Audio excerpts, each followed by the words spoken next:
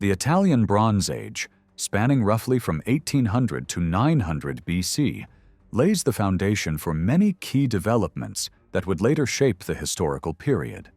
Named for the widespread use of bronze, an alloy of copper and tin, this era saw bronze as the dominant material for tools, weapons, and ornaments.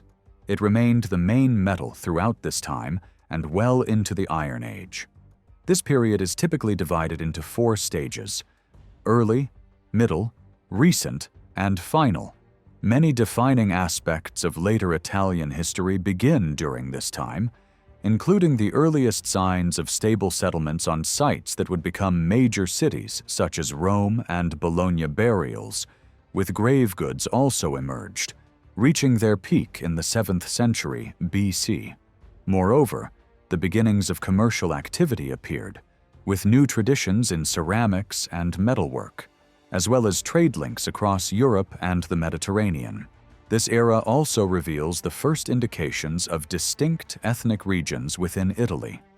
Together, this evidence helps trace important long-term developments such as state formation, social hierarchy, Mediterranean economic influence, and the emergence of ethnic identities back to the late 2nd and early 1st millennium BC. The Bronze Age was characterized by the establishment of permanent settlements, which appeared in northern Italy during the early phase and spread to central and southern regions in the middle period. Major centers such as Rome, Bologna, Bari, and Taranto saw continuous habitation from this era onward. In northern Italy, the Terra Mare settlements of the Middle Bronze Age typically covered between 1 and 10 hectares and likely housed several hundred inhabitants.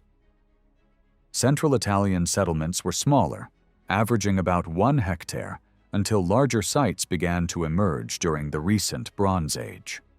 The middle and recent phases witnessed significant population growth, but the transition to the final Bronze Age brought challenges, particularly in the Po Valley, where the Terra Mare culture collapsed. This was likely linked to the broader disruption around 1200 BC that affected Mycenaean Greece, which had strong connections with the Po settlements. However, new centers such as Fratesina emerged on the fringes of these areas, prospering through long-distance trade and the production of goods such as metals, pottery, and glass. In central Italy, the transition from the Bronze to the Iron Age shows more continuity. Although some site consolidation took place, settlements on lower, less defensible ground were abandoned, while those in elevated positions thrived, including Luni sul Mignone, San Giovinale, and Narse in Etruria, as well as Rome, Ardea, and Lavinium in Latium. The culture of central Italy during the Middle and recent Bronze Age is commonly referred to as the Apennine culture, recognized by its burnished pottery with incised designs. This pottery is found across much of Italy, mostly from settlement contexts, and shows a remarkable level of cultural uniformity alongside local metalwork. Graves from this period are mostly egalitarian, reflecting a society with little social differentiation. Though still connected through trade with other Mediterranean cultures, Mycenaean pottery, especially from the late 15th to the 13th centuries BC, has been discovered in southern Italy in significant quantities, though it appears less frequently in central and northern regions. Local imitations, known as Italo-Mycenaean ware, became common in the 13th century, suggesting workshops operated by Mycenaean artisans. By the 12th century BC, local copies outnumbered imports, and Mycenaean pottery imports dwindled until resuming in the 8th century. However, evidence from metalworking suggests that contact may have continued through other means. The Bronze Age also saw the import of other exotic items, including amber, ivory, faience, and bronze objects such as swords and fibulae. Metalworking itself was highly developed, and large hoards of bronze objects dating to the final Bronze Age have been found. These collections, often weighing several kilograms, indicate the work of skilled artisans using metal from sources such as Etruria and Sardinia, where foreign involvement, possibly Phoenician, may have influenced mining and smelting activities. This era is also crucial for the earliest traces of ethnic identity. Although difficult to determine without written evidence, recent studies suggest that distribution patterns of certain artifacts correspond to regional groups, known from later periods networks, in areas that would later become Etruria and Venetia can be seen during the final Bronze Age, along with less distinct networks in regions such as March, Umbria, Apulia, and Basilicata. Other areas do not show such clear patterns. This approach, based on material culture and trade patterns, offers a more reliable insight into early identity formation than simply applying later ethnic labels backward. It also supports the idea that some cultural identities in Italy have prehistoric origins. Some cultural features, such as ancient festivals and priesthoods, may indeed have roots extending into this era. Research into these early identities is still in its early stages, and ongoing discoveries, possibly supported by genetic studies, may provide a clearer picture in the future. The transition from the final Bronze Age to the early Iron Age marks a significant turning point in the development of ancient Italy. During this period, notable transformations can be seen particularly in Etruria, which emerges as the leading cultural and political region in central Italy. Etruria, along with neighboring Campania and the area around Bologna, shows a distinct shift in settlement and cultural practices. This shift reflects the move from Proto-Villanovan to Villanovan traditions. By contrast, in Latium, especially in Rome, continuity is more evident, with long-standing settlements that trace back to earlier periods around 1000 BC.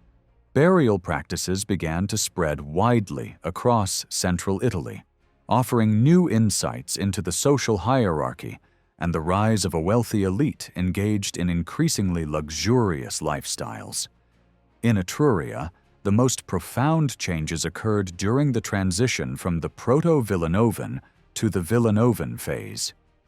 These shifts are visible in settlement patterns, burial customs, economic activity, and social organization. Proto-Villanovan culture, which emerged in the 12th century BC, is associated with the rise of cremation as the dominant burial practice, replacing inhumation. This change was likely influenced by cultural movements from across the Alps. Other distinctive features include biconical urns, decorated pottery, and particular forms of weaponry and personal ornaments. Villanovan culture, fully developed by the 9th century, spread across Etruria, northern Italy, the Adriatic coast, and into Campania. The cemeteries from this period grew in size and permanence, reflecting the establishment of stable settlements.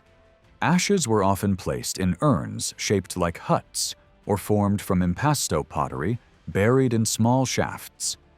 Over time, burials became more elaborate, signaling the rise of a powerful elite.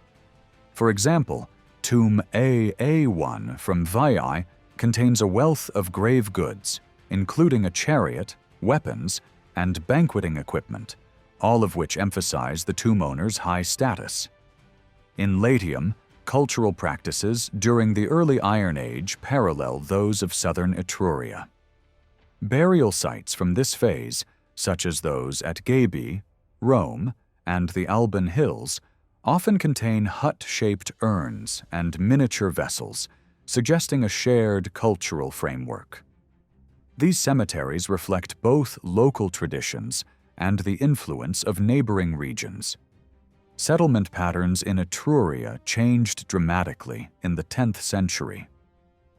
BC scattered villages were replaced by larger, more strategically located plateaus that would eventually develop into major urban centers like Veii, Caere, Tarquini, and Populonia. Similar developments occurred in Campania, where sites like Capua and Ponte Cagnano grew in size and population. These new centers often occupied areas over 100 hectares compared to the much smaller Bronze Age settlements, and benefited from access to fertile land, rivers, and the sea. Their emergence is linked to a wider process of village abandonment and population movement. This trend has been described as proto-urbanization, reflecting an early stage in the formation of urban culture. However, these developments did not create unified cities immediately. Instead, settlements took on a patchwork appearance, with pockets of habitation surrounded by fields and burial sites. Whether these areas were politically unified remains a topic of debate. Some scholars suggest they were structured around large family groups similar to the Roman gentes, while others argue for an emerging centralized authority. The burial record provides some evidence for the existence of these larger social groups, such as family tumuli at Caere and clustered tombs at Osteria dell'Ossa. Nonetheless, the idea that clans dominated society before political states took shape may be more a modern projection than an ancient truth. While later historical sources speak of powerful leaders during this period, evidence for clan-based governance remains limited. In the early Iron Age, Latium followed a similar, though somewhat delayed pattern. Settlements like Rome, Ardea, and Gabii maintained continuity from the Bronze Age and began to grow during the 9th century BC.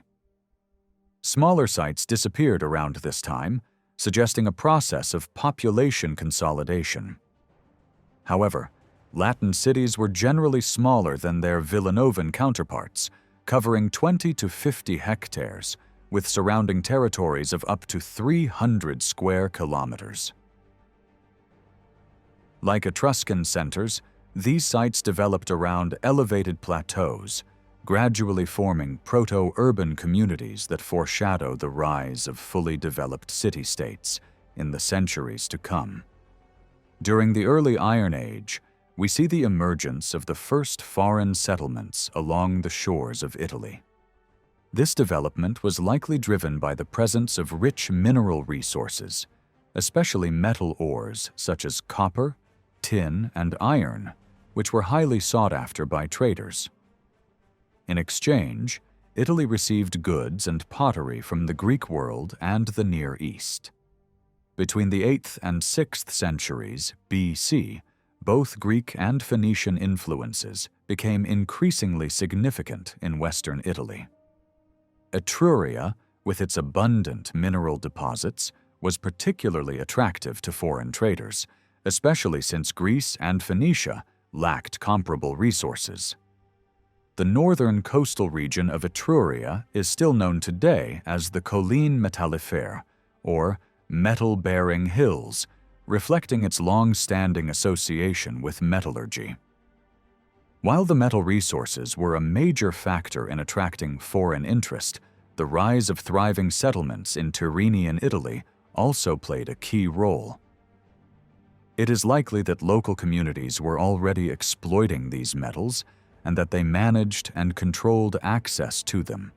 The growing prosperity of these settlements may have been as important as the resources themselves in drawing traders from abroad.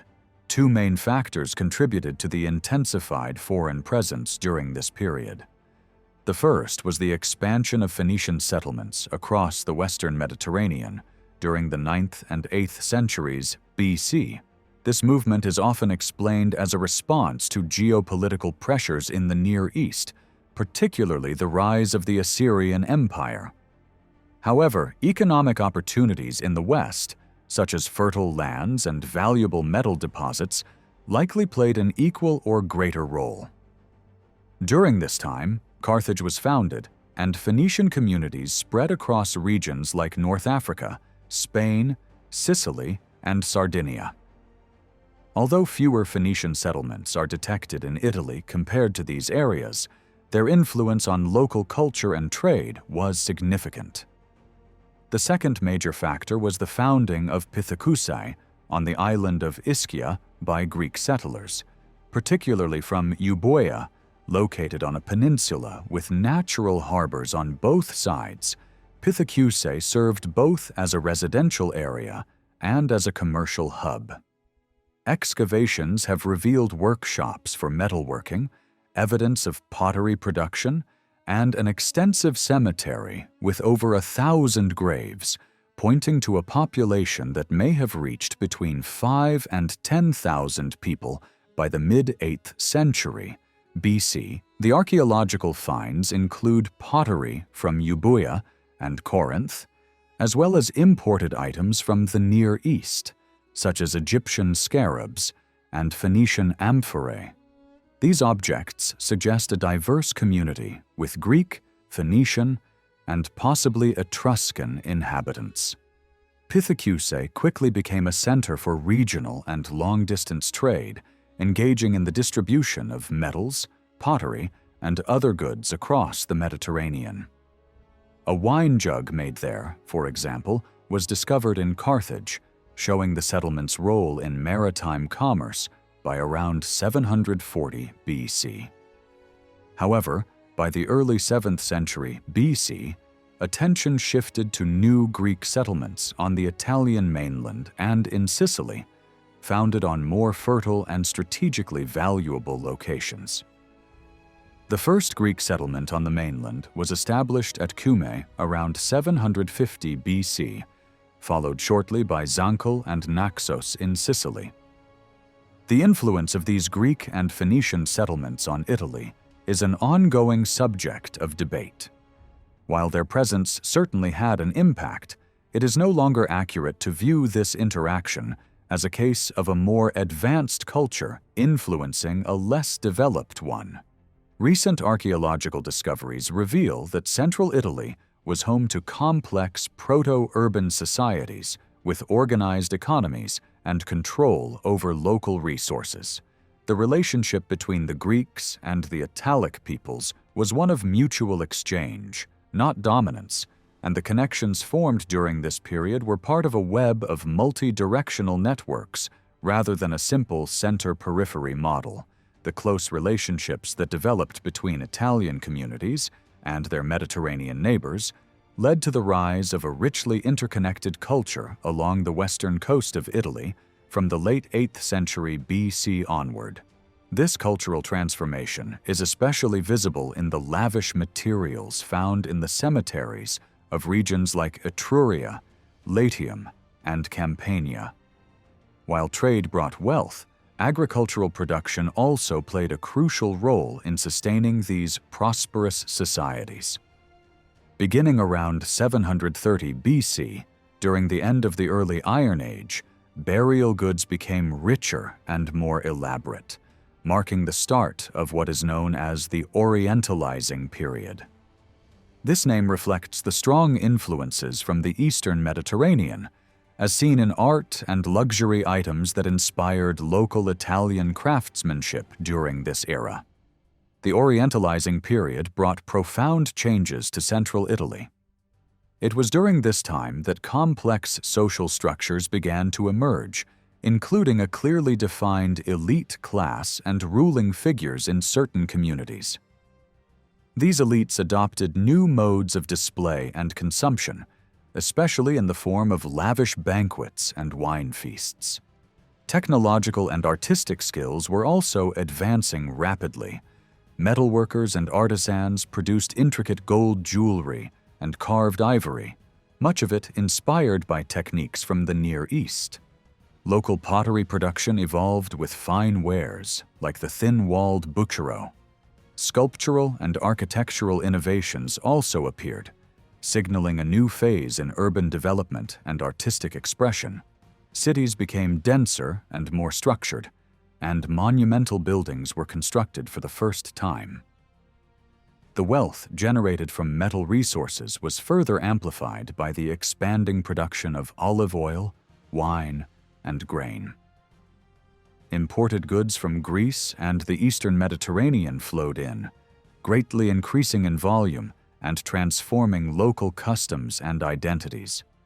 By the late 8th century BC, exceptionally rich tombs began to appear, peaking in the 7th century.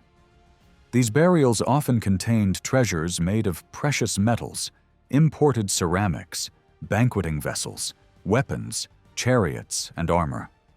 The items included bronze tripods, cauldrons, luxurious drinking vessels, and ceremonial objects. Many were associated with feasting and wine drinking, including spits, cups, and graters used for preparing Greek-style beverages. Some of the most symbolic artifacts were ribbed bronze bowls used to filter aromatic ingredients in wine.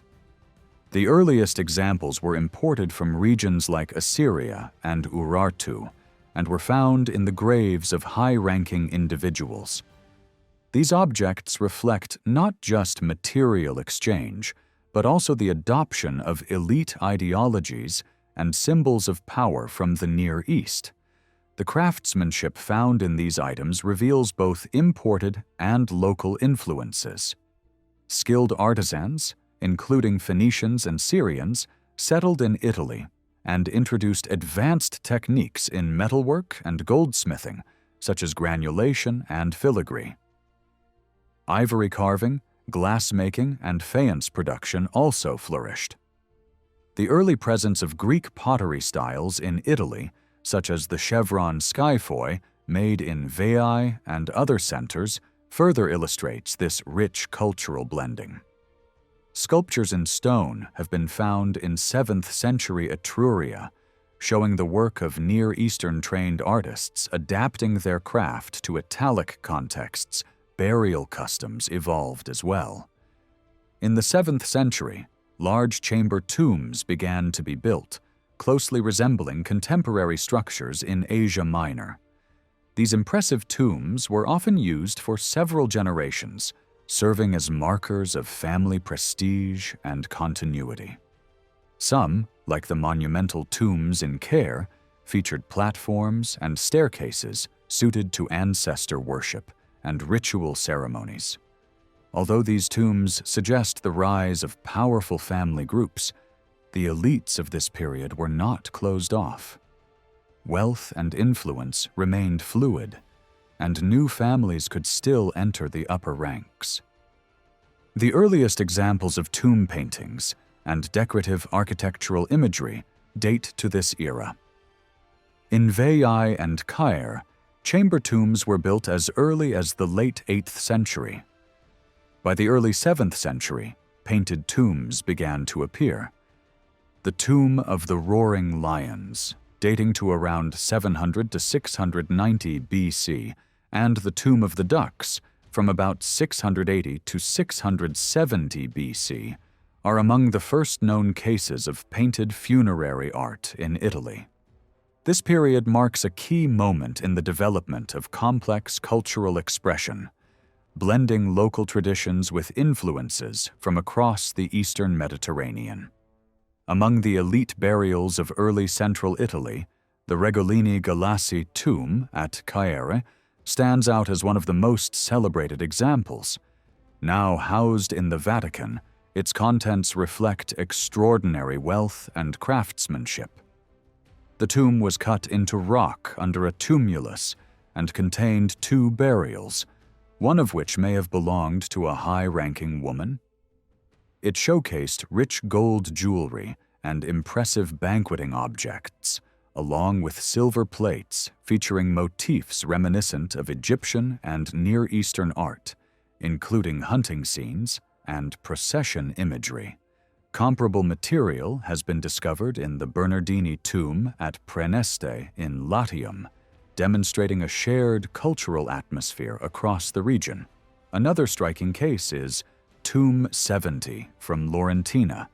an elaborate burial belonging to a woman and dating to the mid-7th century BC. The tomb's contents include a chariot, a wooden throne, bronze furniture, and items associated with wine consumption, 2 serving tables, mixing basins, and cups.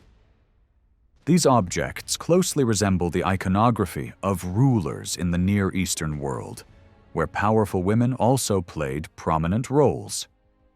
Such parallels indicate a strong cultural influence from regions like Phoenicia and Neo-Hittite or Aramaean kingdoms, rather than through Greek mediation alone. Similar themes appear in Tomb 15 at Castel di Decima, dating to the late 8th century BC. This large burial chamber, containing a single male individual, held objects such as a scepter, silver vessels, a fan, bronze containers, weapons, horse equipment, and pottery. The presence of goods from places like Phoenicia and Thapsos highlights Italy's extensive connections with the wider Mediterranean. During this time, one of the most transformative cultural shifts was the adoption of writing. The Greek alphabet, itself adapted from Phoenician script, appeared in this region during the 9th or early 8th century BC. Interestingly, the oldest known Greek inscription comes not from Greece, but from Gabiae, south of Rome, inscribed on a local pottery vessel. The script is of Euboean Greek origin, suggesting early literacy and cultural exchange. Some scholars argue this inscription may be even older than previously thought. The alphabet spread rapidly across central Italy. Early Etruscan inscriptions include traces of Phoenician phonetics. Tools for teaching the alphabet, like the ivory tablet from Marsiliana, show that writing was quickly integrated into local education. By around 670 BC, Latin inscriptions appear as well, though they are initially fewer in number compared to Etruscan examples. Despite seeming disparities, this likely reflects differences in archaeological preservation rather than literacy levels. The dynamic exchange networks of this era profoundly influenced the societies of Etruria, Latium, and Campania. Elite lifestyles embraced imported luxury goods and symbols of power. Influences from the Near East appear in everything from funerary customs to the arts and architecture, enriched further by Greek contact following the establishment of settlements like Pithecusae and Cumae foreign artisans, especially Phoenician metalworkers and Greek potters, played a critical role in shaping local production. Workshops established during this period fostered a lasting tradition of Italic craftsmanship, laying the foundation for centuries of artistic and cultural development.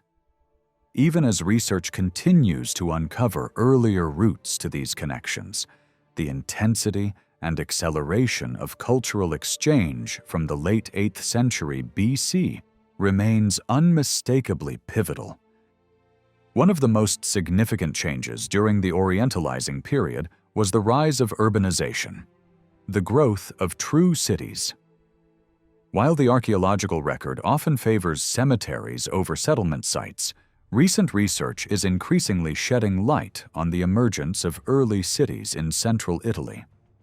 Urbanization developed from the proto-urban settlements of the early Iron Age, and by the late 7th and 6th centuries BC, it had transformed the entire Etrusco-Latial Campanian region. The shift included the creation of communal spaces, denser and more organized residential areas, and the appearance of monumental buildings. Scholars have long debated when a settlement can be considered a city. Early definitions, such as the one proposed by Gordon Childe in 1950, listed characteristics like population density, specialization of labor, centralized control of surplus, monumental architecture, use of writing, and foreign trade. However, as more examples of ancient cities have come to light, especially from the Americas and Near East, These criteria are now seen as too restrictive. Cities can exist without writing or naturalistic art, and monumental architecture itself can precede the formation of urban societies. What matters most is the transformative effect of urbanization on politics, society, economics, and religion. A key development in this period was the construction of monumental buildings, which symbolized political authority and collective effort. Monumentalization is marked by the intentional use of large-scale architecture for symbolic purposes rather than mere practicality. This became possible with the introduction of stone foundations and terracotta tiled roofs around the mid-7th century. BC tiled roofing had existed in Greece for centuries, but the technology needed for standardized mass production spread only later. First in the Corinthian region around 675 BC, and then to central Italy. Early examples of this building style appear at Acquarossa, San Giovanale, Murlo, and Rome. Italian builders adapted the technology to local conditions, crafting flat pan tiles with raised edges to withstand heavier rains. In Rome, workshops in the Velabrum began producing tiles by the late 7th century. Notable early constructions include a tiled building on the Sacra Via and the first phase of the Regia around 620 BC. Soon after, other major structures appeared. Buildings in the Comitium, near the future Temple of Castor, and on the northern Palatine slope. Though these early structures shared design elements with those in Etruria, they used local clay, highlighting the transfer and adaptation of ideas between regions. These stone and tile buildings evolved from earlier large wooden structures common during the early Iron Age, often mistakenly labeled huts due to modern bias. In reality, many of them were complex, long-lasting buildings with multiple rooms. Some sites, like the second phase of the Murlo complex and the Monte Tosto Sanctuary near Cairo, featured monumental courtyard buildings that served administrative or religious functions, sometimes dubbed palaces, though their exact roles remain debated. Temples began to appear in the early 6th century BC. The first known example is the Santo Mabono Temple in Rome, dating to around 580 BC. This structure set the pattern for what would become the typical Italic temple, with a raised podium, wooden superstructure, and decorative terracotta roofing. While inspired by Greek designs, the Italic version developed its own character.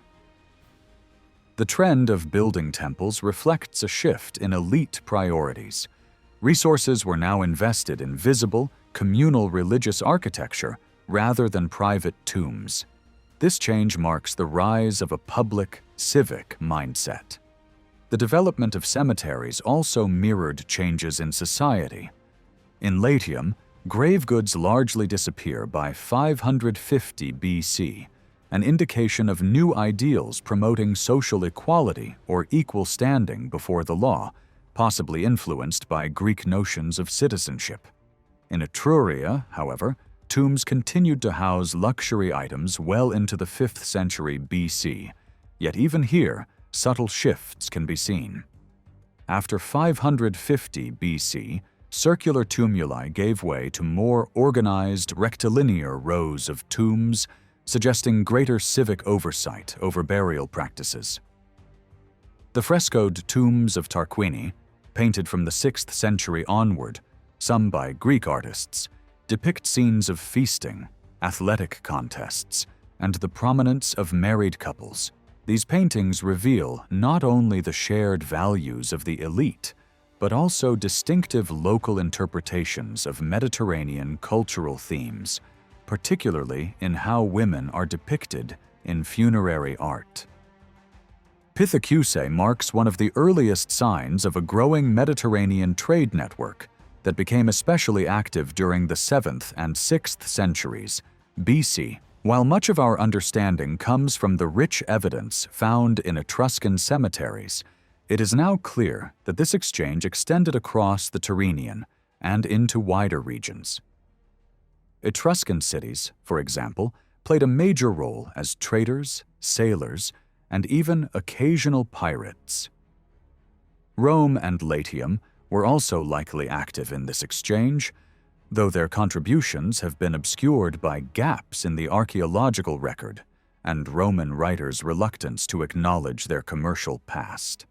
Early contacts included exchanges with Sardinian and southern Italian communities, reflected in finds such as bronze figurines and distinctive Sardinian bronze boats in Etruria, Campania, and Pithecusi. Trade with mainland Europe was also considerable, especially with Celtic elites in France, evidenced by the spread of Etruscan goods like Bucaro pottery. Shipwrecks provide vivid glimpses into this interconnected world.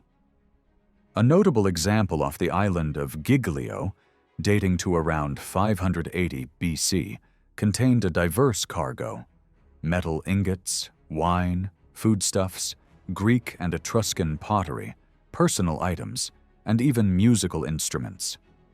Such wrecks suggest that Etruscan traders were not passive recipients, but active players in Mediterranean commercial networks, along with direct maritime trade. Designated trading ports, known as emporia, were established as meeting points between locals and foreign merchants. Sanctuaries often stood at the heart of these trading hubs, serving both religious and economic functions. The coastal emporia of Gravisca and Pergi, active by around 600 BC, were cosmopolitan centers especially linked to the Greek world. Gravisca, for instance, contained sanctuaries dedicated to Greek deities like Aphrodite, Hera, and Demeter, and featured pottery, dedications, and inscriptions from across the Mediterranean, from Ionia and Corinth to Egypt. One famous dedication found there was a stone ship anchor offered by Sostratos of Aegina, reputed in ancient sources as an exceptionally successful merchant. Such sites illustrate the degree to which Tyrrhenian Italy, including nearby Rome, was deeply embedded in the commercial and cultural currents of the wider ancient Mediterranean. From the late 6th century BC onward, Greek activity at Gravisca began to decline. By around 480 BC, inscriptions and dedications suggest that the sanctuary became predominantly Etruscan, though the cults established during the earlier Greek phase, associated with figures like Aphrodite, Hera, and Demeter, continued to flourish. The sanctuary itself was rebuilt at intervals during the 5th century, and only disappeared in the early 3rd century, likely due to Roman colonization. Gravisca serves as a vivid example of the intense cultural interaction between Etruscans and traders from across the Mediterranean, only a short distance from Rome itself, during a critical phase of urban and social development in the region. This mixture of local rulers and foreign merchants is reflected in stories like that of Demaratus, the Corinthian trader who settled in Tarquini and whose descendants became kings in Rome. Nearby Pergi further illustrates these far-reaching connections, especially with Eastern Mediterranean and Carthaginian spheres. Located about 13 kilometers from Caire and linked to it by a monumental road, Pergi was largely structured around its impressive temples.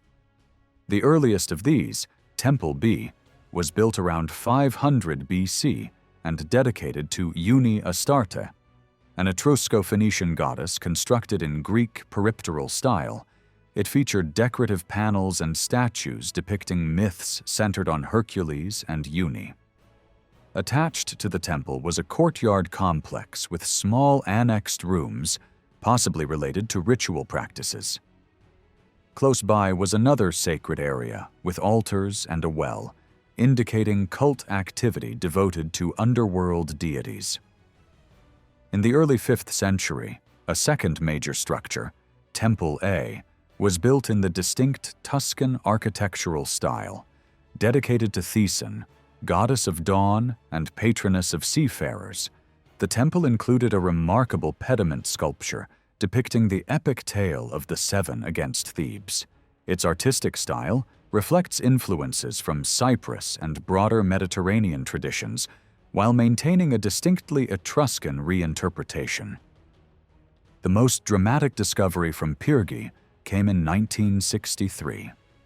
3 gold tablets found in a sacred deposit, inscribed in both Phoenician and Etruscan. These bilingual inscriptions record the dedication of the temple by Thefari Velianas, ruler of Caere, at the request of Uniastarte. The use of 2 distinct languages, not as identical translations but as culturally adapted versions, suggests a community fluent in both, highlighting Pyrgi's role as a shared religious and linguistic space.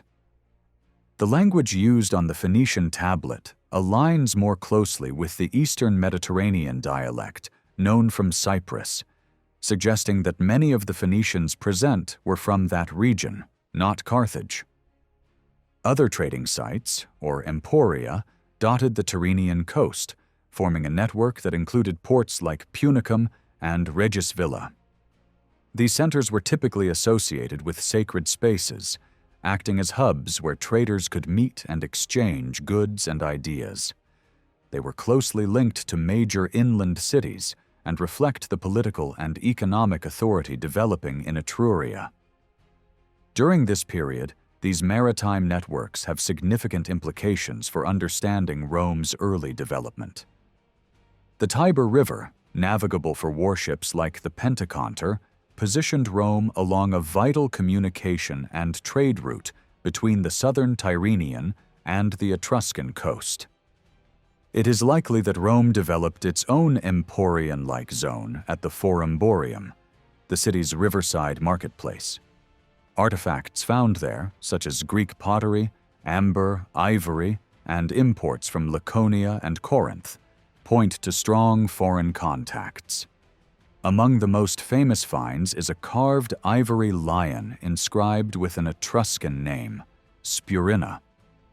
Though the site has been difficult to excavate fully due to later construction, the available evidence confirms that Rome was participating in the same vibrant Mediterranean networks that shaped its Etruscan neighbors.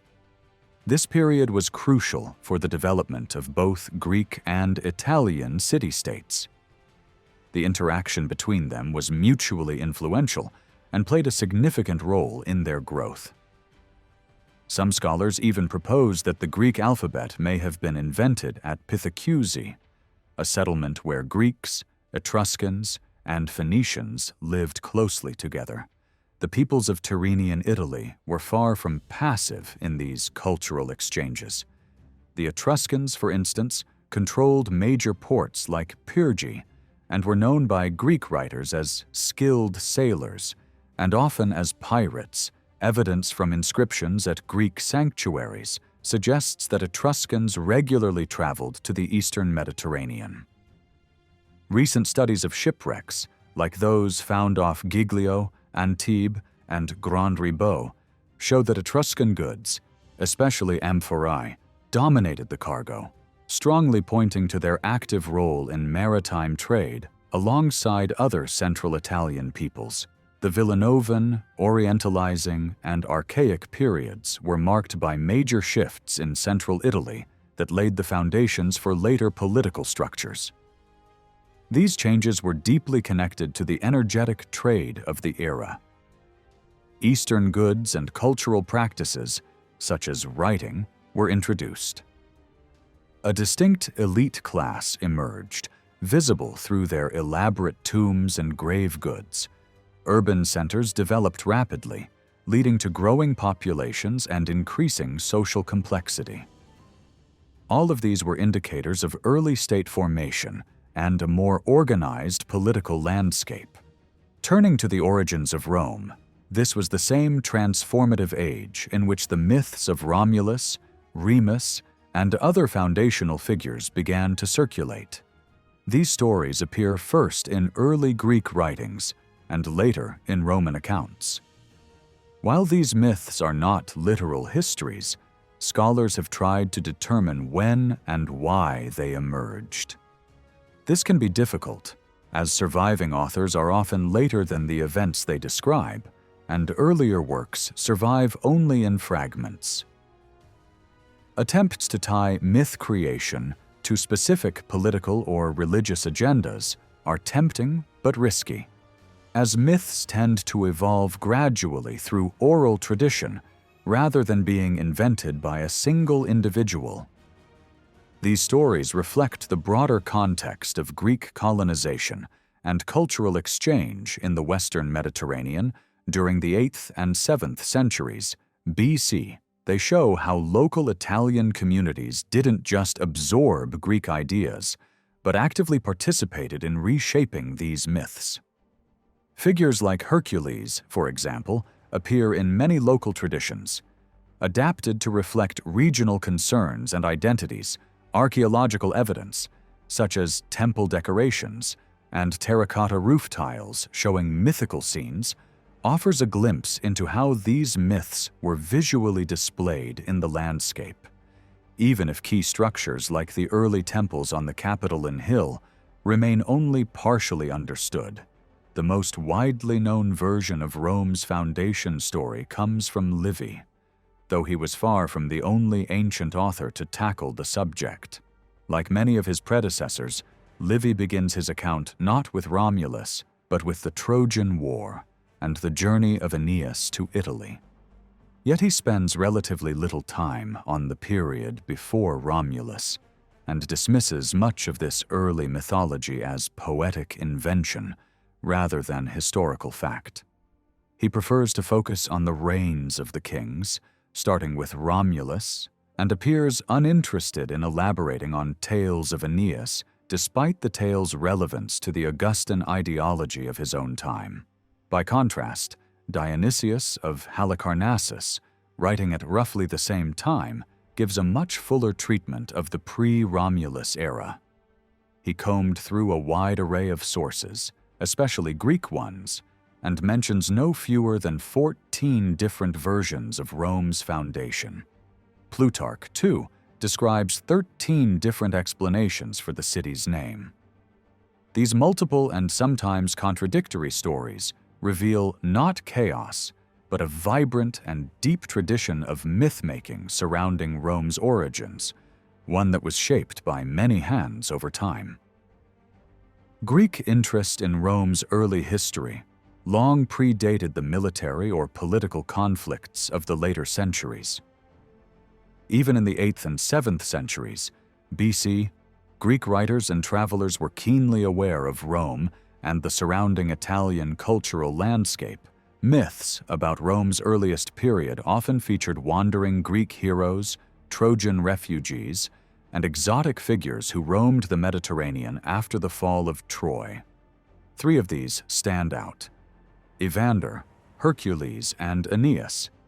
Evander was said to have arrived in Italy from Arcadia and settled on the Palatine Hill before the arrival of Aeneas. He brought with him the arts, religion, and perhaps even writing. Hercules, on his return from stealing Gerion's cattle, defeated a local monster named Cacus and was honored by Evander with a shrine. Aeneas, the most famous of these heroes, escaped from Troy carrying sacred religious objects.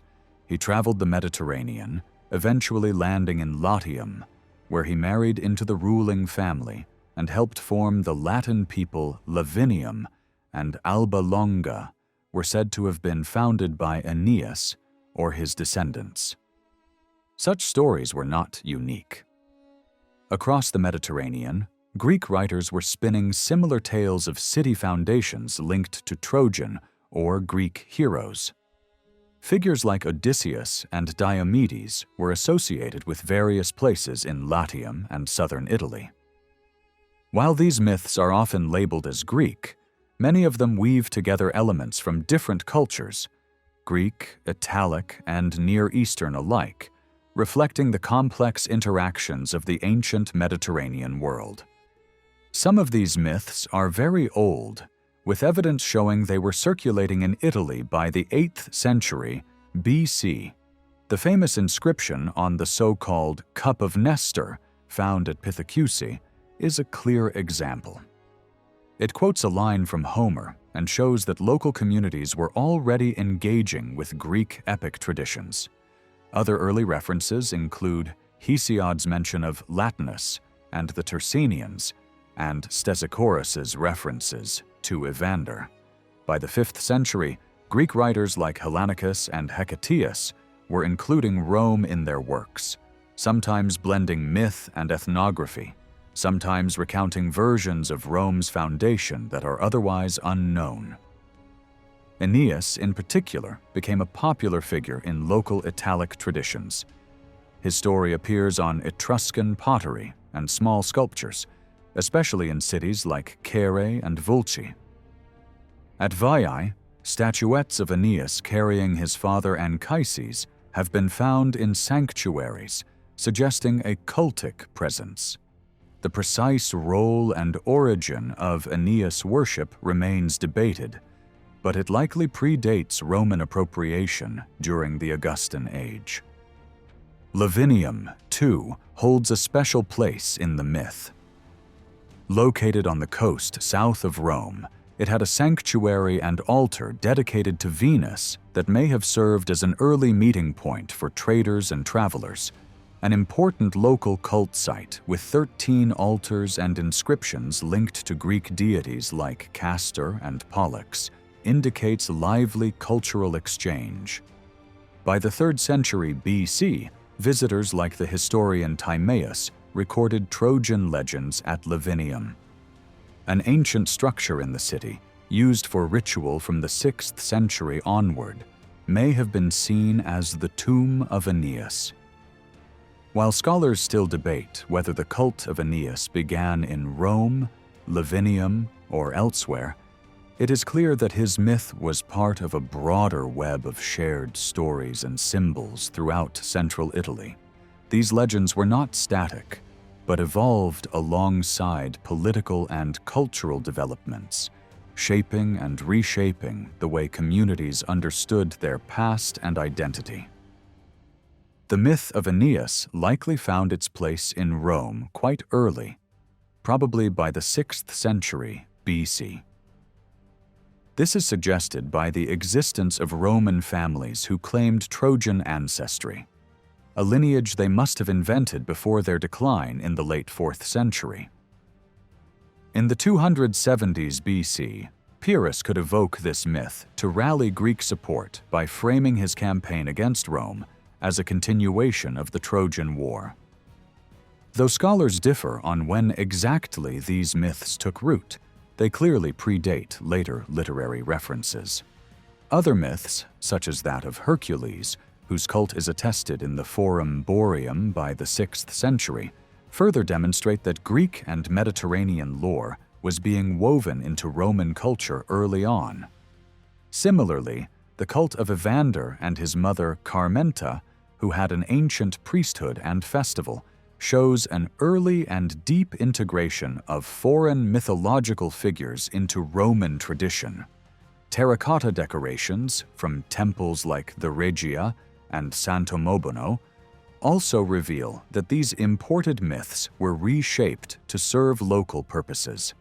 Dionysius of Halicarnassus' account of Aeneas as a founder, possibly deriving from even earlier sources like Stesichorus, could reflect genuine Roman beliefs rather than purely Greek inventions. It is therefore clear that stories of Greek and Trojan heroes traveling west and settling in Italy circulated widely in central Italy from the early Archaic period onward.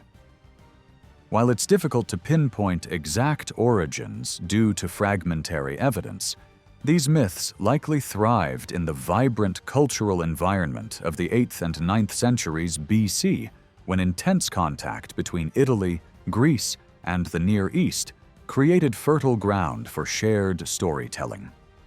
It would be simplistic to dismiss these early legends as later Greek fabrications imposed from outside, rather, They reflect a Mediterranean cultural exchange that predates the foundation of Rome and the standardization of Homeric epic. The idea that myths like those of Aeneas, Hercules, or Evander are Greek and therefore foreign to Rome ignores the fluidity of identities and themes in the ancient world. Greece was not the sole source of cultural authority. Myths were adapted, reshaped, and given new meanings by different communities. The role of these myths in Roman identity is complex. Traditionally, scholars have interpreted them as expressions of ethnic awareness, claiming Trojan descent as a way to distinguish Rome from Greek or Etruscan neighbors. But it may be more accurate to see them as reflections of Rome's multicultural origins, where Greek, Trojan, Etruscan, and other influences blended seamlessly. The Romans saw themselves as heirs to a tapestry of migrations, myths, and traditions. The city's topography even mirrored this, with different hills linked to different legendary founders. Evander on the Palatine, Hercules on the Capitoline, and Caelius Vibenna on the Caelian Hill. Despite this mix, Romans did recognize distinctions, particularly in religion. For example, the cult of Hercules was worshipped following Greek rites, and the priestess of Ceres had to be Greek. Yet the inclusion of Aeneas and Evander in Roman religious and cultural life suggests a strong willingness to absorb and reinterpret foreign elements. These myths contribute not to a story of racial purity or conquest, but to one of layered, shared heritage, a foundation on which Rome built its enduring identity. The story of Romulus and Remus is one of the most memorable foundation myths in history. It has endured not only because of Rome's later importance, but also due to its dramatic and emotionally resonant details. The version widely accepted by the 1st century BC, recounted by writers like Livy, Dionysius of Halicarnassus, and Plutarch, tells a compelling tale rooted in centuries of oral tradition. According to this version, Romulus and Remus were twin sons of Ilia, a Vestal virgin and daughter of Numitor, the rightful king of Alba Longa. Numitor was deposed by his brother Amulius, who forced Ilia into celibacy to prevent heirs.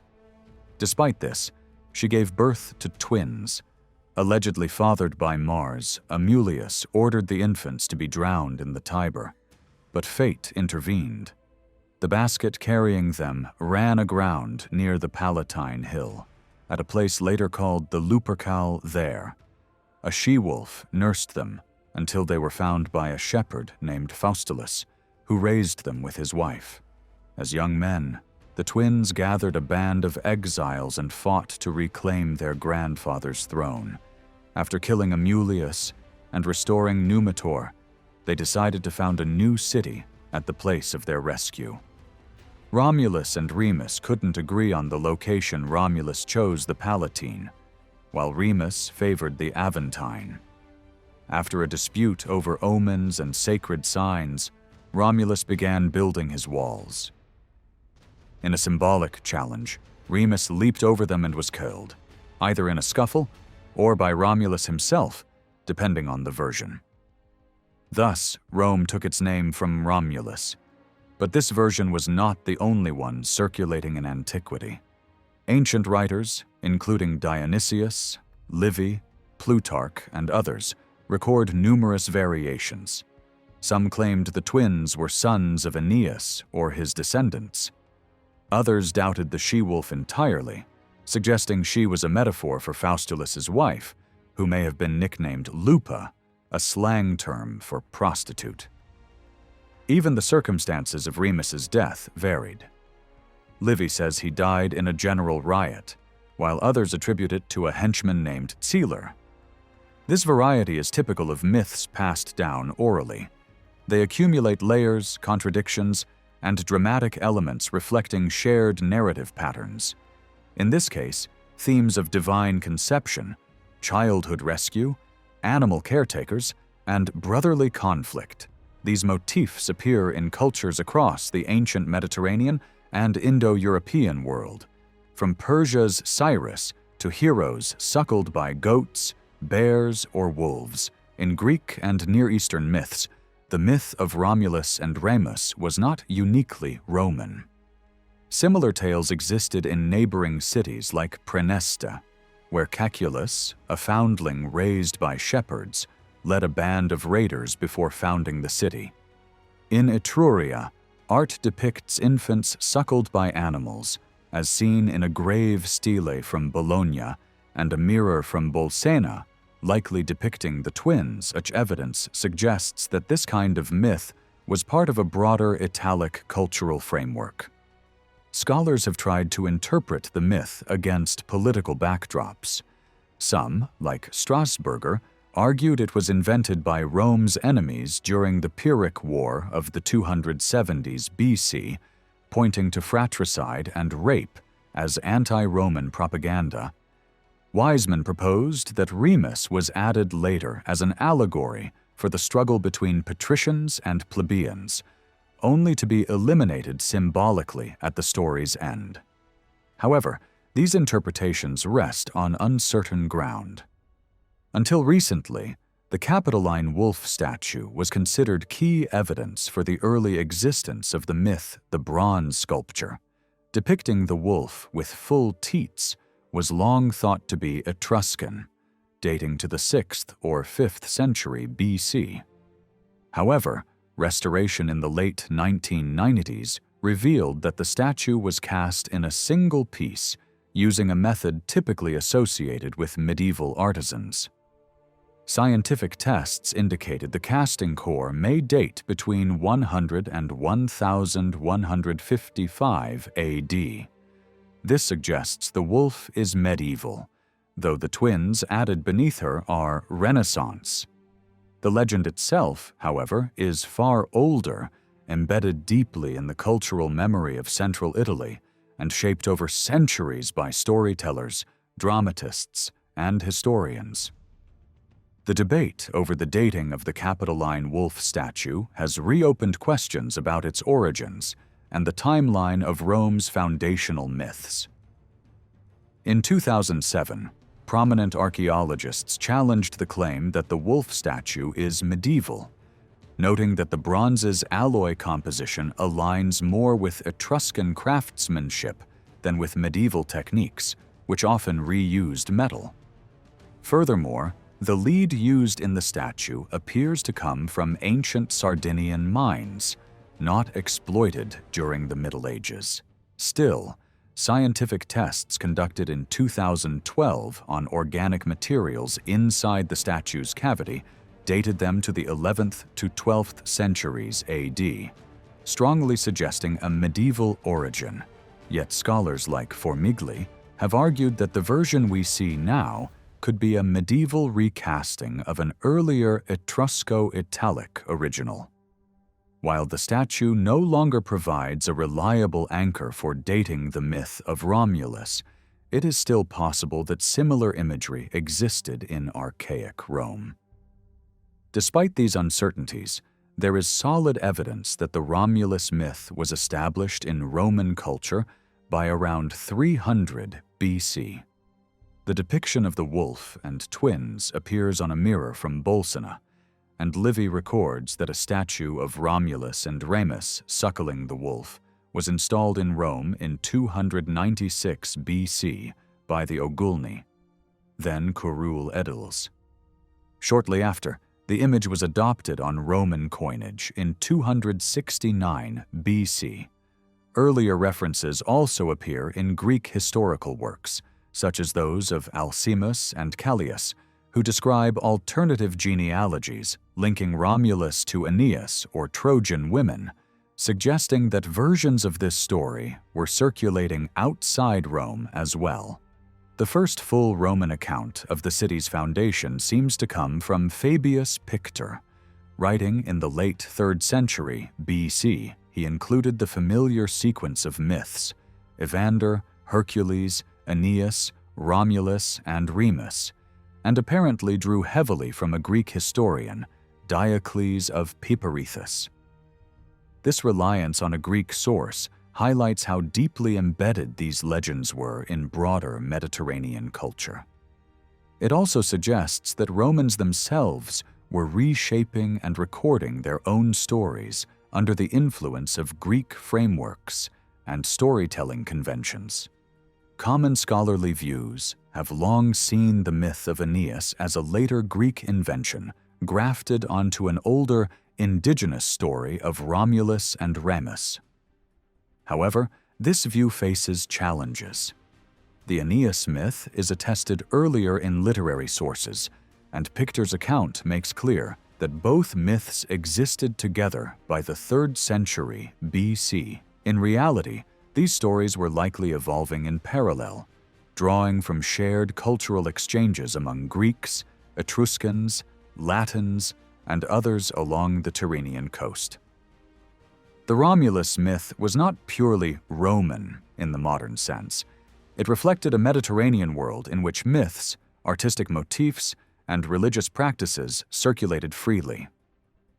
The commonly accepted date for the founding of Rome, 753 BC, was itself a late and artificial calculation. Ancient sources present a wide range of dates, some linking the city's origins closely to the Trojan War, or placing Aeneas and Romulus in the same generation. Later historians attempted to reconcile these discrepancies, especially after Eratosthenes dated the fall of Troy to 1184 BC. They inserted an invented line of Alban kings connecting Aeneas to Romulus, allowing a neat distinction between mythic and historical time. By the mid-3rd century BC, Roman historians such as Fabius Pictor aligned the city's foundation with the 7th or 12th Olympiad, roughly the mid-8th century BC. Yet other writers, including Naevius and Ennius, ignored these calculations and placed Romulus just one generation after Aeneas. Ultimately, the chosen date may reflect Rome's effort to situate itself within a broader Mediterranean timeframe.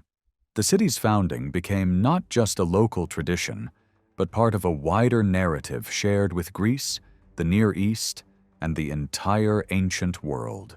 The story of Rome's first king, Romulus, contains several distinctive and intriguing elements. Both Romulus and his twin brother Remus are portrayed as young shepherds raised on the outskirts of society. They lived among other youths and were cared for by Faustulus, the keeper of the royal flocks.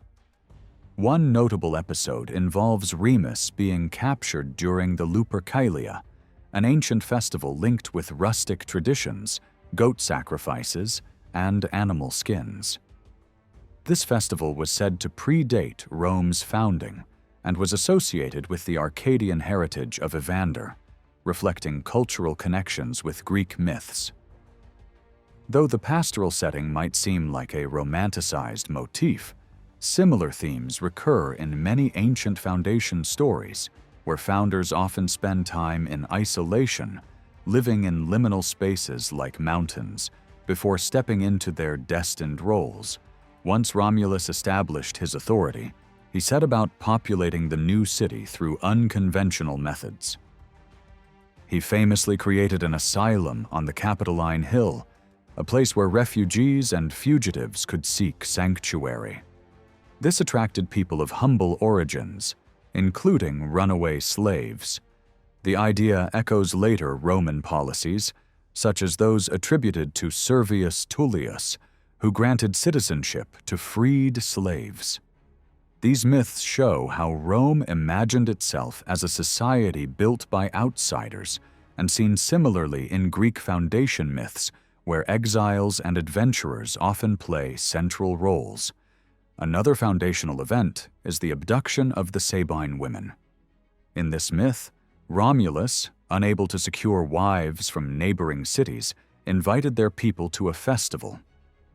Under this guise, the Romans seized the women, creating conflict with the Sabines. The story ends with a dramatic resolution. The Sabine women, now wives and mothers, intervene to stop the fighting and forge peace between their husbands and fathers. This tale not only explains Rome's ethnically mixed origins, but also reinforces the role of women in binding different peoples together. Romulus's reign ends mysteriously. Some traditions claim he was taken up into the heavens and became the god Quirinus, while others recount that he was murdered by senators who hid his dismembered body under their cloaks. These conflicting versions reflect the myth's oral roots and may hint at later political interpretations, possibly influencing Roman attitudes during the turbulent late Republic. The story of Romulus's death could have served as a warning about tyrannical leaders or justified the actions of political reformers. Romulus is credited with establishing many of Rome's core institutions.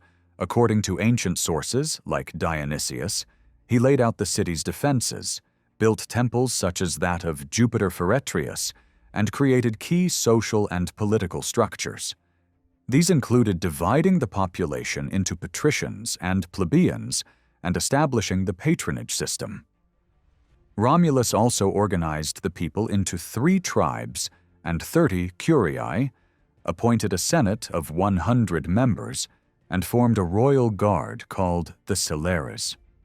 Although some details, such as the patrician-plebeian divide, likely evolved over time, the division into tribes and curiae corresponds to institutions that persisted into later centuries. Each of the 3 tribes, Tities, Rhamnes, and Luceres, had its own identity and likely predated the later reforms of Servius Tullius.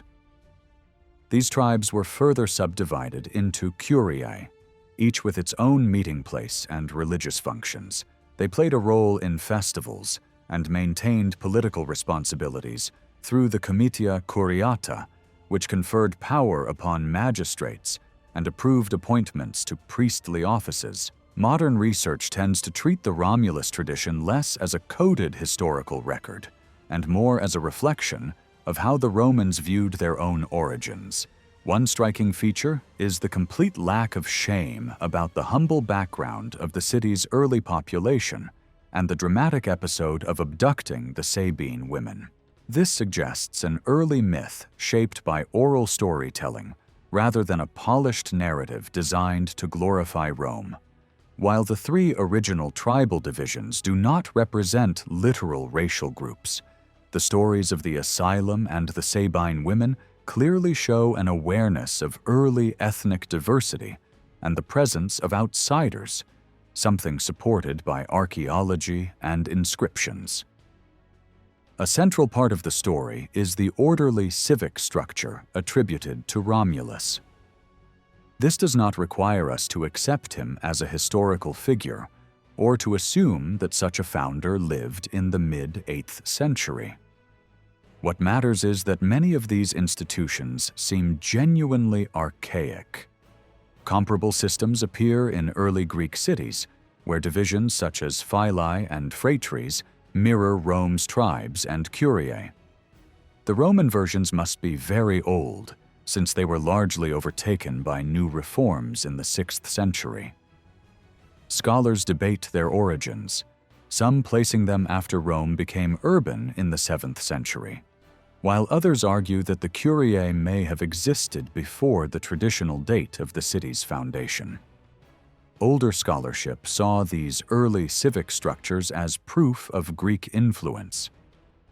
The idea was that only Greek-style city-states used such systematic divisions, unlike Italic or Etruscan communities. Yet the evidence for Etruscan and Italic political organization is thin, and what survives suggests that similar arrangements did exist elsewhere. Some Umbrian and Etruscan settlements show comparable tribal and curial structures, and Roman writers even claim that Etruscans possessed ritual texts explaining how to divide a city into tribes. It is now widely accepted that Rome's system was shaped by local Latin traditions, regional interaction, and broader Mediterranean practices, rather than by a single cultural model. The Roman monarchy is traditionally said to have lasted from 753 to 509 BC, with 7 kings ruling for an average of 35 years each. This pattern looks artificial and likely results from later chronological calculation rather than preserved memory. Ancient scholars probably worked backwards from the familiar date of the Republic's beginning and imposed a neat sequence of 7 rulers. The result is historically implausible, especially since several kings supposedly died violently, yet still average extraordinarily long reigns. Attempts to correlate their lives with known events, such as the rise of the Cypselids in Corinth, expose further inconsistencies. If the reign lengths are unreliable, major difficulties arise. The kings cannot be matched securely to archaeological phases, and the tradition clearly underwent major distortion over time. One response is to assume that the monarchy started later, in the 7th century, when archaeological evidence shows urban development. Another is to accept that more kings once existed and were removed from the official list. Many scholars prefer this second explanation, but even then the literary material remains uneven.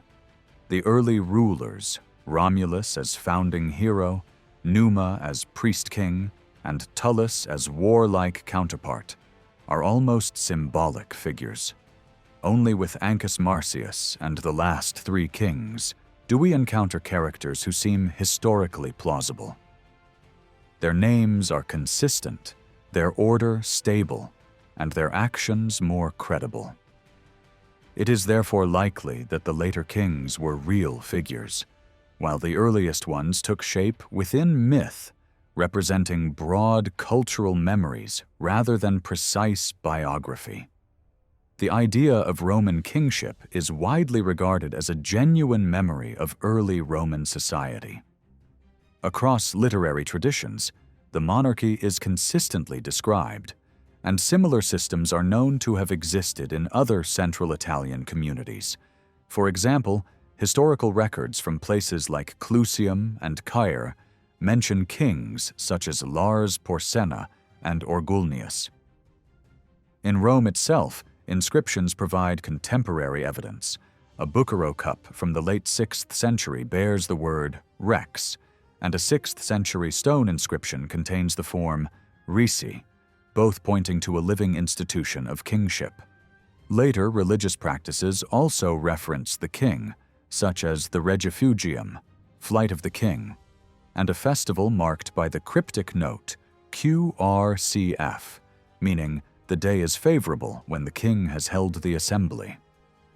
While some argue these references might point to the priestly figure of the Rex Sacrorum, the evidence more convincingly points to the memory of an actual monarch.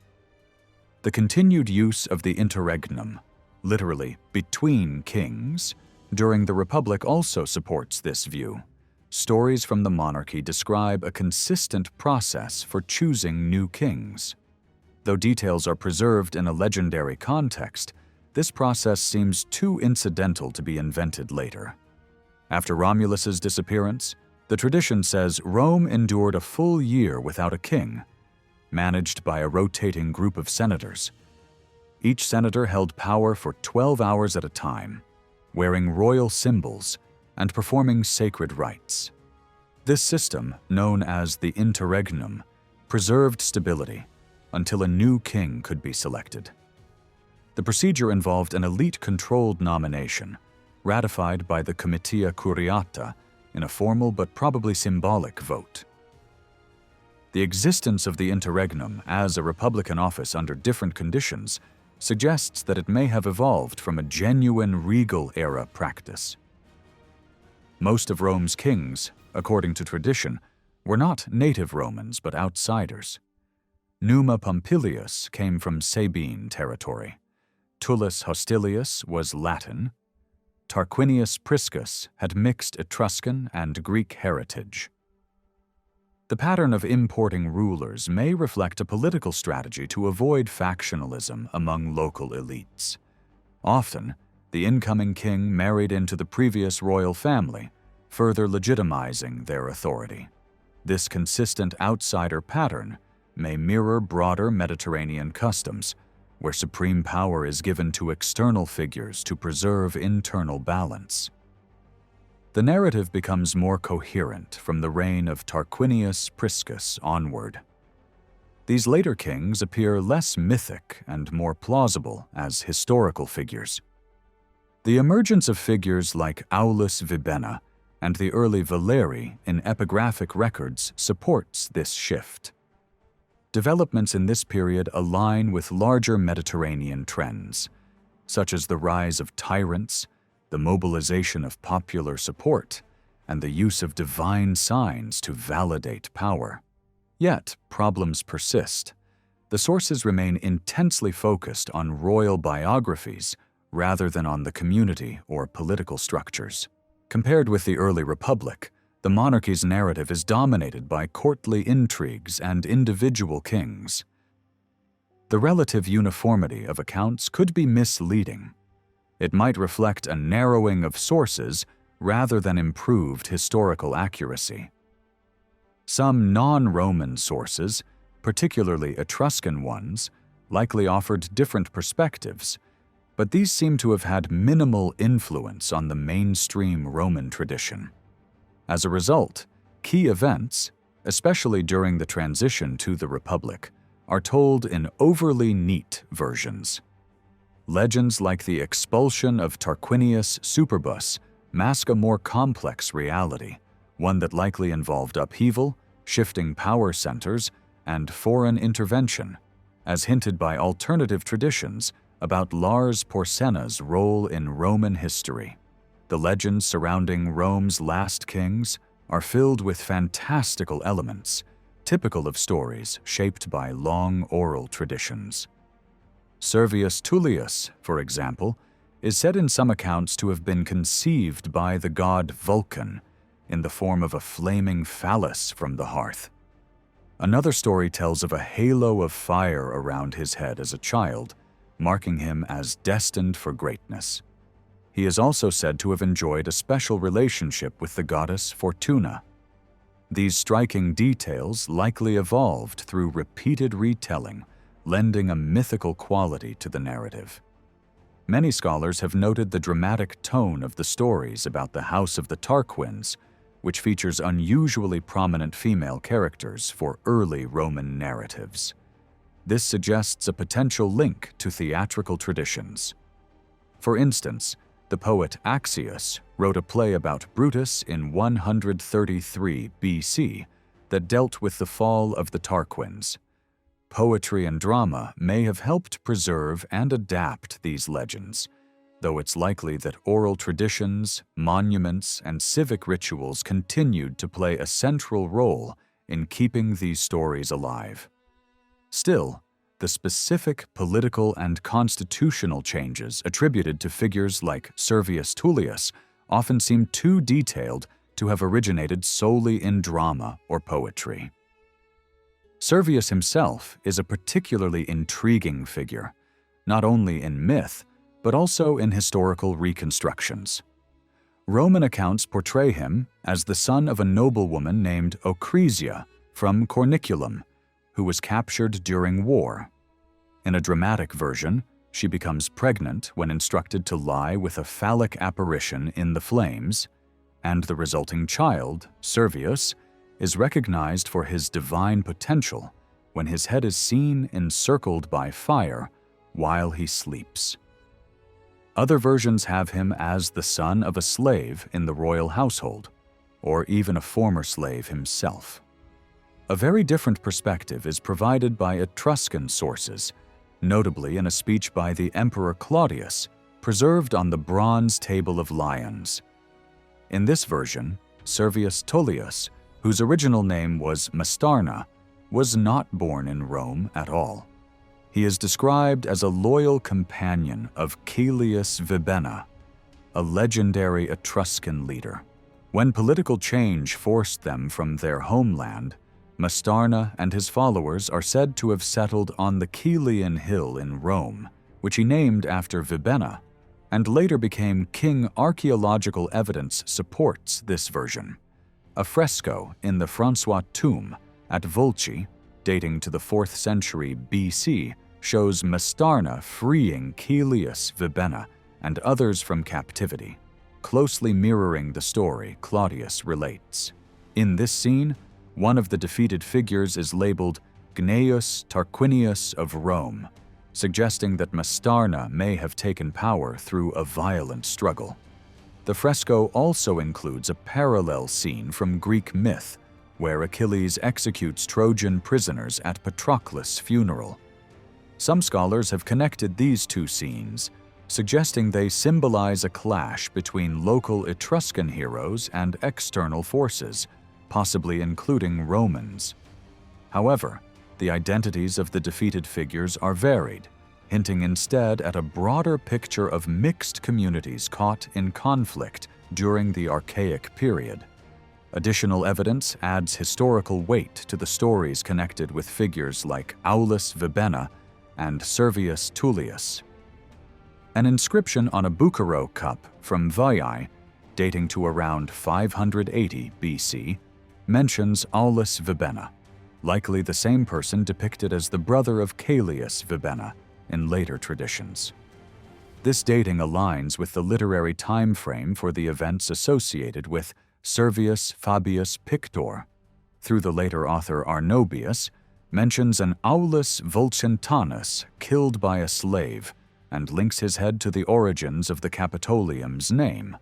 Although Varro mistakenly associates him with Romulus, these stories suggest the Vibenna brothers were real 6th century figures whose exploits were later mythologized in Etruscan culture.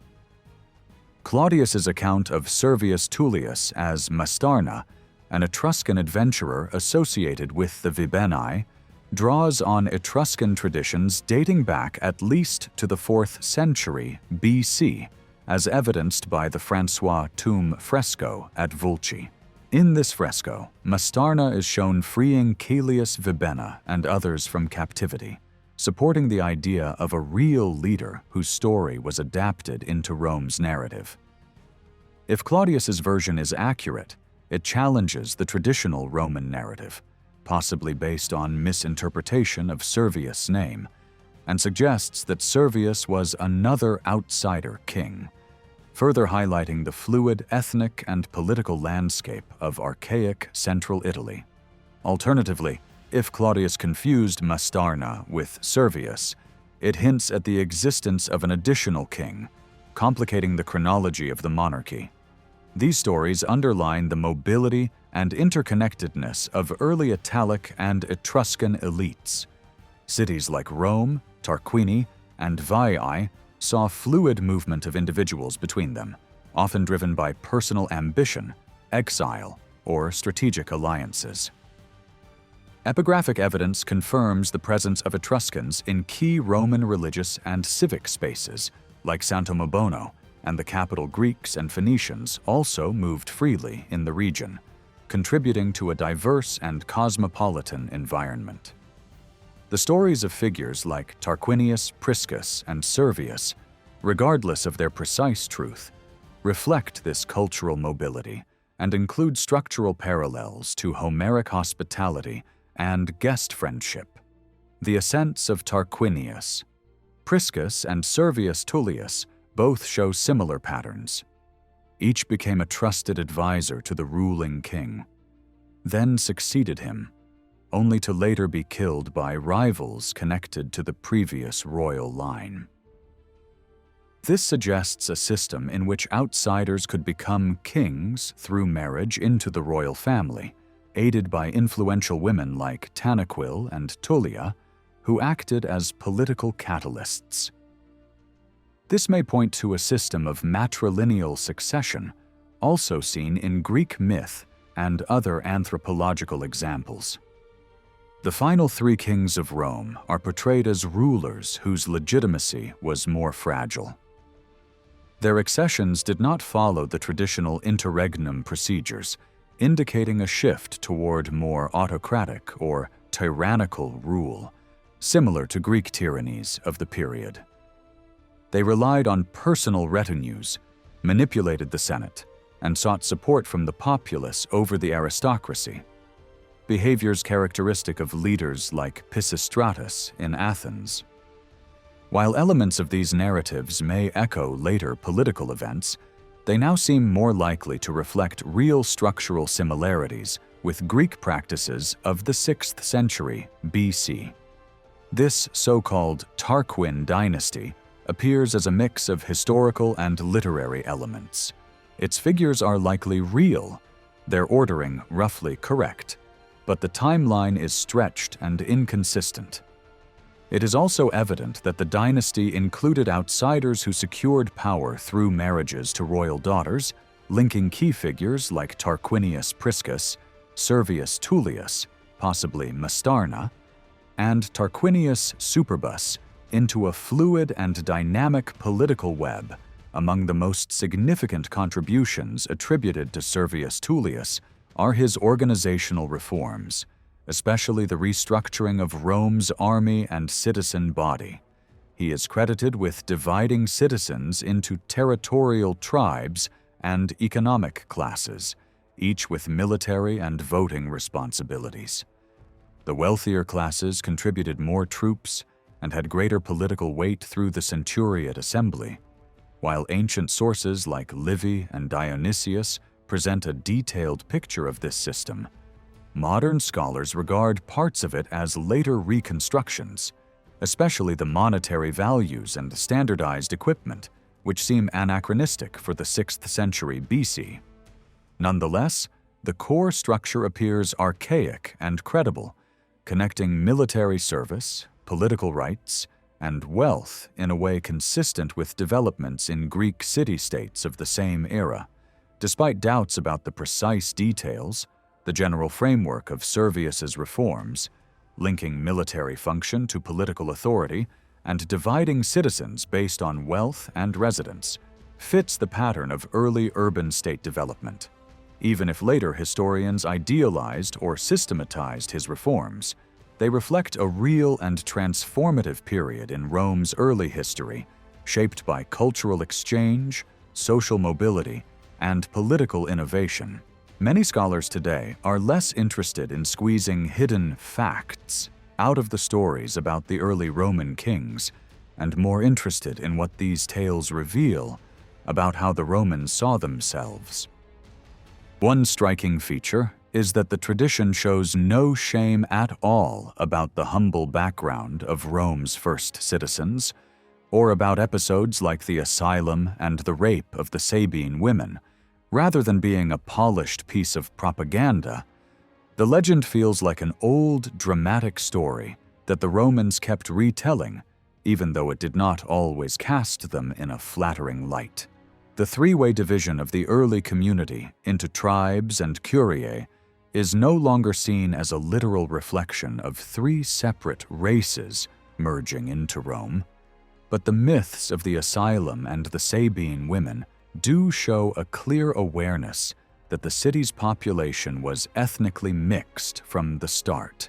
This matches what we see in archaeology and inscriptions, which point to a strong presence of Sabines and other outsiders in the formative stages of Roman history. Central to the legend is the image of Romulus as a rational organizer of the city.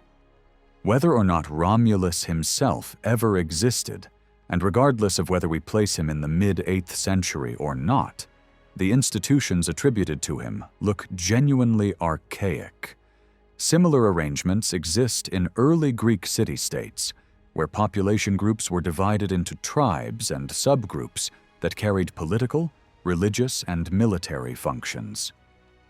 In Rome, the 3 tribes and 30 curiae must be very old, as they were later overshadowed by the centuriate organization attributed to Servius Tullius in the 6th century.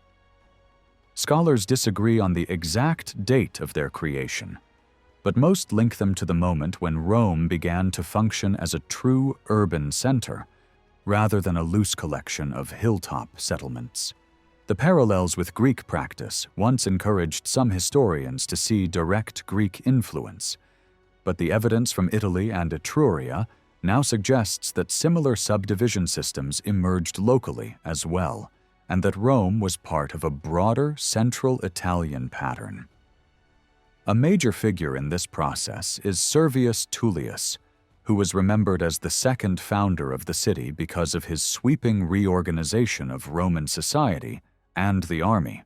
According to the literary tradition, he divided citizens by residence into tribes and by wealth into classes, each with its own military obligations. These classes were further split into centuries, which served as the basic voting units of the centuriate assembly.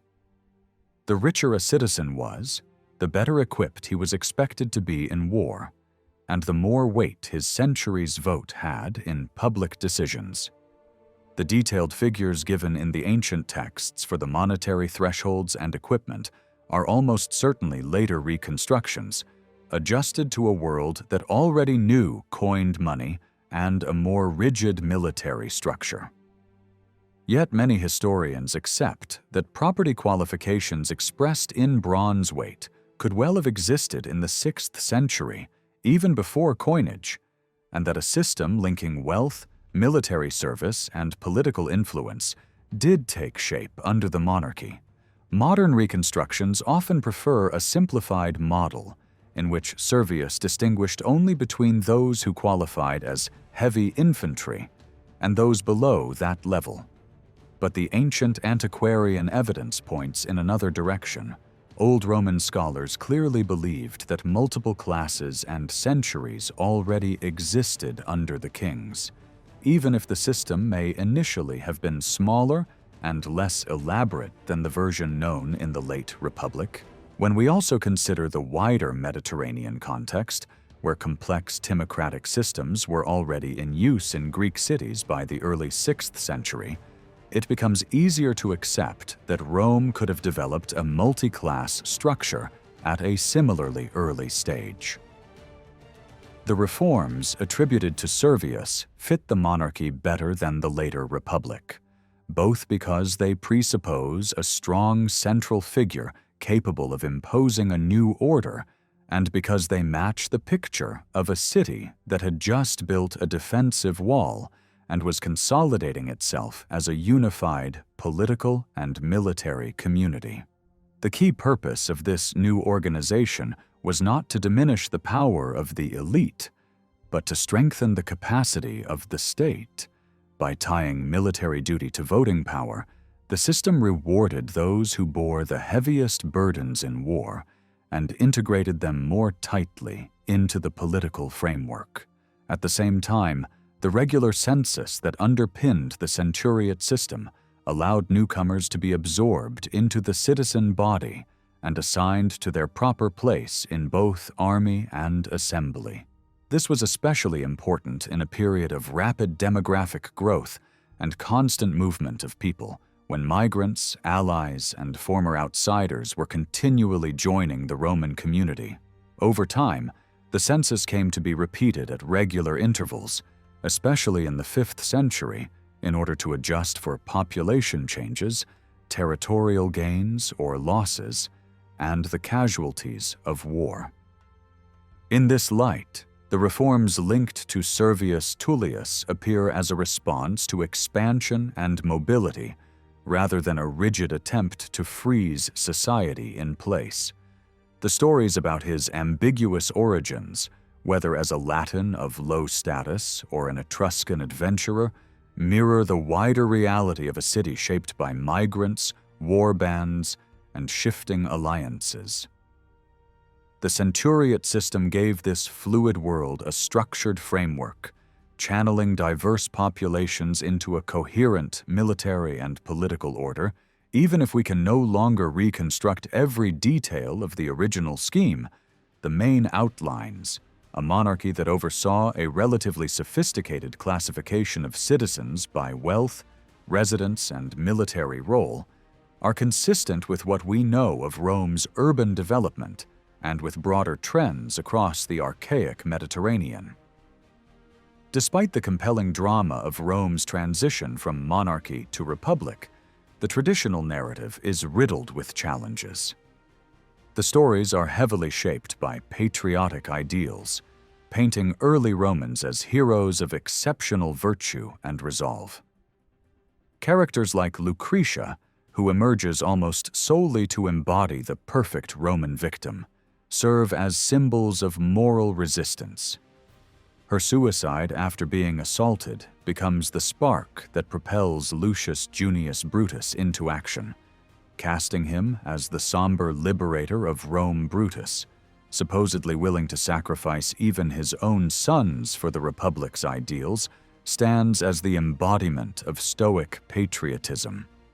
Alongside him, figures like Horatius Cocles, who is said to have single-handedly defended a bridge against the Etruscans, and Mucius Scaevola, who allegedly burned his own hand in defiance after a failed assassination attempt, form a powerful gallery of legendary Roman courage. Even Cloelia, a woman, is elevated to hero status for bravely escaping captivity with fellow hostages. These tales, likely formed through generations of oral tradition, carry strong moral lessons, but are highly stylized, perhaps even mythologized, and may have been reinforced by monuments or traditional plays. There are also serious inconsistencies, especially concerning the role of the Etruscan king Porsenna. While the main sources depict him as withdrawing peacefully after a failed siege, some later writers offer a very different version. Tacitus claims that Rome actually surrendered, and Pliny mentions a treaty that strictly limited Rome's use of iron to farming tools. It's possible that early Roman historians glossed over this humiliation, reworking the narrative into a story of noble resistance. The timeline of the political shift is also questionable. Rather than a sudden revolution in 509 BCE, it's more plausible that Rome underwent a gradual transformation. Evidence such as the existence of a priestly rex sacrorum, a king of sacred rites, suggests the stripping of religious powers from the monarchy before the fall. Terms like praetor and praetor maximus hint at a transitional period where the chief magistrate was not yet a consul, but held something like dictatorial authority. Similar patterns can be seen in nearby cities, where kings were replaced by dictators or leaders serving multi-year terms without abandoning the trappings of monarchy. Archaeological evidence supports the idea of a complex and unstable period in late 6th century Rome. Around 525 BCE, elite houses on the Palatine suggest the rise of a wealthy ruling class. Meanwhile, several important religious and political buildings, such as the Regia and Atrium Vestae, were destroyed and rebuilt in the decades around 500 BCE. These changes imply political upheaval rather than an orderly transition. The rebuilding of the Comitium, with new steps and paving, suggests that public assemblies continued to be a central feature, and that Rome. This reinterpretation also fits a wider pattern across the Mediterranean. Around 500 BCE, many regions were experiencing political upheaval. In Sicily and Magna Graecia, tyrannies were expanding. In contrast, Rome's path toward a republic may have been influenced by temporary crises in Mediterranean trade networks, shifts in Greek and Carthaginian power, and pressure from new military threats. Events such as the failure of an Etruscan attack on Cumae in 524 and the destruction of Sybaris in 510 disrupted traditional networks, perhaps pushing Rome and its neighbors to reorganize their political systems. Viewed this way, Rome's transformation was less a singular moment of national awakening and more a response to wider geopolitical currents and internal tensions that eventually crystallized into a republican form of governance. Central Italy underwent significant urban development at the end of the 2nd and the beginning of the 1st millennium BCE, and Rome was part of this transformative period. Although excavation challenges still prevent a fully coherent picture, recent archaeological findings have greatly enriched our understanding of early Rome. This period reveals a community shaped by burial practices, domestic structures, and defensive works, with progressive discoveries shedding light on the city's origins and early expansion. The story begins around 1000 BCE, with evidence of sustained settlement near the future heart of Rome. Excavations on the Capitoline Hill, particularly in the Giardino Romano area, show continuous habitation from the late Bronze Age pottery fragments, building traces, metalworking debris, and evidence of terracing point to a stable population with access to the Tiber River. This location, near a bend in the river and adjacent to a natural crossing, was key. Not only did it connect Rome to regions like Sabine and Etruria, but it also offered access to trade routes, a food source, and strategic control over movement between the coast and inland territories. Here, the Tiber was more than a river. It was a lifeline that positioned Rome as a hub from its earliest days. Rome's geography further influenced its development. Unlike many other early Italian settlements built on defensible plateaus, Rome arose across several hills divided by streams and marshy land. These hills, including the Capitoline, Palatine, and Aventine, were originally more rugged and uneven than they appear today. Between them lay areas like the Velabrum and the Forum, regularly flooded by the Tiber before later human intervention raised the land level. Despite the challenges of marshland and flooding, these areas were rich in resources such as clay and stone, supporting trade and production. The region also benefited from its position along ancient routes used for trade and seasonal movement. One vital corridor ran between the salt flats near the river mouth and the mountainous interior. This link, strengthened when settlers likely built the earliest wooden bridge, the Pons Sublicius, helped Rome to control the supply of salt, a precious commodity for preservation and livestock. Habitation expanded in stages. The earliest cemeteries are significant markers of community identity and cultural development. The Sepulchretum Cemetery, discovered near the Via Sacra, dates to around 1000 BCE and contains funerary jars with cremated remains and miniature vessels. This cemetery, likely associated with settlements on the Capitoline and Palatine hills, suggests social organization and ritual practices from early on. In contrast, a later necropolis on the Esquiline Hill shows elite burials from the 8th and 7th centuries, including grave goods such as Greek pottery and military equipment, hinting at increasing wealth and status distinctions within the community. The remains of early habitation in Rome reveal structures traditionally called huts, though this term may not do them justice. Archaeological evidence, including post holes, rain channels, hearths, and traces of wattle and daub walls, shows they were solid, permanent buildings, often with multiple rooms. These wooden-framed structures could endure for over a century, indicating that the communities who built them were settled rather than nomadic models based on cinerary hut urns, show doors, geometric wall decoration, and decorative roof elements, suggesting a thoughtful approach to design and construction. Groups of these early homes have been found throughout central Rome. The most notable cluster lies on the southwestern slope of the Palatine Hill, dated to the 9th and 8th centuries BCE. This aligns intriguingly with the later Roman tradition that associated this part of the Palatine with the legendary home of Romulus, whose hut was preserved into imperial times. Excavations in the area also revealed a large wooden structure built between 900 and 750 BCE, which was later expanded into more complex multi-room dwellings. Similar habitation sites appear across the Forum area, particularly near the Regia and other sacred or political sites. Some smaller structures may have served as animal pens, especially those destroyed during a flood around 650 BCE.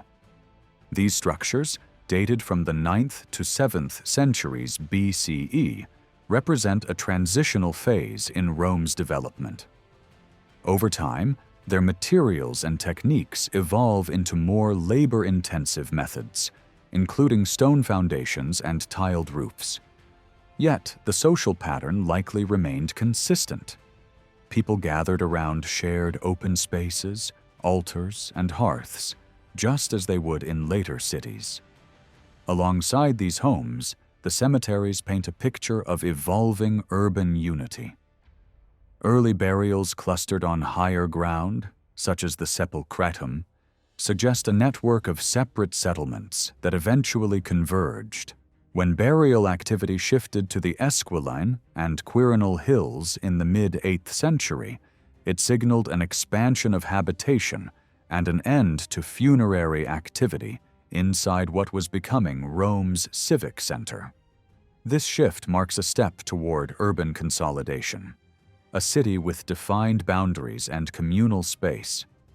Excavations on the Palatine slopes have revealed remains of early public and ritual buildings, including a major wall dated to around 730 to 720 BCE. This wall, reconstructed twice over the next 160 years, may have enclosed or symbolically marked an important area. Nearby, a multi-room building known as the Domus Regia also appears in the late 8th century, suggesting early administrative or ceremonial functions.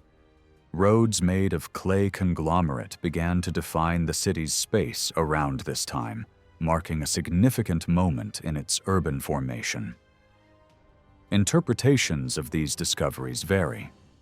Some scholars link the Palatine Wall to legendary accounts of Romulus fortifying the settlement, seeing this period as the birth of the city itself.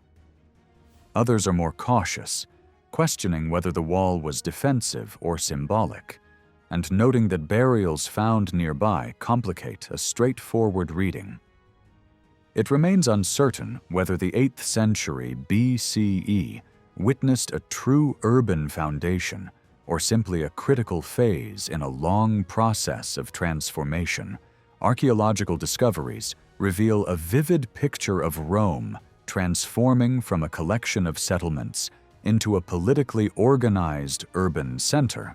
This change is clearest in the development of the Forum, a vast rectangular area nestled between Rome's main hills, which became the heart of both civic and commercial life. Of particular importance is the Comitium, the central assembly space that later came to embody aspects of Roman democracy. Despite its later associations with republican governance, the area's origins trace back to the period of monarchy, suggesting that assemblies played a key role in Roman political life from a very early stage. This early assembly may not have functioned as a voting body, but likely served as a place where the king could consult the people, test opinions, and perform political theater, similar to the assemblies described in Homeric epics. Advancements in archaeological techniques over recent decades, especially core sampling, have reshaped our understanding of how this area was created. Early excavations revealed that the Forum's ground level had been raised by several meters over centuries. Beneath the final paving of the imperial era lies a series of 28 earlier layers, showing that the ground was artificially built up numerous times Coring results indicate that this valley was originally only slightly above the riverbed of the Tiber, with much of it just 6 meters above sea level. Given that the river regularly flooded up to 9 meters in winter and spring, the area would have been swampy and uninhabitable until it was intentionally raised. This was achieved by massive earth-moving projects, which brought in tens of thousands of cubic meters of fill from surrounding hills. The sheer scale of the labor points to a high degree of organization and coordination, likely overseen by the king. Exactly when the Forum was first paved remains a subject of scholarly debate, with estimated dates ranging from the late 8th to the early 6th century BCE. Some argue that the first true paving of the Comitium dates to around 650 BCE. Others suggest an earlier date, around 700 to 650 BCE, based on beaten floors, hearth remains, and ceramic finds. Whatever the case, the groundwork that allowed the Forum to function as a public space was likely established in the 7th century. This may have coincided with increasing trade, evidenced by activity at the nearby clay beds of the Velebrum and the need for a marketplace for goods arriving via the Tiber. These developments signal more than urban growth. They point to political maturity. In earlier decades, scholars debated whether Rome's rise was due to a sudden unification or gradual expansion from an original nucleus on the Palatine. In reality, the formation of the city likely involved both processes along different timelines. By the late 8th century BCE, Rome had already achieved a level of political organization sufficient to carry out large-scale public works like the Forum's reclamation. This transformation set the stage for a monumental building boom in the following century. New techniques, stone foundations, terracotta tiled roofs, and sturdy timber frames made public architecture more visible and enduring.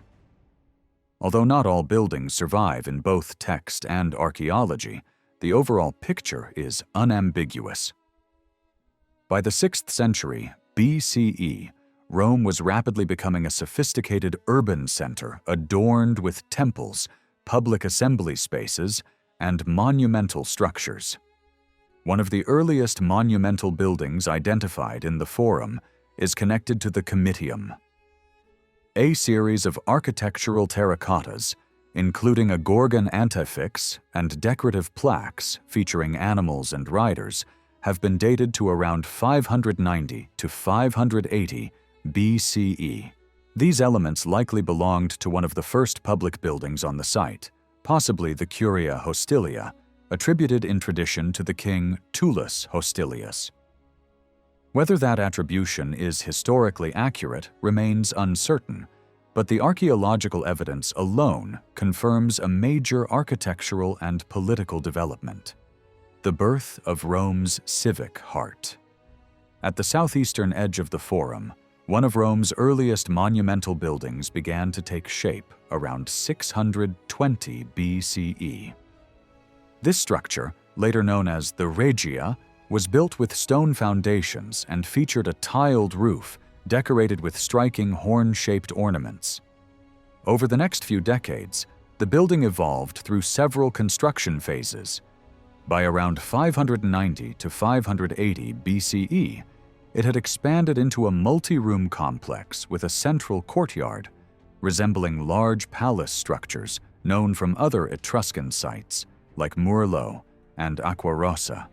The roof and walls were adorned with rich terracotta decorations, disc-shaped ornaments, fierce Gorgon faces, and plaques featuring birds, lions, and even a minotaur. These artistic details matched similar works found on the Capitoline Hill, as well as in other regions of Latium and Campania, showing the growing influence of Roman craftsmanship during this period. Many of these pieces were made with clay from the Velebrum region, suggesting that Rome became a center for producing and exporting terracotta work. along with skilled artisans. These artistic connections reflect the wider network of cultural exchange linking Rome to other coastal cities, like Cumae, where Roman kings would later seek refuge beyond the Forum. New evidence shows a shift toward larger and more elaborate buildings across Rome and central Italy during the 7th century BCE. In the area known as the Sepulchretum, a substantial building was uncovered, featuring walls made of squared tufa blocks and a plastered exterior, evidence of a strong timber-supported roof covered in tiles. These structures were a significant step forward from earlier wooden and mud-built dwellings. Another major area of development was the Forum Boarium, located beside the Tiber between the Capitoline and Aventine Hills. This zone served as Rome's river landing point and had a cosmopolitan character from early on, marked by the presence of Greek pottery imported by traders as early as the 8th century BCE. It was also home to the earliest cult of Hercules in the city. Although no early altar has survived, the ritual remains, and sacrificial traces found there indicate intense religious activity by the late 7th century. Around 580 BCE, Rome saw the construction of its first temple, not only for the city, but for central Italy as a whole. This temple, built at the Forum Boarium, stood on a raised platform high enough to avoid frequent flooding. Its square design included a columned porch and a central cella with an altar at its front. The roof featured sculptural terracotta panels, including a dramatic pediment scene with 2 lions flanking a central Gorgon figure. Similar decorative themes appear in Greek temples from Corcyra and Syracuse, suggesting that Rome was engaging in artistic exchanges with the wider Mediterranean world. These elements have led some historians to draw connections between the temple's symbolism and the influence of the Bacchiads, a noble Corinthian family tied to the early Roman monarchy. The presence of Greek mythological motifs in this gateway to the city, such as Medusa and Pegasus, shows how Rome was beginning to absorb Greek cultural elements during its formative years. Around 530 BCE, the temple underwent renovation.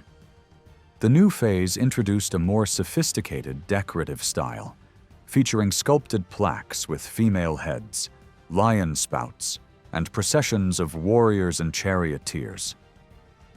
The roofline was crowned by a dramatic sculptural group of Hercules, being accompanied by Minerva, an image that reflected both a divine ascent and a blending of local and Greek religious imagery. The craftsmanship suggests that Greek artisans and their apprentices were working in Rome during this period. This temple likely stood alongside a second sanctuary on the same platform, hinting at a twin temple layout. Attempts to match these temples with traditional accounts of kings, like Servius Tullius or Tarquinius Superbus, have proven difficult, as the dates and details of these reigns are uncertain. What is clear, however, is that the temple's style and decoration were shared with other cities in Etruria and Latium. This demonstrates how Rome was part of a broader cultural and artistic movement in central Italy, rather than an isolated center. By the end of the 6th century BCE, both early temples were destroyed by fire. When the site was rebuilt in the early 5th century, it was transformed again. A massive platform was constructed using fill that contained relics from earlier phases, including Bronze Age pottery. 2 new temples rose from this elevated foundation, dramatically dominating the view from the river and forming one of central Italy's most impressive religious complexes at the time. While the temple at the Forum Boarium reveals how early Rome engaged with the wider Mediterranean world, it pales in comparison to the monumental scale of the Capitoline Temple, dedicated to Jupiter, Juno, and Minerva. This colossal structure, built atop the Capitoline Hill, became one of the most important religious and political landmarks in Roman history. Its dimensions and design remained largely unchanged from its construction at the end of the 6th century BCE until the fall of the Roman Empire, enduring 3 major reconstructions after devastating fires in 83 BCE, 69 CE, and 80 CE. Ancient writers described the temple as a massive and ambitious project that demanded immense labor and resources. It was traditionally said to have been vowed during a war with the Sabines by King Tarquinius Priscus, organized by Tarquinius Superbus, and dedicated soon after the establishment of the Republic. Detailed accounts, especially from Dionysius of Halicarnassus, paint a clear picture of its design. A nearly square base supported a deep porch with 3 rows of columns, and behind them stood 3 cella, central chambers, dedicated to Jupiter in the center, Minerva on the right, and Juno on the left.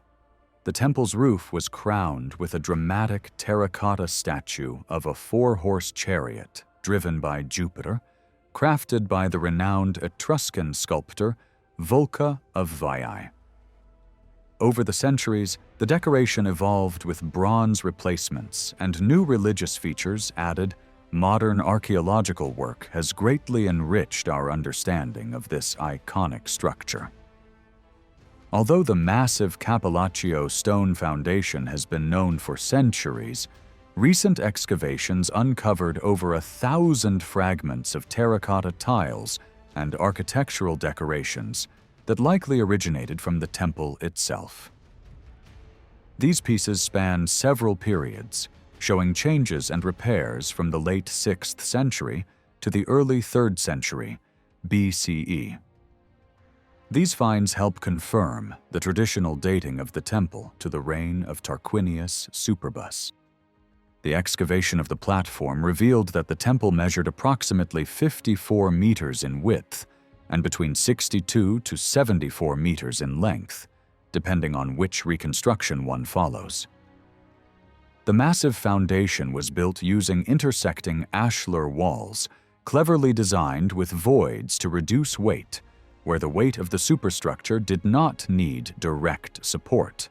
The temple's plan shows that the walls and columns rested on these supporting surfaces, meeting the architectural challenge of a vast roof span, about 10.5 meters between the central columns, likely achieved using wooden truss technology that was already in use across central Italy. The exact length of the building continues to be debated. Some scholars favor a nearly square plan of about 62 meters long, matching Dionysius's account. Others argue for a longer structure at 74 meters, based on later found remains extending beyond the main substructure. The question hinges on whether these remains were part of the temple or part of another structure. Despite the debate, both reconstructions suggest a building of a scale far beyond anything else known in central Italy at the time. Architecturally, the temple echoed trends seen in the major Ionian temples of Athens, Samos, and Ephesus, as well as the monumental temples of Sicily. The triple row of columns at the front, for instance, created a powerful visual impression, similar to Greek designs. Even the substructure resembles that of Greek temples, such as the Heraion at Samos. Fragments found near the foundation offer additional clues. For example, a terracotta frieze decorated with anthemion motifs, typical of Ionian design, was likely part of the temple's decorative scheme. This supports the idea that Greek architects or designers were directly involved in the project. The Capitoline Temple showcases a mix of local and Mediterranean influences, while the triple tela arrangement and terracotta decorations reflect Etruscan and Latial traditions. The temple's size and technical sophistication connect it to the broader world of archaic architecture. The deities worshipped within, Jupiter, Juno, and Minerva, also show this blending. These gods were central to Roman identity, yet their worship mirrors ideas seen in other cultures, from Etruria to Greece. Overall, the Capitoline Temple was a bold statement of Rome's emerging status. Visible from land and river approaches, it symbolized the city's dominance, religious devotion, and cultural openness. More than a royal monument, it was a product of Rome's collective will and its interaction with other powerful city-states across the Mediterranean. Recent archaeological findings have shed new light on Rome's early defensive structures, revealing a complex picture that aligns more closely with ancient traditions than previously thought ancient writers, such as Livy and Dionysius of Halicarnassus, describe a series of fortification efforts by Rome's early kings, beginning with the fortification of the Palatine Hill by Romulus, and culminating in the extensive walls attributed to King Servius Tullius. Although these accounts contain inconsistencies, particularly in how various hills were incorporated into the city, they share a coherent core narrative. Early Rome grew from a nucleus of hills into a much larger fortified settlement by the end of the monarchy.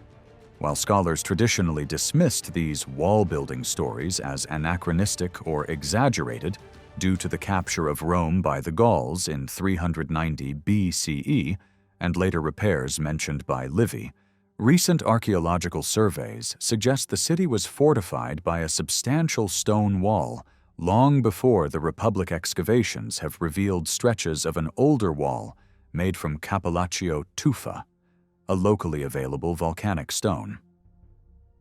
These blocks, cut in the Italic foot measurement, form a circuit roughly 11 kilometers long, believed to date to the 6th century BCE.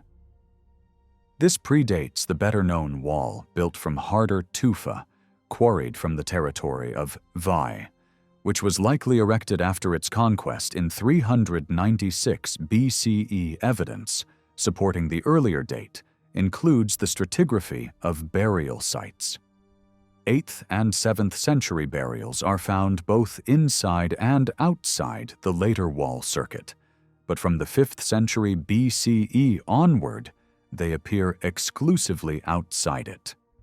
This shift suggests that a walled boundary existed by that time. Recent re-evaluation of the construction layers around the wall and accompanying ditch further supports a 6th century BCE date. Comparable fortifications from this period exist at other cities in Latium and Etruria, including Tarquini, Ardea, and even as far as Pompeii and Capua, meaning Rome's early wall was ambitious but not without precedent. The circuit enclosed roughly 427 hectares, a size unmatched in central Italy at the time and comparable to some of the largest cities of the Greek world. This does not imply a fully urbanized area, as ancient cities commonly included large expanses of open land for agriculture and religious purposes. Still, it symbolized Rome's enormous potential and assertive identity, marking it as a leading power in the region. This wall also reflects the city's political and military organization. Traditional accounts attribute both the fortifications and the famous Servian reforms, which reorganized Roman society into tribes and centuries, to King Servius Tullius. Although the dating remains uncertain, and the historical Servius may be a composite figure, the archaeological and literary evidence converge to suggest that major civic and territorial restructuring occurred during the 6th century BCE. Beyond the walls, other urban developments confirm the rapid growth and sophistication of Rome in this era. New temple foundations multiplied, especially during the reigns of the last kings. The earliest monumental example is the Temple of Hercules at the Forum Boarium, built around 580 BCE. Soon after, a new wave of temple building began, Servius Tullius is credited with founding several temples dedicated to Fortuna and a major temple to Diana on the Aventine. The latter, likely modeled on the famous Temple of Artemis at Ephesus, was an Ionic masterpiece measuring over 100 meters in length, demonstrating the growing influence of Greek architecture and religion in Rome. Archaeological evidence from early Rome includes a vast number of architectural terracottas, which provide crucial insight into the city's buildings during the late monarchy and early republic. These terracottas, often found in temple ruins and civic buildings, reflect a shift in construction practices during the 6th century BCE, initially used on a range of structures including palaces and sacred residences, such as those at Merlo and Aquarosa. They gradually became exclusive to religious and civic buildings, marking their prestige and importance. In the later 6th century, terracotta roof systems, including the Rome Vae Velatrae series, became widespread, with at least 10 such roofs identified in Rome and up to 20 more found in Etruria and Latium. These likely belonged to small temples similar to the one discovered at Sant'Omobono. The distribution of terracotta fragments across many parts of ancient Rome reveals just how extensively temple construction took place during this era. Fin spots include the western slopes of the Palatine Hill near the future Temple of Victory, the Porta Esquilina, the Capitoline, the Comitium, the Regia, and the areas around the Forum Nancy Winter cataloged over 80 terracotta sites in Rome, datable to before the imperial period, most from the Archaic era. What's particularly striking is that this wave of temple construction did not stop with the end of the monarchy. It continued seamlessly into the early republic. Literary sources and archaeological evidence record the founding of temples to Saturn around 497 BCE, Mercury, 493 BCE, Ceres, Liber, and Libra, 493 BCE, Fortuna Mulibris, around 493 or 488 BCE, Castor, 484 BCE, and Dius Fidius, 466 BCE. This continuity suggests temple building was driven by broader social and religious developments, not merely by royal patronage. Other civic projects also reflect the city's growing infrastructure and ceremonial life. The Circus Maximus, for example, is traditionally attributed to Tarquinius Priscus and fits well within the context of expanding public festivities such as the Triumph and the Ludi Romani. Even though the earliest physical remains are from the mid-Republic, literary mentions of flooding in 363 BCE confirm its existence earlier. Likely supported by priestly records, water management was also a sophisticated concern.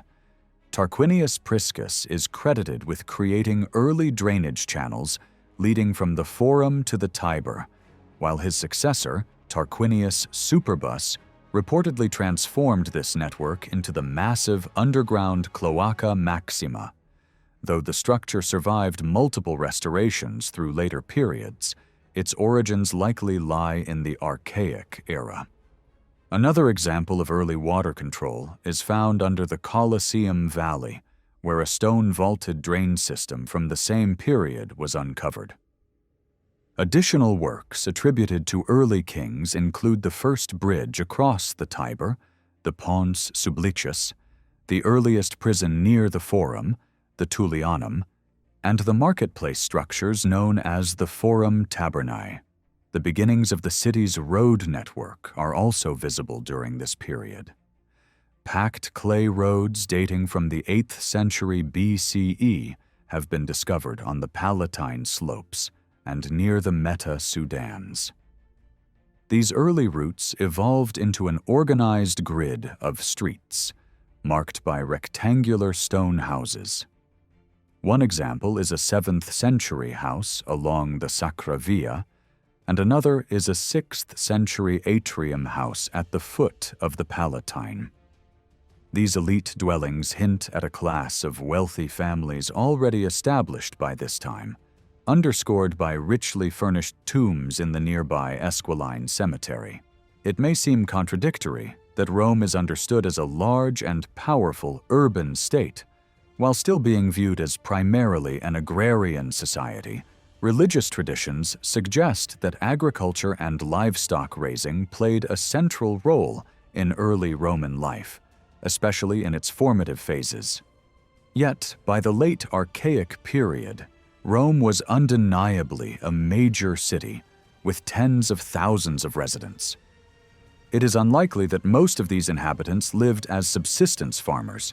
Instead, by the 6th century BCE, Rome's economy had diversified significantly. Agriculture, pastoralism, manufacturing, and trade all played key roles.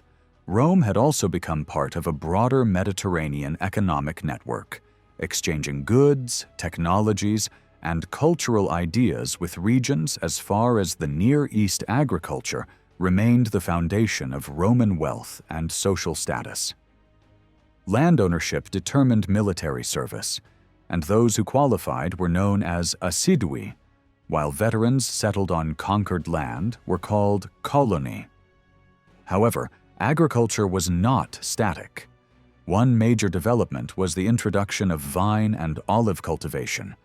The backbone of Mediterranean farming grapevines were grown in central Italy from the 9th century BCE, with practices influenced by Greek settlers. Wine-related festivals already appeared in early Roman calendars, revealing the cultural value of viticulture. Olive trees were cultivated by the 7th century BCE, likely spreading to Rome through contact with neighboring Etruscan communities. By the early 5th century, olive presses were a common feature of rural estates, suggesting large-scale oil production. Livestock played an equally important role. The most common animals were pigs, goats, and sheep, which provided food and raw materials such as wool. Cattle were valuable primarily as draft animals. Some ancient laws, like those recorded in the 12 Tables, reflect the importance of protecting crops and farming resources. Archaeological findings also reveal a pattern of growing rural settlements in Rome's hinterland. A key example is the site known as the Auditorium, located north of the city. In the mid-6th century BCE, it featured a large courtyard building used for food production. Later, it expanded into a complex structure with living quarters and an olive press, showing evidence of elite ownership and labor specialization. By the 5th century BCE, evidence indicates that land could be extensively concentrated in the hands of the wealthy. Although ancient writers sometimes imagined early Roman farmers with tiny plots, laws enacted in 367 BCE suggest that elite estates could span hundreds of hectares. These large holdings required a dependent labor force, revealing socioeconomic inequalities that were already developing in early Rome. Evidence of craftsmanship and industry in early Rome is scattered and incomplete, especially when compared to nearby Etruria. While Etruria offers abundant proof of advanced pottery workshops and other crafts, Rome's archaeological record has been harder to reconstruct due to the city's complex layering and later developments. Still, recent excavations and renewed evaluations of earlier finds have begun to uncover details that align intriguing archaeological discoveries with ancient literary accounts. Roman manufacturing activity dates back to the 9th century BCE, particularly in pottery and metalwork. Early pottery was handmade, using coarse local clay and simple tools, reflecting small-scale, unspecialized production. However, increasing demand for finer wares, evident in the presence of Greek and Etruscan ceramics found in burial sites, suggests Rome was a sophisticated market connected to external trade networks. Although Rome didn't produce transport amphorae on a scale comparable to Etruscan cities like Volci, local workshops began to emerge by the 6th century BCE, producing items such as bucero, loom weights, and small votive objects. Notably, a 6th century BCE inscription on the Duenos vase indicates the presence of named Roman craftsmen and suggests a growing artisanal identity. Ancient sources credit early kings like Numa and Servius Tullius with organizing trade guilds for musicians, potters, metalworkers, and other crafts. Early versions of professional associations known to exist by the early Republic, the Potter's Quarter on the Esquiline mirrors similar artisan districts in other ancient cities, and shows that specialized production sites were appearing alongside cemeteries and temples. The most impressive evidence of Roman craftsmanship comes from the major building projects of the late 7th and 6th centuries BCE. These public works required mass production of roof tiles and architectural terracottas, a technology likely learned from Corinth and adapted across Italy. Clay from the Velabrum was used to create distinctive terracotta decorations on public buildings, such as temples, assembly halls, and elite residences. Some of this work was so refined that scholars believe Greek artisans may have been directly involved in the workshops. Decorative styles shifted over time, first influenced by Ionian Greek art and later by Sicilian Greek techniques, as seen in evidence from the Temple of Ceres and the painted tombs of Tarquini. While there is a noticeable drop in building and production activity during the 5th century BCE, Roman artisanship experienced a revival in the 4th century pottery workshops, produced distinctive black gloss tableware like the Genucilia plates.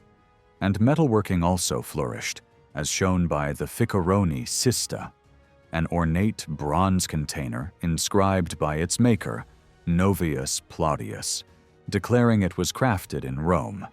Despite claims in ancient sources that Romans disdained trade, especially seafaring commerce, evidence points to a more complex reality.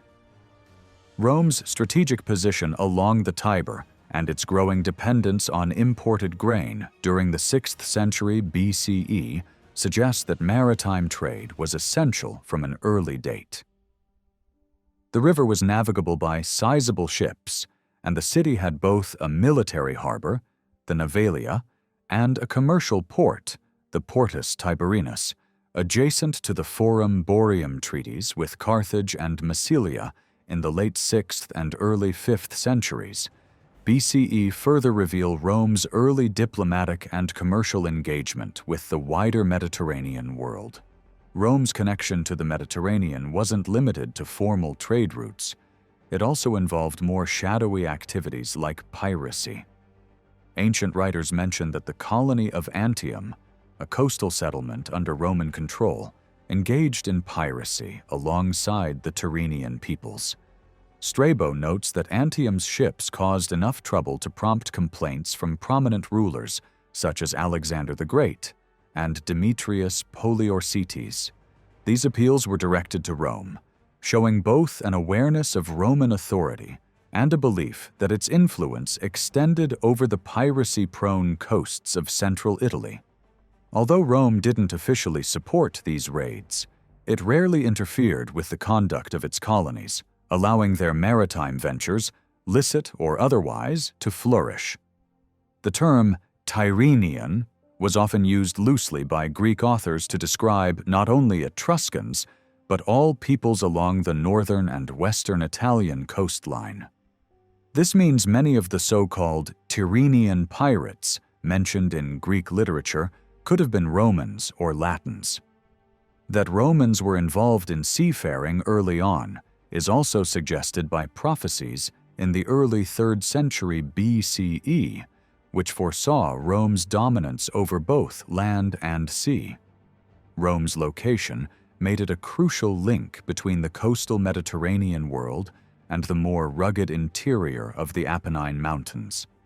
It served as a marketplace for both essential goods like grain and salt, and luxury items such as imported ceramics and exotic stones. In return, Rome offered products from the hinterland, livestock, leather, wood, and perhaps enslaved peoples that were valuable to Mediterranean traders. Archaeological discoveries reflect this exchange. The Esquiline Cemetery contains imported marble urns from Paros, high-quality Greek vases, and local imitations inspired by Eastern Mediterranean models. The sanctuary at Santo Mobano presents a particularly rich deposit of exotic objects, including Greek, Phoenician, and Etruscan items. Illustrating the city's early cosmopolitan character, Rome was also well served by land routes.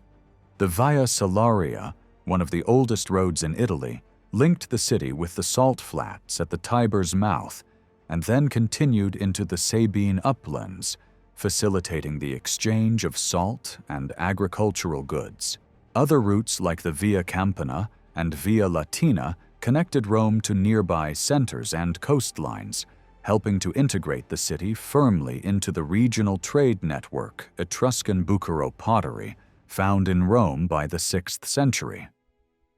BCE confirms active overland exchange with the north and highlights Rome's early role as a point of convergence.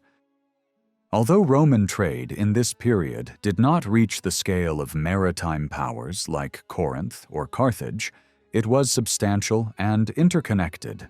This activity slowed in the late 5th century BCE, likely due to political instability and disruptions in Mediterranean trade, but revived in the 4th century as literary sources attest to renewed contact with Greece and Magna Graecia. The archaic Roman economy was distinct from that of later periods in several ways. Most notably, it lacked a developed slave system, relying instead on debt bondage and servitude within the community. Maritime technology was less advanced, piracy was commonplace, and centralized taxation was minimal. The earliest recorded state tax, the tributum, only appears in the late 5th century BCE. From the 4th century onward, state-controlled economic structures began to solidify, particularly as military expansion increased the need for financial resources. This shift is reflected in Rome's adoption of coinage.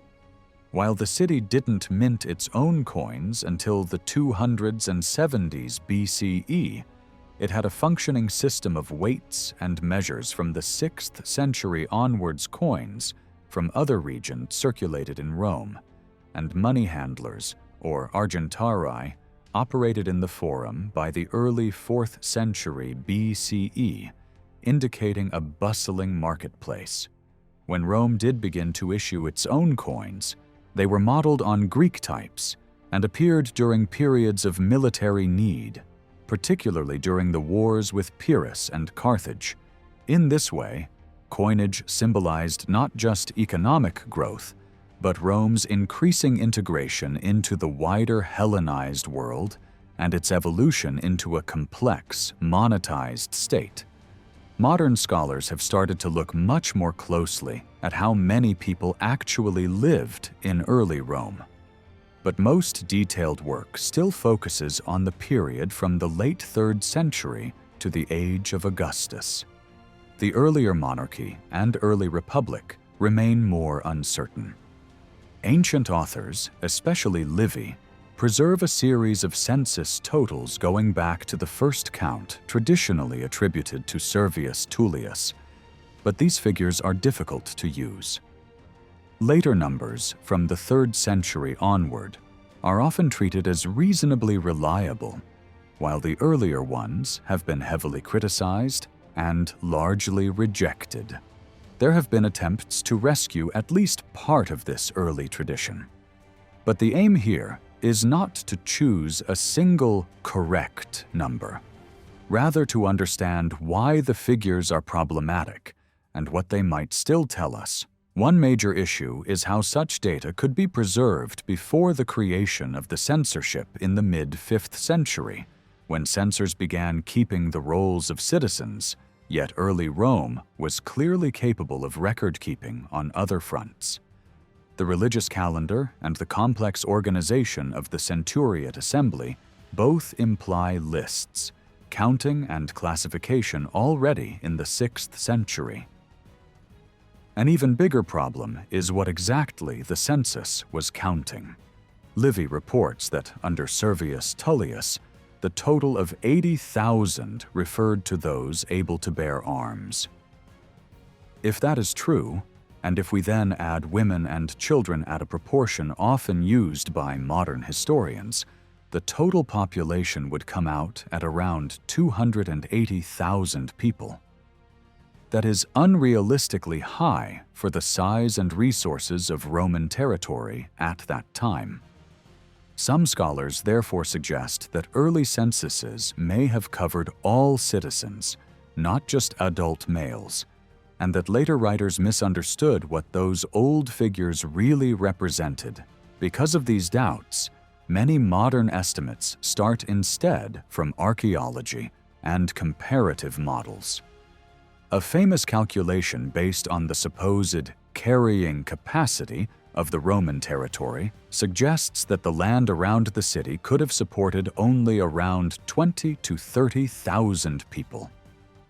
This is often compared with the Etruscan city of Caere, whose population has been estimated at roughly 25,000 from its cemeteries. However, using land capacity in this way is far from straightforward. Rome was already importing grain during crises in the 5th century, which strongly suggests that the population had outgrown what the immediate territory could reliably support. In addition, we do not know exactly how far Roman control extended in the 6th and 5th centuries, and the boundaries must have shifted repeatedly during war and expansion. A different method looks instead at the size of the walled urban area. For Greek city-states, studies have shown that only a fraction of the space inside the walls was actually built up, and a similar pattern likely held for Rome. Even so, the scale of the so-called Servian circuit is enormous. The fortifications enclosed roughly 427 hectares, far more than Caire's 150. If Caire could sustain about 25,000 inhabitants, Rome ought to have supported several times that number. Using typical occupation densities from Greek cities as a guide, one plausible estimate would place the population of the urban center in the 6th century somewhere between about 21,000 and 25,000 and 28,000 people, and the total Roman population, including the surrounding territory, between roughly 64,000 and 85,000. This is still hypothetical, but it fits both the archaeological picture and the literary impression of a rapidly growing community.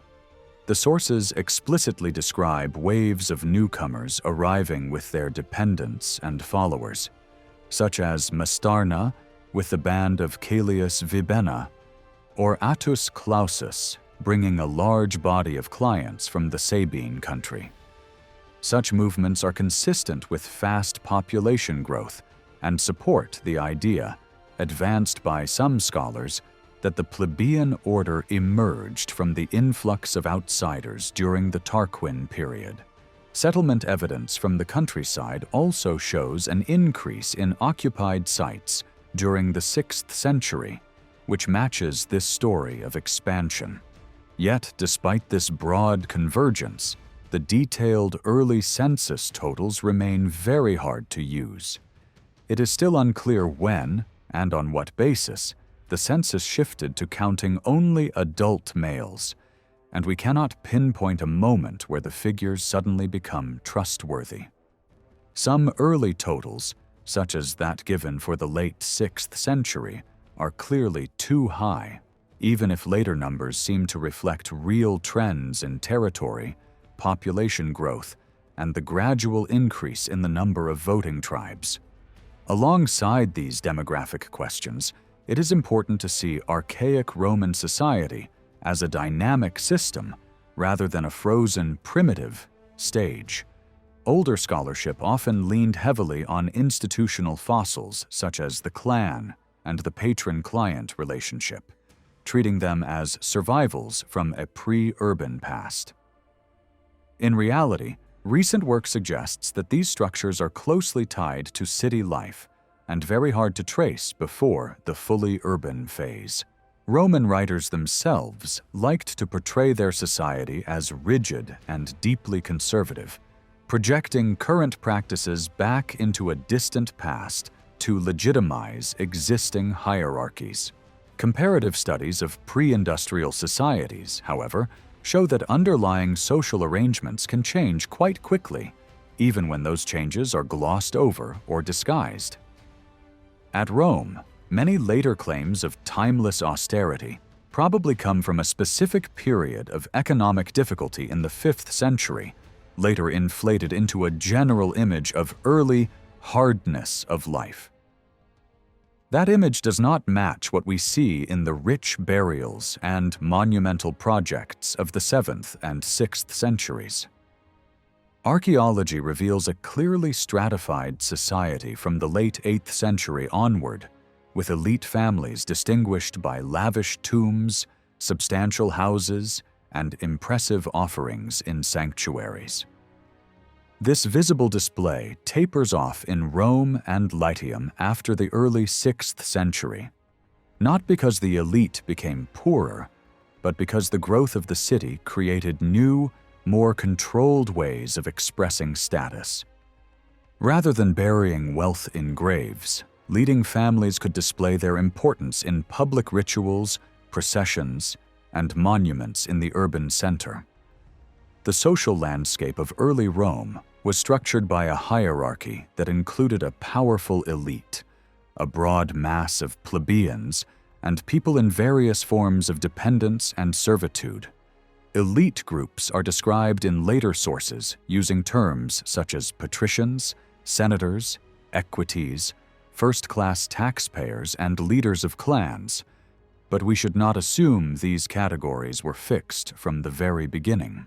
The plebs, whose name is related to the idea of the multitude, stand out as a large body of non-elite citizens who increasingly organized themselves politically during the early Republic. By the 4th century, some plebeian families were clearly as wealthy and influential as older aristocratic houses. Yet earlier on, the plebs appear above all in stories of exploitation and grievance. Citizenship alone did not offer strong protection. Poor citizens could fall into debt bondage, surrendering their personal freedom to creditors.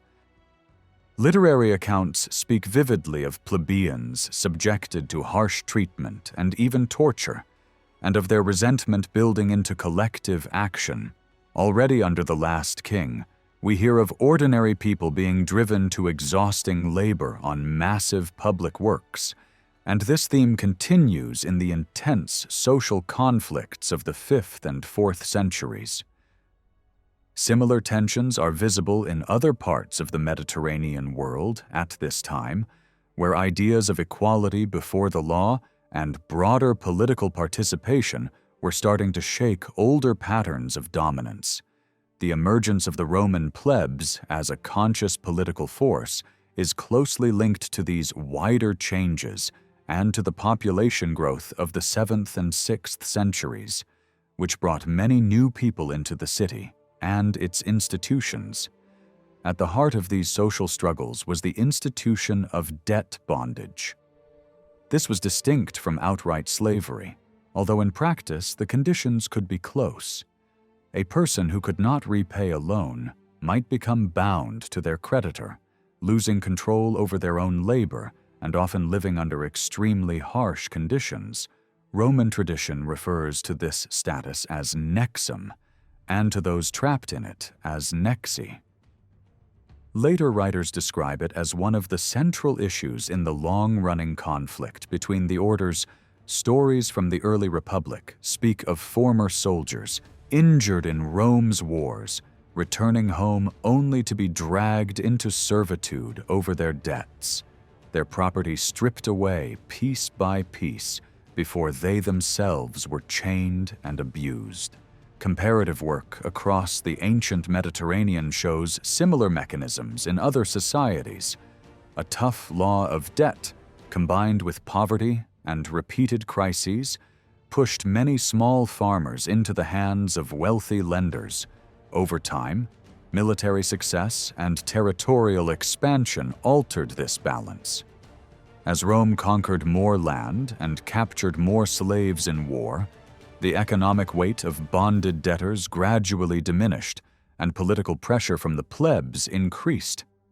A law traditionally dated to the late 4th century formally abolished nexum, but later complaints about debtors being treated little better than slaves suggest that some form of personal dependency persisted. Even so, the long debate over debt and bondage shows just how central economic power and social hierarchy were to the formation of the Roman state, and how deeply these questions were rooted in the city's archaic past. Ancient writers take it for granted that slavery already existed under the Roman kings. Even if their stories are not always reliable in detail, they tell us, for example, that Servius Tullius was born to an enslaved woman taken in war, and that some believed he himself had once been a slave. Later accounts from the early Republic casually mention enslaved people in ways that suggest they were a normal part of social life. A slave mistreated before a major festival, bringing down divine anger. A man being formally freed by the ritual touch of a staff in the very first year of the Republic. A rebel leader seizing the Capitoline with an army made up of exiles and slaves, and inviting other slaves to join him, and rumors of a slave uprising narrowly prevented by informers who were rewarded by the Senate. We also hear of slave actors performing at major festivals in Etruria. On their own, any single story might be doubted, because they were written down much later, but taken together and combined with the fact that slaves are mentioned in the early Roman law code and appear in Etruscan art and inscriptions of the same era, they strongly suggest that slavery in some form was already well established in central Italy long before the classical period. Alongside slaves, early Rome almost certainly contained a noticeable number of resident foreigners, occupying a role somewhat similar to the metics of Athens. We can catch brief glimpses of them in the evidence. A Greek called Kleikos, buried in the Esquiline cemetery, an Etruscan named Spurina, associated with a formal hospitality token found at Sant Omobono, the famous sculptor Vulca from Veii, who worked in Rome, and other craftsmen from abroad. Whether such people enjoyed a clearly defined legal status in the archaic age is unclear. They may have been treated simply as outsiders living within the community, a group whose position only later hardened into more formal categories described by Roman law. One of the most distinctive social institutions in Rome, already prominent in the early Republic and almost certainly rooted in the archaic period, was the network of patronage known as clientela. Later authors liked to say that Romulus himself had created the system by dividing the people into leaders and followers, patrons and clients, as part of his original organization of the city. This origin story is clearly simplified and idealized, and some of the details they give, such as clients being required to fund their patrons' electoral campaigns, belong to a much later political world.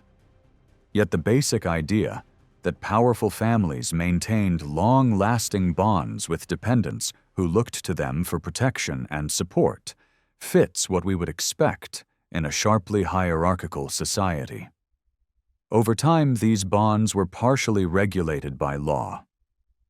Early legal rules declared that a patron who betrayed or harmed his client could be cursed and treated as accursed before the gods, a sign of how seriously the relationship was taken. Stories from the 5th century show clients marching to war alongside the great families who led them, sometimes in large numbers. And we also hear of clients following Roman nobles into exile, or appearing under Roman influence in other cities of Etruria and Latium. The bond could be intense, reinforced by oaths, religious sanction, and the promise of land or livelihood from the patron.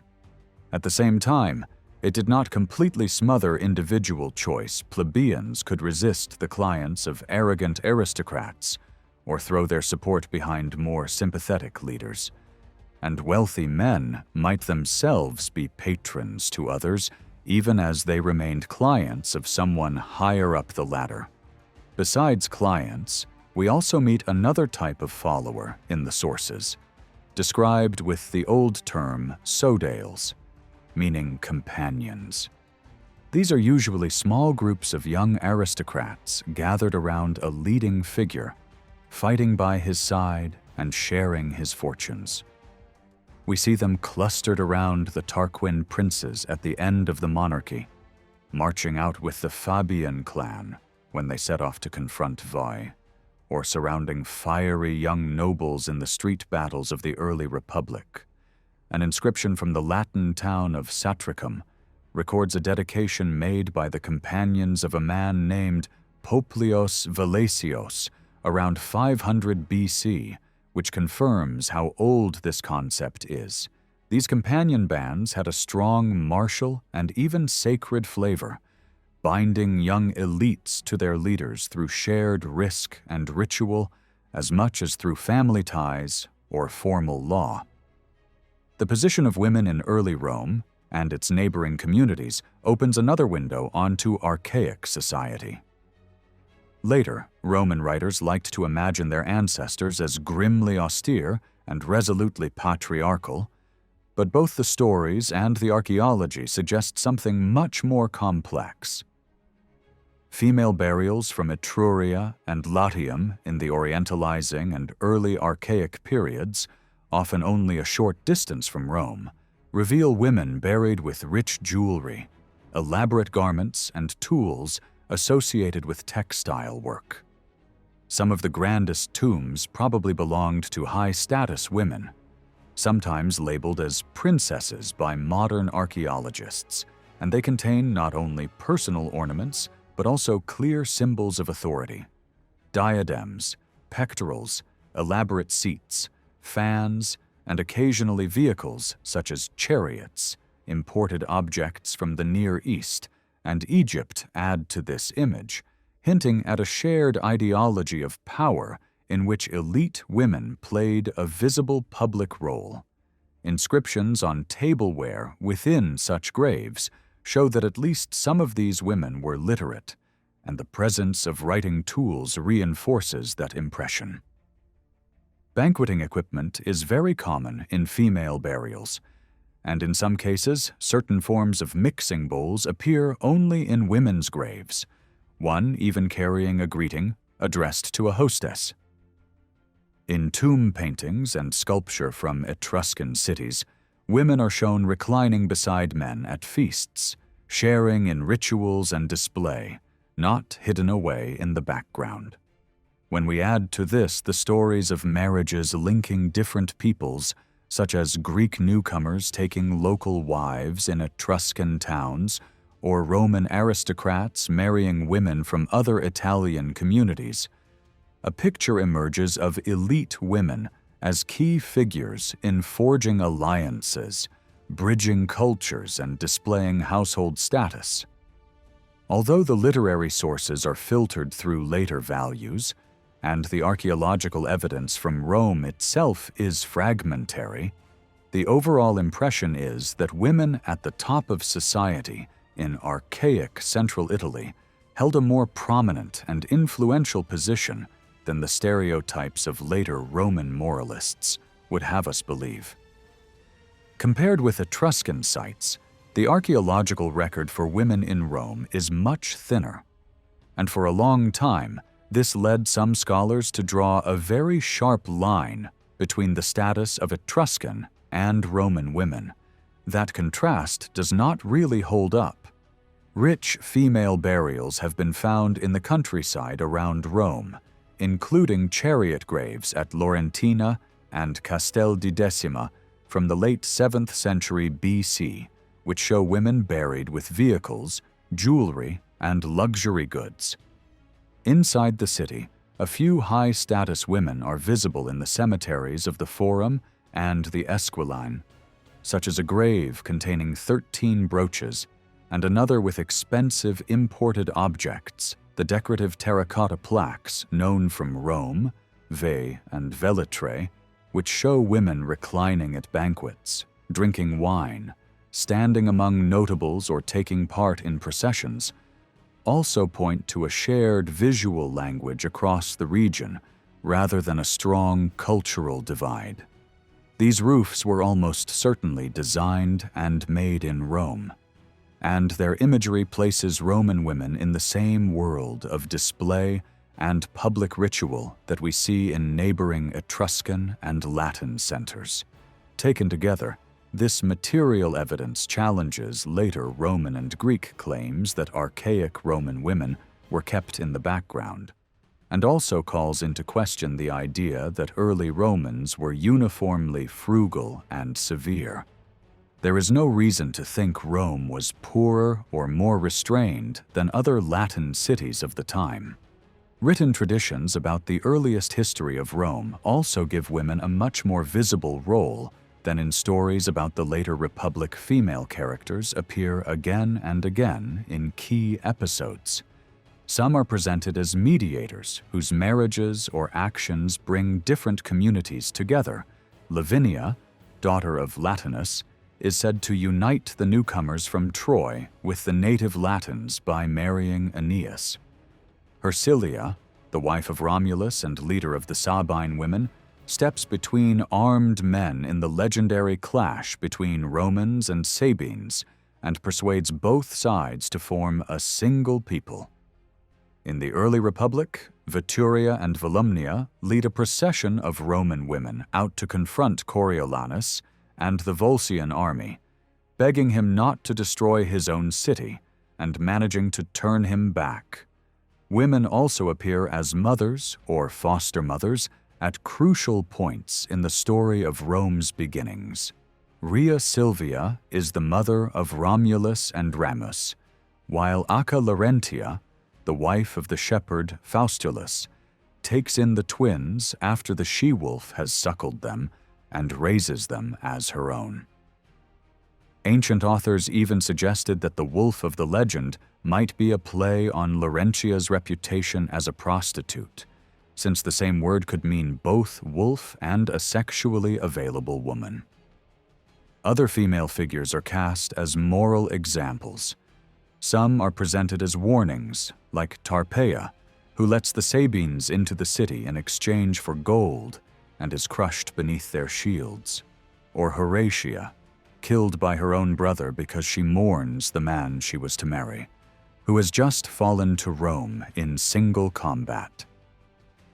The most famous model is Lucretia, whose rape and suicide are used by later writers to dramatize the fall of the monarchy and the birth of the Republic. Even Cloelia, a young girl who bravely swims across the river to escape an enemy camp, is turned into a symbol of manly courage and rewarded with an equestrian statue in a prominent spot along the sacred way. A smaller number of women are shown acting directly in politics or royal succession. Lavinia is said to have ruled Lavinium after Aeneas's death. More concrete are the stories surrounding Tanaquil, the Etruscan wife of Tarquinius Priscus, and her granddaughter Tullia, daughter of Servius Tullius. Both are given powerful king-making roles. Tanaquil persuades her ambitious husband to leave Etruria for Rome, when she feels their talents are wasted at home. On the journey, she interprets an eagle's behavior as a sign that he is destined for power, and later predicts the future greatness of Servius when flames are seen around the boy's head. She has him adopted into the royal household and ultimately married to the king's daughter. When her husband is assassinated, she appears at the palace window and tells the people that he is still alive, but unable to speak, and that Servius will act on his behalf. This gives Servius time to establish himself and take control. The striking image of a queen addressing the people from above recalls Near Eastern images of royal women and has encouraged some modern interpretations that see the queen as a key source of legitimacy and authority. Tullia, by contrast, is portrayed as the embodiment of dangerous female ambition. She is said to have engineered the murders of both her husband and her sister in order to marry her brother-in-law, Tarquinius Superbus, and then to have urged him to kill her father and seize the throne. The most shocking scene has her driving her chariot over the body of Servius Tullius in the street that later took the name Vicus Celeratus, the Wicked Street. Later, authors used her story to illustrate the horrors of tyranny and the chaos unleashed when normal limits are ignored. Lucretia's story serves a different moral purpose, holding up an ideal of female chastity and self-sacrifice. But it also advances the same political narrative by providing a dramatic spark for revolution. These tales cannot simply be read as straightforward history. They clearly bear the marks of later reworking, and they simplify what was surely a more tangled and violent series of events around the end of the monarchy. Even so, there are good reasons to think that real women of high status did play a significant part in politics at the time. Archaeology from regional neighbors shows elite women acting as visible partners in power. The prominence of royal women in the later part of the king list, rather than throughout, hints that the stories grew from particular episodes rather than a fixed pattern copied backwards. In many monarchies, queens and princesses are influential precisely because they live in the palace and control access, marriages, and succession. In Rome, the recurring theme of rulers marrying the daughters of earlier kings suggests that female kinship ties mattered greatly when power was transferred. On balance, it is likely that figures like Tanaquil and Tullia have historical cores that were gradually mythologized rather than being completely invented to mirror later models such as Livia. Their stories were probably shaped and preserved in oral tales tied to specific locations and monuments in the city, which kept their memory alive long before historians wrote them down. Legal and moralizing texts from the Republic also give us a window into how later Romans imagined the behavior of archaic women. They emphasize sobriety, modesty, and religious correctness. Some traditions claim that in the earliest days, a woman who drank wine could be punished as severely as someone guilty of adultery, even with death. And later authors heap praise on the supposed strictness of early custom. In formal marriages that symbolized full union between husband and wife, women passed under the authority of their husbands and could not initiate divorce. This strict framework was credited with keeping marriages stable and divorce rare until much later in Roman history. At the same time, some stories claim that after the famous reconciliation between Romans and Sabines, when the abducted Sabine women chose to stay in Rome, women gained certain honors and a recognized place as mistresses of the household, exempt from hard manual labor apart from spinning. These anecdotes are shaped by later ideals and anxieties, but they underline a central point. Women in early Rome were never just a silent backdrop. In law, legend, and material culture, they appear as visible actors in family life, ritual, politics, and the making of the city itself. Much of this kind of evidence is shaped by idealization. Most of the written material comes from authors of the late Republic or later, who were looking back at early Rome through a nostalgic lens and projecting onto it values like strict morality, frugality, duty, and patriotism. It is easy to see why these themes mattered so much to readers and writers living through the political crises of the late Republic. But the roots of these ideas are older. Concerns about women, family order, and moral behavior are already visible by the late 3rd century BC in the works of early writers such as Fabius Pictor, in the comedies of Plautus, and in Cato's pronouncements ritual emphasis on priestly marriage, and the insistence that Vestal candidates be of spotless reputation, also suggest that anxieties about purity and family honor did not suddenly appear in the last centuries of the Republic, but developed over a long period.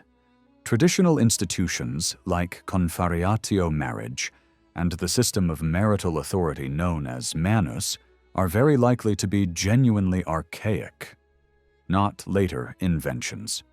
What is much harder to determine is how widespread they were in practice. They probably applied above all to a narrow elite rather than to every family in early Rome, despite the way ancient writers generalize them to the whole community.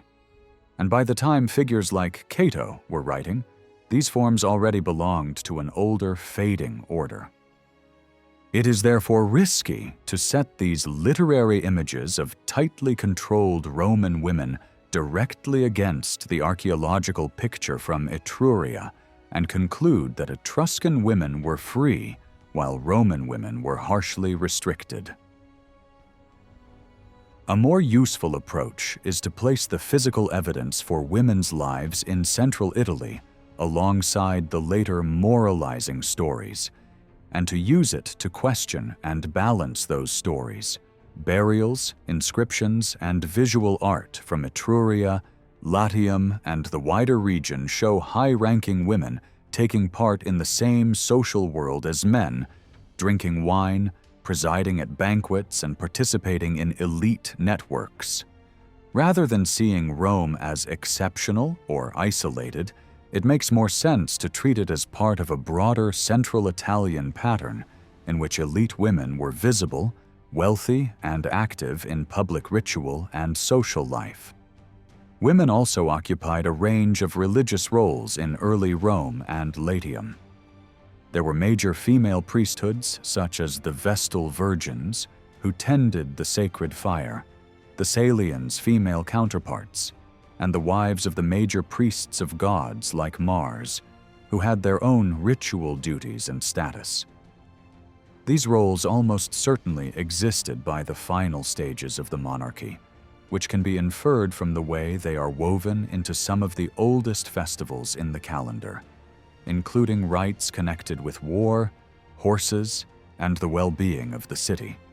Archaeological finds from rich female burials, such as bronze knives and other ritual tools, point in the same direction. Women were not only present at ceremonies, but sometimes had active parts to play. Recent work has also challenged older assumptions that women were generally barred from sacrifice or from drinking wine. It now seems clearer that bans applied in specific settings or at particular shrines, or targeted excessive behavior, rather than imposing a blanket rule on all women at all times. To understand this side of Roman society properly, we have to read the written material against the grain and set it alongside contemporary evidence from Rome's neighbors. The growing body of archaeological data now makes it possible to trace female roles across central Italy with much more precision, even though it still tells us little about formal legal status or the exact workings of marriage in practice. Taken together, the written and material evidence suggests that women in Rome and the surrounding regions were central to elite mobility and the building of alliances. Through marriage, kinship, and religious office, they helped to connect families, secure lines of succession, and anchor authority in ritual. they could influence politics and public life, even if they did not hold official offices themselves. Seen in this light, some elements in the stories about queens, such as Tanaquil and Tullia, become easier to accept as rooted in real experience, even though the tales themselves have been heavily embroidered. Earlier legendary figures like Hersilia or Tarpeia belong more clearly to the realm of myth. What gave real women opportunities for influence was the structure of society itself. Monarchies tend to give the ruling family's women particular importance because so much power flows through the palace, the household, and the royal line. It is no coincidence that the next Roman woman who dominates the political stage after Tullia is Livia, at the dawn of the imperial age when monarchy re-emerges in a new form. At the same time, the archaeological record shows that much of women's daily power was exercised in domestic settings, managing textiles, organizing banquets, overseeing adornment, and controlling the movement of wealth within the family. Spinning equipment, jewelry, and dining sets are constant features of burials and imagery. All this points to a world in which women could have real religious authority and considerable social and even political influence, but did so from within the household and family rather than through public magistracies. When we turn to the question of identity, the period before 290 BC presents its own challenges. Defining what it meant to be Roman in these early centuries is difficult, and only recently has this problem begun to receive systematic attention. The city and its wider community changed dramatically between 350 BC, moving from a regional power with a few 100,000 inhabitants to a vast state ruling the Mediterranean. Pushing back further to imagine identities around 700 BC is even more complex. Almost all of our written testimonies come from much later authors or from Greek observers looking in from the outside. For them, questions of identity were bound up with citizenship, legal status, and membership of an expanding empire, which colors the way they describe earlier times. This may help explain why the monarchy is often presented in ethnic terms, for example in stories that emphasize the foreign origins of some of the kings or the solidarity between Etruscan rulers. Modern scholarship on these topics took a major turn when researchers began to question the assumption that the main Central Italian peoples, such as Latins, Etruscans, and Sabines, were fully formed and sharply separated as early as the Iron Age. Earlier work had tried to map these groups directly onto material cultures and burial styles, but newer approaches highlight how uneven and contingent the evidence is. Written languages only become visible when people start engraving inscriptions and artifacts move across regions through trade, marriage, and migration. Studies of long-distance exchange in the late Bronze Age already show networks that help shape group identities, and finds of Mycenaean goods in Italy make it clear that Central Italy was not isolated even in very early phases. By the time we reach the Orientalizing and Archaic periods, patterns of mobility and exchange have intensified dramatically, with foreign artisans, traders, and ideas flowing into Central Italy, and local elites eagerly adopting symbols of power from the wider Mediterranean. This setting is crucial for understanding how ethnic identities formed. Sanctuaries and shared festivals provided strong focal points for group identity. Some of these gatherings go back to the early Iron Age, such as the Great Latin Festival held on the Alban Mount, while others seem to have emerged in the 6th and 5th centuries BC, like the meeting place of the Etruscan communities at their central sanctuary, or the Federation cult of Diana on the Aventine. The scale of these sites and the resources invested in them show just how important collective identities had become by this time.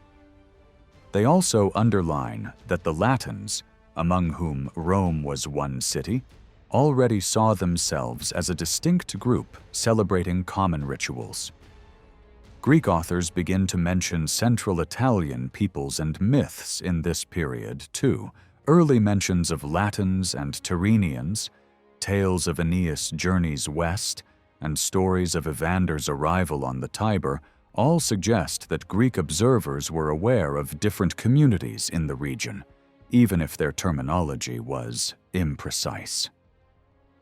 The label Tyrrhenian, for instance, was often used loosely to cover a wide stretch of the western Italian seaboard. Within this world, Rome was best understood as a highly open, flexible city, drawing in outsiders and adapting ideas from multiple directions. Myths about its beginnings, the asylum on the Capitoline, the incorporation of Sabines, and the mixed ancestry of many leading families, all stress this openness. Historically, the city was a point of contact between different cultures along the Tyrrhenian coast and the inland peoples of the Apennines. It seems to have functioned as a kind of frontier city, similar to certain Etruscan centers, where inscriptions and burials reveal citizens of varied origin. Movement in and out of Rome was relatively easy in the archaic period, with exiles and migrants frequently resettling in neighboring cities and foreigners making their homes in Rome. All this makes it hard to pin down a single, clear-cut Roman identity for the monarchy. Yet it is still possible to see strong markers of a shared Roman sense of self. Traditional stories about figures like Evander, Aeneas, and Romulus, which were already circulating by the 6th century BC, present Rome as a place where different peoples come together to form something new.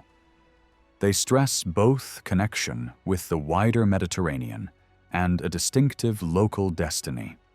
The names Roman and Latin appear on inscriptions outside Rome by this time, showing that outsiders had begun to recognize these categories. Ancient festivals and cults tied to the hills, gates, and landmarks of the city celebrated a unified community made up of multiple parts and remembered the city's origins in ritual form. The population of Rome also included recognizable Sabine and Etruscan elements.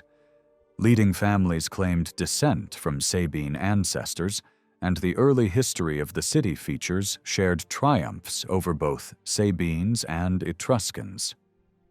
The Tarquin dynasty clearly shows an Etruscan presence at the top of Roman politics, though even here the background is mixed, with non-Etruscan ancestry also in play. Craftsmen, merchants, and laborers from different regions lived in the city and gave their names to neighborhoods. Bilingualism and cultural fusion must have been widespread. Rather than thinking in terms of rigid ethnic blocks, it is more accurate to picture a dense web of entangled histories in which languages, customs, and family lines crossed constantly. Over time, this fluid situation began to change. As city-states grew more powerful and more organized between the 7th and 5th centuries BC, belonging to a political community became more clearly tied to rights, obligations, and membership structures such as tribes and voting assemblies. The spread of colonization in the 5th and 4th centuries BC shows the state taking a stronger hand in directing movement and settlement, even though individual mobility never disappeared. In this sense, the archaic period left a legacy of mixed origins, shared cults, and overlapping identities that later Romans tried to make sense of through stories, institutions, and traditions. Roman identity in the monarchy was already real and meaningful, but it was never simple, and it grew out of a world where boundaries were far more porous than later writers liked to admit. According to Roman tradition, the new republican system was created in 509 BC when the last king was expelled and denied entry to the city. Looking back, later Romans treated this as a revolutionary turning point. But in constitutional terms, the change seems surprisingly limited.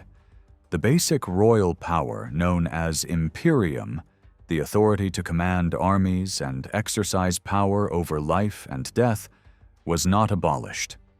Instead, it was divided between two annually elected magistrates, the consuls, who may originally have been called praetors. These men were chosen by the centuriate assembly, the body supposedly organized by Servius Tullius, and they inherited many of the king's military and civic functions. Later on, in the 5th and early 4th centuries BC, this supreme role was sometimes shared among several officials known as military tribunes. Like the earlier kings and the city guardian before them, they had the right to summon the Senate. From a later Roman perspective, most of the civic and religious structures were thought to continue almost unchanged. The key assemblies, especially the centuriate assembly and the tribal assembly, were both attributed to the regal period, with only their form and use developing over time. These bodies seem to have taken over from the older curiate assembly, which tradition associated with Romulus. Major priestly colleges, such as the pontiffs, augurs, the Vestal Virgins, and the board responsible for sacred texts, were all said to have existed already under the kings, and to have carried on into the Republic without interruption. Only one new religious office, the King of Sacred Rites, who performed certain rituals on behalf of the vanished monarchy, was explicitly linked to the beginning of the Republic, and even that timetable is debated. The Senate, too, is presented as a continuing council of leading men. Some ancient writers suggest its membership changed frequently, following the fortunes of leading families year by year, while others imply a more stable body. What is clearer is that the Senate's composition and power were reshaped later by reform laws in the 4th century BC, when tribunes of the plebs pushed through important changes. Taken together, this picture suggests striking continuity rather than a clean break. The main political spaces and buildings of the city remained in use. The Senate House, the Forum where assemblies met, the Great Temple of Jupiter on the Capitoline, and key temples such as those of Castor and Saturn. Even the circus, where public games and triumphal processions took place, seems to link the worlds of king and republic. The archaeology does not always line up neatly with the constitutional story, since many political gatherings happened in open spaces without fixed structures, and magistrates often used temples rather than purpose-built offices. Even so, the physical fabric of the city gives little sign of an institutional revolution in 509 BC. This makes sense when we remember that our written accounts of these events were composed centuries later and were shaped by patriotic storytelling. Yet it is still notable how rarely the founders of the Republic are credited with inventing new institutions. Under the early Republic, the main magistracies came to be monopolized by men from a recognized hereditary elite, the patricians. These belonged to certain powerful lineages, or gentes, and enjoyed privileges that seemed to have roots in the monarchy. Ancient writers claimed that Romulus had created an initial senate of 100 men, whose descendants formed this privileged class. In their telling, these men were distinguished by birth, virtue, wealth, and the fact that they already had children, while the rest of the population, poorer, less prominent, without such pedigrees, became the plebeians. The name patrician was linked to the word for fathers and evoked the authority of elder statesmen. Status was passed down within families, which helps explain why later aristocrats invested so much effort in tracing long, unbroken family trees back to legendary figures. Earlier modern scholars tried to explain the patrician-plebeian divide as the result of some ancient racial conquest, imagining one people subduing another. But the ancient evidence does not support this, and those theories owe more to modern racial thinking than to anything genuinely Roman. A more convincing view sees the patriciate as the product of a long process stretching from the later Bronze Age into the 5th century BC, during which leading families gradually built up political, religious, and economic power, and then presented that dominance as ancient and natural archaeology across central Italy shows how this kind of aristocracy took shape. From the late Bronze Age onwards, graves begin to stand out for their richness. In the Orientalizing period, roughly from the early 7th to the 6th century BC, elite burials become increasingly lavish, filled with imported goods, jewelry, chariots, weapons, and symbols of authority such as thrones and scepters. These tombs do not celebrate individual men alone. Women and children also appear buried with signs of high rank, suggesting whole households claimed special status. Over time, multi-chambered tombs protected by large mounds emphasize continuity across generations and project the idea of an enduring noble line grand residences, like the palatial complexes found at sites in Etruria, reinforced the same message in life as the tombs did in death. All of this fits well with the later image of Roman patrician families who believed they had an ancestral right to rule, and who used myths of deep antiquity to justify their privileges. Modern historians disagree about just how far these aristocratic groups controlled the early Roman state. One line of thought emphasizes the dominance of great clans, suggesting that institutions and offices largely served their private interests, and that rural districts were effectively ruled as family domains. The fact that some country tribes appear to bear the names of leading gentes, such as the Claudii or Fabii, may point to this kind of territorial control. In this view, the early republic looks almost like a system run by a network of dynasties, using the machinery of the state to maintain their wealth and authority. Other scholars argue that the power of these families must be understood alongside, and not in place of, the growth of state institutions. The clans themselves, on this reading, were shaped and strengthened by the development of the city and its political structures, rather than standing outside and above them from the beginning. Comparative work on other ancient societies shows that aristocratic claims of timeless authority usually conceal a history of contest, negotiation, and change. In Rome, as in many pre-modern states, elites may have been powerful, but they still needed the cooperation of the wider population to fight in armies, pay dues, and support collective decisions. The remarkable expansion of Rome in the centuries after the monarchy suggests that, even in its earliest republic, the city was more than just a playground for a handful of families. It was already a functioning state whose institutions and people, though unequal, worked together enough to sustain long-term growth. Modern historians disagree on the exact number of patrician families in early Rome, and no consensus list has emerged. Dionysius of Halicarnassus claimed that fewer than 50 remained by the late Republic, reflecting the high mortality and political instability that often brought patrician lines to an end. Originally, though, the patrician class was likely much larger, possibly numbering around 130 families. Over time, new groups were added. For instance, Tarquinius Priscus is said to have expanded the Senate by introducing minor clans, though these included both patrician and plebeian families.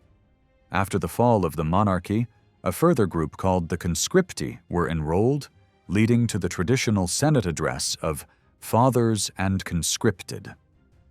One late example of addition to the patriciate is the arrival of the Claudi, whose leader Attus Clausus migrated to Rome with his followers in the early 5th century BCE. Patrician power relied on multiple privileges. One was their auctoritas patrum, the authority to ratify decisions passed by popular assemblies, whether elections or laws. Although this power was later limited by reforms such as the Lex Publilia and Lex Mania, which required this approval to come before votes rather than afterwards, the patricians retained other advantages. They claimed exclusive rights to hold the interregnum, a period in which they supervised the transfer of power, and they monopolized most major priesthoods. Control over religious practices strengthened their political influence, especially through the concept of holding the auspices or consulting divine will. This exclusive claim often sparked conflict, as in 445 BCE, when plebeians challenged their exclusion from the consulship, provoking patrician arguments that only their class could properly interpret the god's signs. Despite the eventual broadening of political and religious roles, in early Rome, these religious offices were tightly linked to patrician identity and prestige. The fact that many of these priesthoods, especially the Flamines and Rex Sacrorum, carried deeply archaic traditions suggests religious authority was central to patrician power even during the monarchy. When kingship gave way to a dual consulship and annual elections, this division of power opened the political stage to non-patricians, but religious control remained largely intact, bolstering patrician dominance. The early republic was marked by growing tension between patricians and plebeians, often referred to as the struggle of the orders. This conflict stemmed from both social and economic grievances. Rome's military setbacks in the early 5th century, along with population pressures and massive debts, worsened conditions for ordinary citizens, and plebeians suffered from poverty and lacked land, and increasing numbers fell into debt bondage. While some plebeian leaders may have been newcomers to Rome, others were farmers or property holders whose status and contributions to the army did not shield them from exploitation. The idea that patricians were ancient natives while plebeians were outsiders is a myth. Both orders go back to the same early traditions. The collapse of the monarchy also empowered the masses, as the final kings are portrayed as having courted popular support. With the Republic's introduction of elected magistrates, even within assemblies weighted toward wealth, non-elite voices gained a symbolic platform. Connections with Greek cities in southern Italy and Sicily, where democratic movements were spreading, also influenced Roman political awareness. Meanwhile, the rise of heavily armed infantry, self-equipped citizen soldiers, meant that ordinary farmers wielded new military and political leverage. Patrician supremacy appears to have peaked in the later 5th century BCE. Records known as the Fasti Consulares show that about 1/5 of magistrates in the early 5th century came from non-patrician families. This proportion sharply declined over the next decades, dropping to almost nothing. By the century's end, only 1% of magistrates came from outside the patrician class. This pattern, often called the closure of the patriciate, suggests a deliberate consolidation by the patrician elite. It also explains the rise of plebeian agitation, a coalition of wealthy non-patricians and oppressed poorer citizens who began organizing in the late 6th and early 5th centuries. The first formal act of plebeian resistance was the secession of 494 BCE. According to tradition, Widespread debt and mistreatment at the hands of creditors sparked a mass withdrawal of plebeian soldiers and city dwellers. They marched to the Sacred Mount, just outside Rome, refusing to return until guarantees were made. After negotiations, a compromise was struck, and plebeians were granted the right to elect their own representatives, the tribunes of the plebs. A second secession followed in 450 BCE during the crisis surrounding the Decemvirate. This special council of 10 had been appointed to draft Rome's first written laws, but soon acted tyrannically when the decemvirs refused to step down and abused their power, including in the infamous case of Appius Claudius and the girl Virginia. The plebeians again withdrew, first to the Aventine Hill and then to the Sacred Mount. These secessions became defining events in the struggle for political equality and set powerful precedents for collective action among Rome's lower orders.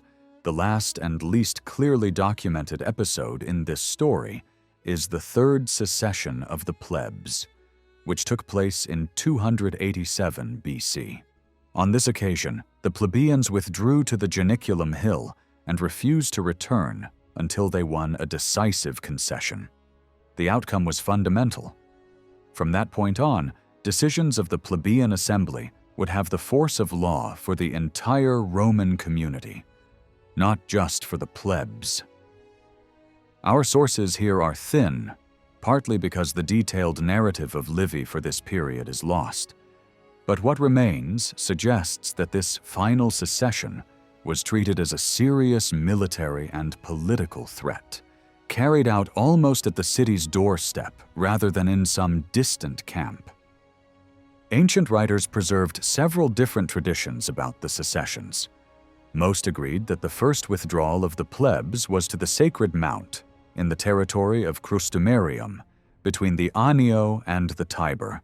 A less common version instead placed it on the Aventine Hill.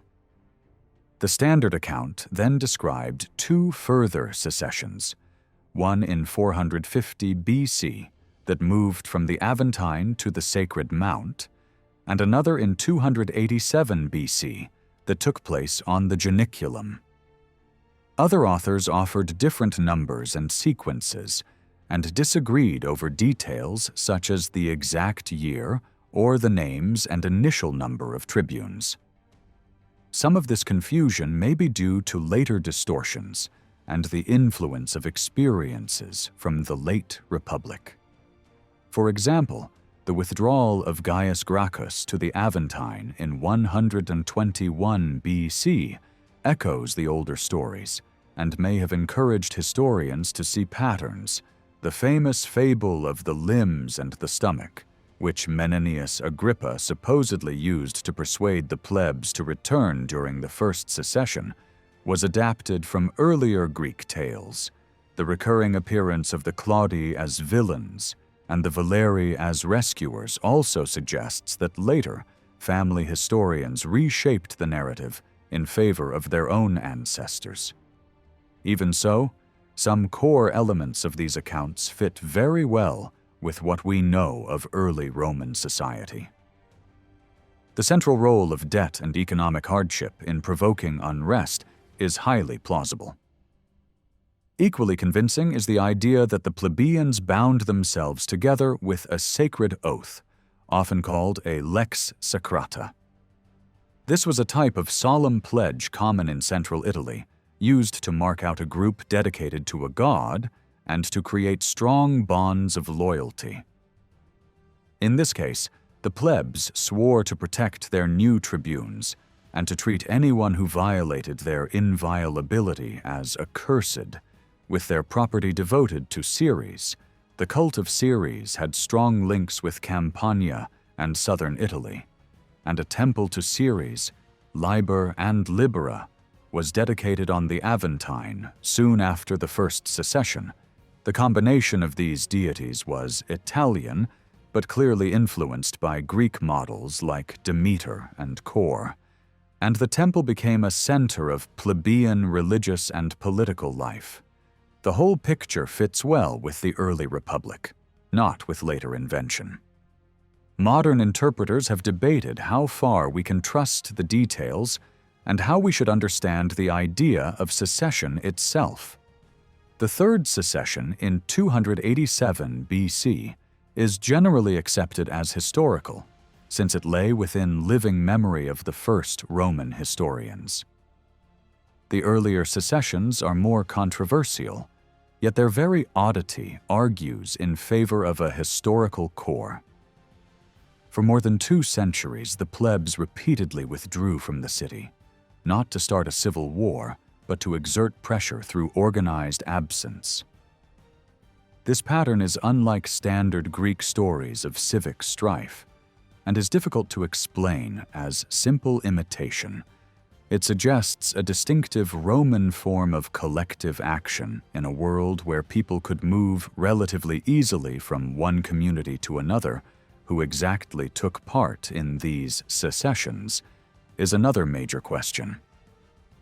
Some scholars have imagined the plebs as mostly artisans and traders, recent arrivals without patrons. Others have identified them with the poorest citizens, those below the property threshold for the army, which would explain why the elite were initially slow to respond. Yet all our ancient accounts stress that the withdrawals were led by armed citizens, that they were triggered by the burden of military service and debt, and that they took the form of a refusal to march against external enemies. It is more convincing to see the seceding plebs as a broad coalition that included many property-owning farmers serving as infantry, joined by poorer citizens and those already enslaved for debt. In this view, the secession was at once a military strike and a social revolt. The act of leaving the city also needs to be seen against the wider background of mobility in early Italy. People and groups often moved between communities, sometimes peacefully, sometimes as armed bands. To withdraw to a hill outside Rome, under arms and under oath, carried the implicit threat that the plebs might go further, found a new settlement, or ally with Rome's enemies.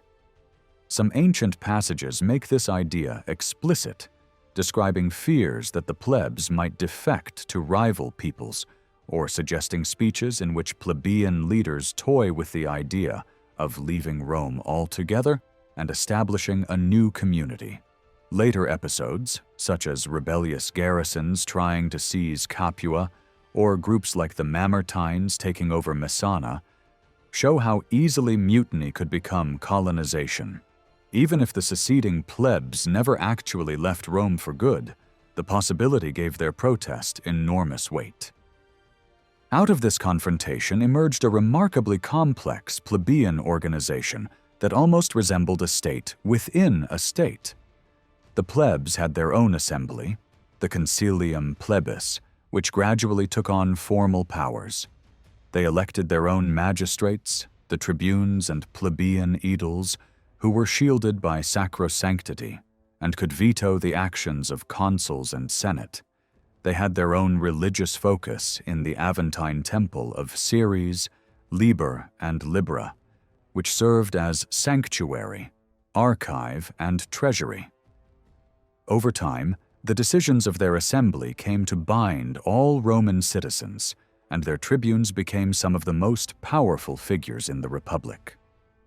Religious, political, and cultural influences, many coming from Greek cities in southern Italy, helped shape this movement, but it responded to specifically Roman tensions between wealth and poverty, power and exclusion. The secessions of the plebs were therefore not just dramatic episodes of protest, but turning points that reshaped the Roman state from within. The plebeian movement kept pushing for a fair share of political power and for relief from the hardships faced by poorer citizens. They did this through further secessions in 450 and 287 BC, and through constant political pressure inside the city, It was said to be the plebs who demanded that a special board of 10 men, the decemvirs, be created in 451 BC to draw up and publish a written code of laws. This board produced 10 laws and had them displayed on bronze tablets in the forum. The office was meant to last for only 1 year, but it was soon decided that the code needed additions, so a second board of decemvirs was elected. In their second year, things turned dark. The leading figure, Appius Claudius, was portrayed as turning into a tyrant. All other magistracies were suspended. There was no right of appeal against decemviral judgments, and the regime began to behave as if Rome were under one-man rule again. The board added only 2 further tables, one of which introduced a notorious rule forbidding marriage between patricians and plebeians. Together, the 12 tables of this code became a foundational text of Roman law. The decemviral regime itself was brought down in 450 BC, when the plebs once more abandoned the city in the Second Secession. This whole episode is one of the most complex and debated parts of early Roman history. The traditional story raises many questions. Although the struggle between patricians and plebeians is central to how the law code was later remembered, the surviving rules barely mention social conflict directly, apart from the ban on intermarriage. The idea that the plebs demanded the creation of the decemvirs only for them to turn around and oppress their supporters feels dramatic and ironic. The narrative is filled with vivid episodes that clearly grew in retelling, especially the story of Appius Claudius and the young woman Virginia. In this tale, Appius tried to have her declared a slave so he could possess her, and she was saved from that fate only when her father killed her himself. The story strongly echoes the fall of the last king, Tarquinius Superbus, and Greek tales about tyrants abusing women. There are also problems with the lists of the decemvirs given by later writers.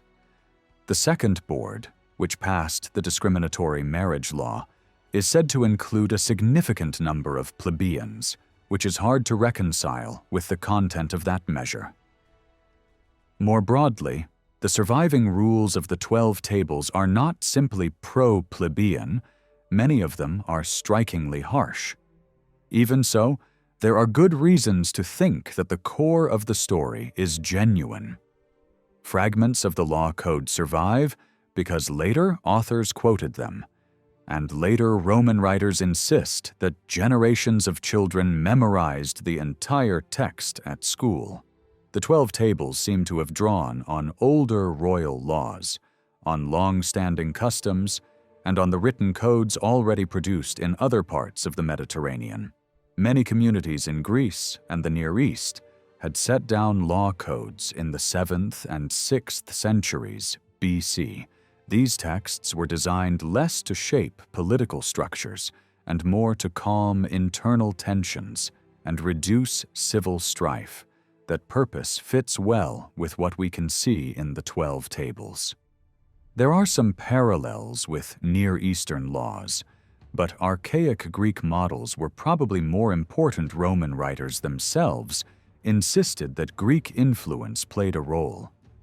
They spoke of commissioners being sent to study law in the Greek world and of a famous Greek exile who helped draft the code in Rome. The details of these legends cannot be taken literally, but the broader picture of strong Greek influence matches everything else we know about early Rome, which was deeply engaged with the Greeks. The surviving clauses of the 12 tables open an unusually clear window on the Rome of the mid-5th century BC.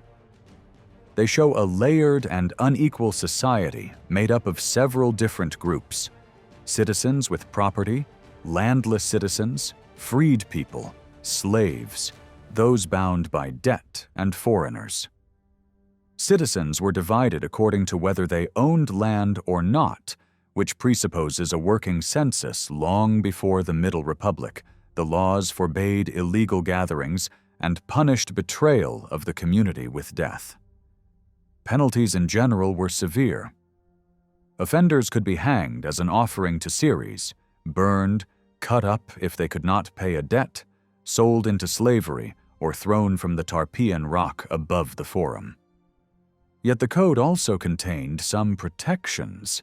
It forbade the passing of special laws aimed at individuals and insisted that no one could be executed without a formal trial and condemnation.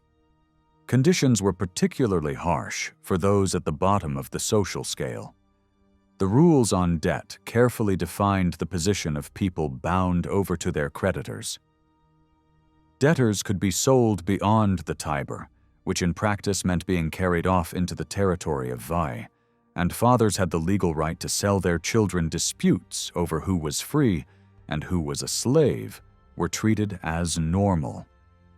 Injuries to slaves were punished less severely than those inflicted on free persons, though damage caused by slaves still had to be compensated by their owners. Other economic provisions show an economy centered on agriculture and land. Roads had to meet minimum standards. Fields and crops were to be protected from harmful rituals and incantations.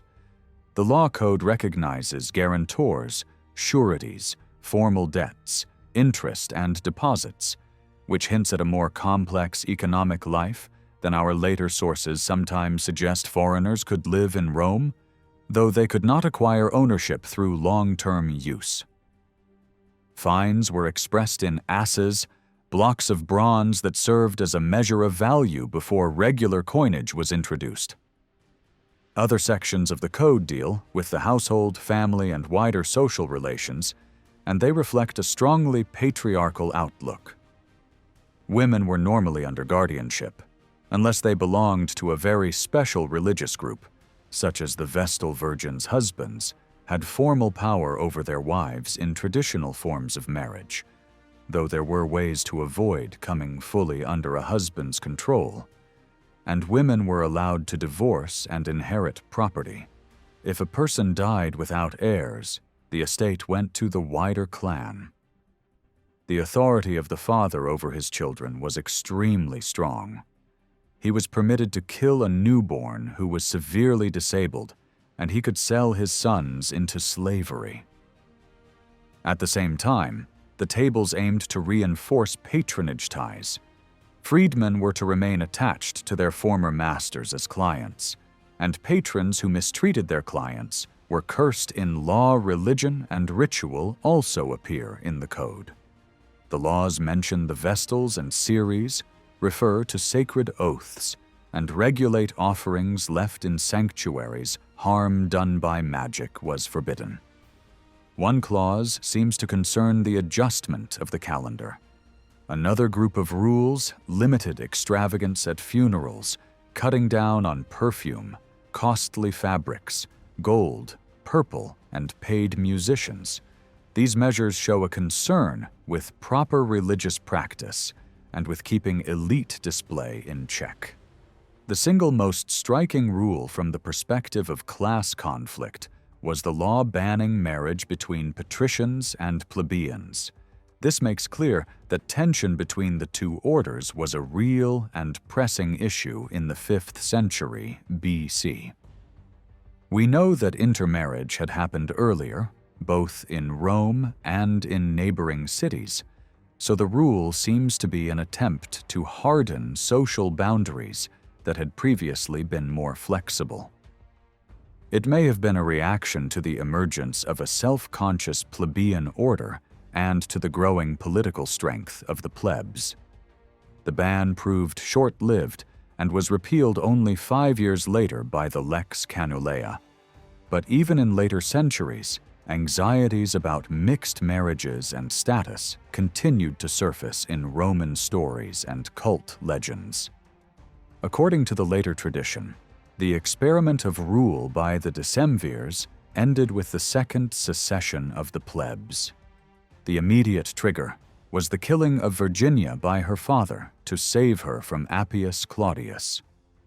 The Roman armies, encamped outside the city, were stirred by this scandal and turned against the decemvirs. Soldiers abandoned their positions and marched first to the Aventine Hill, which was already an important center of plebeian life and politics. From there, they moved to the Sacred Mount outside the boundary of the city, the same place used in the First Secession, hoping to increase the pressure on the Senate by physically withdrawing from the civic community. The plebs agreed to return only when the decemvirs resigned. Appius Claudius was subsequently prosecuted and is said to have taken his own life. Power then passed to two consuls seen as sympathetic to plebeian interests, Valerius and Horatius, who introduced a set of laws in 449 BC. These measures restored the right of appeal, confirmed the powers and inviolability of the tribunes, and declared that resolutions passed by the plebeian assembly had legal force. Modern historians have been skeptical of some of these details, especially because similar laws on appeal and on plebeian resolutions appear again later in Roman history. This repetition has led some to argue that the early measures are inventions projected back from the 4th or 3rd century BC. However, many enactments affecting the plebs were passed between 449 and 287 BC, and it is quite possible that later reforms modified or revived older rules rather than creating them from scratch.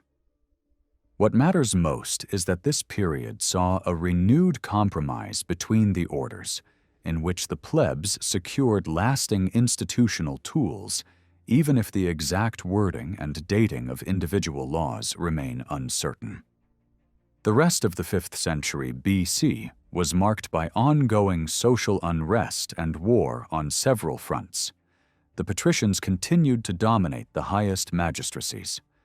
In 445 BC, the Lex Canulea finally overturned the ban on intermarriage between patricians and plebeians. In the same year, its proposer also tried to open the consulship itself to plebeians. The Senate rejected this radical step and instead put forward a compromise. Rather than consuls, the people would sometimes elect several supreme magistrates called military tribunes with consular power. Over time, their number rose from 3 to 4, and then to 6. In theory, this opened the way for plebeians to hold the top office, but in practice they were elected only very rarely in the 5th and early 4th centuries. BC. The system of military tribunes lasted until the consulship was restored and formally opened to plebeians by the Licinio-Sextian laws in 367 BC.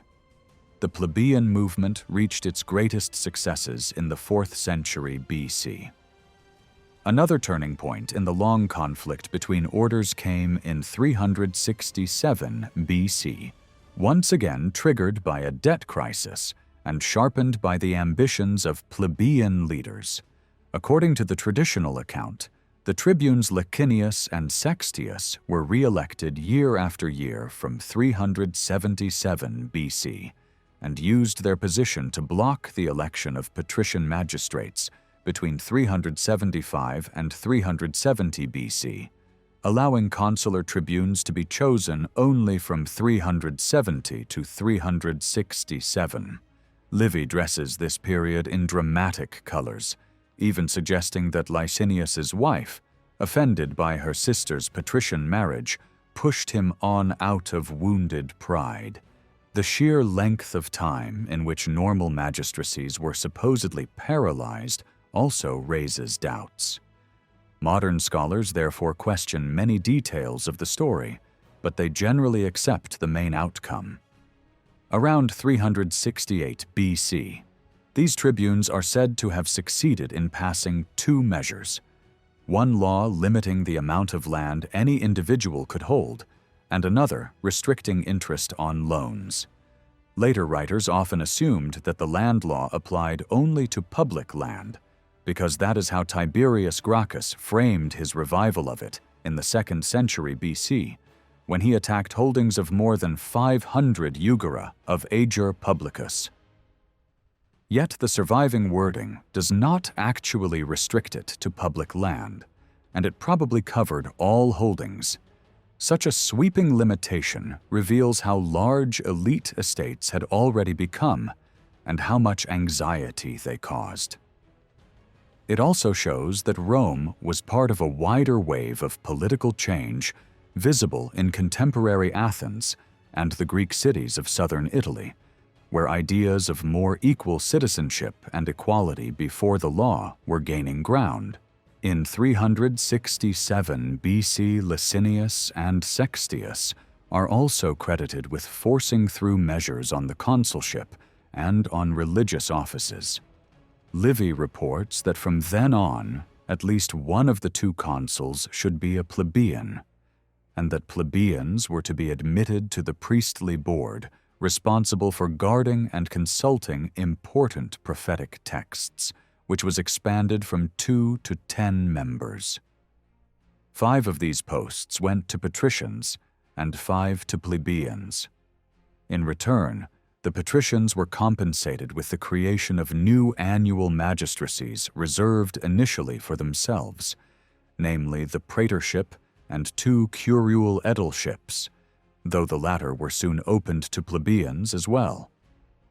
In practice, this package of Licinio-Sextian measures did not immediately transform access to the consulship. The consular fasti show that between 355 and 343 BC, both consuls were still often patricians. A later measure, the Lex Genutia of 342 BC, returned to the same set of problems. Livy attributes to it a ban on charging interest on loans and a rule that both consuls could be plebeians. From that point onwards, one of the 2 consuls was indeed always a plebeian. But it was not until 172 BC that both consuls in a given year were plebeians. This pattern has led many modern scholars to suggest that Livy's presentation is slightly confused. The rules of 367 BC probably made plebeians eligible for the consulship, while a law in 342 BC may have insisted that at least 1 consul each year must be plebeian. Even if this reconstruction is more accurate, it still assumes that such laws were respected consistently, which may be optimistic. The struggle over offices was not only political, but also religious, because priesthoods were a central pillar of patrician dominance. The final stage in opening up this sphere came in 300 BC with the Lex Ogulnia, which increased the number of pontiffs and augurs and admitted plebeians into both colleges. From that point, plebeians could participate in all the major communal priesthoods, even though some of the most ancient individual roles, such as the high priests of certain gods, remained closed to them and reserved for patrician families. The last great constitutional milestone was reached in 287 BC, when the plebeians mounted a 3rd secession, this time to the Janiculum Hill. In response, a law associated with the dictator Hortensius granted full legal force to decisions passed by the plebeian assembly, making them binding on the entire Roman people rather than only on plebeians.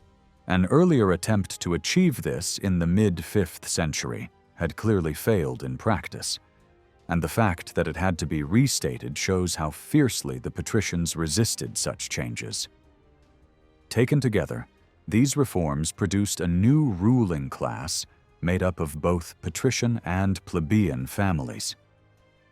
This mixed nobility is visible in the consular lists, where plebeian names begin to appear with increasing frequency as rich plebeian houses won higher offices and entered the Senate. For poorer Romans, there was a price to pay. Once ambitious plebeian leaders had joined the governing elite, they were less inclined to act as champions of the very poor.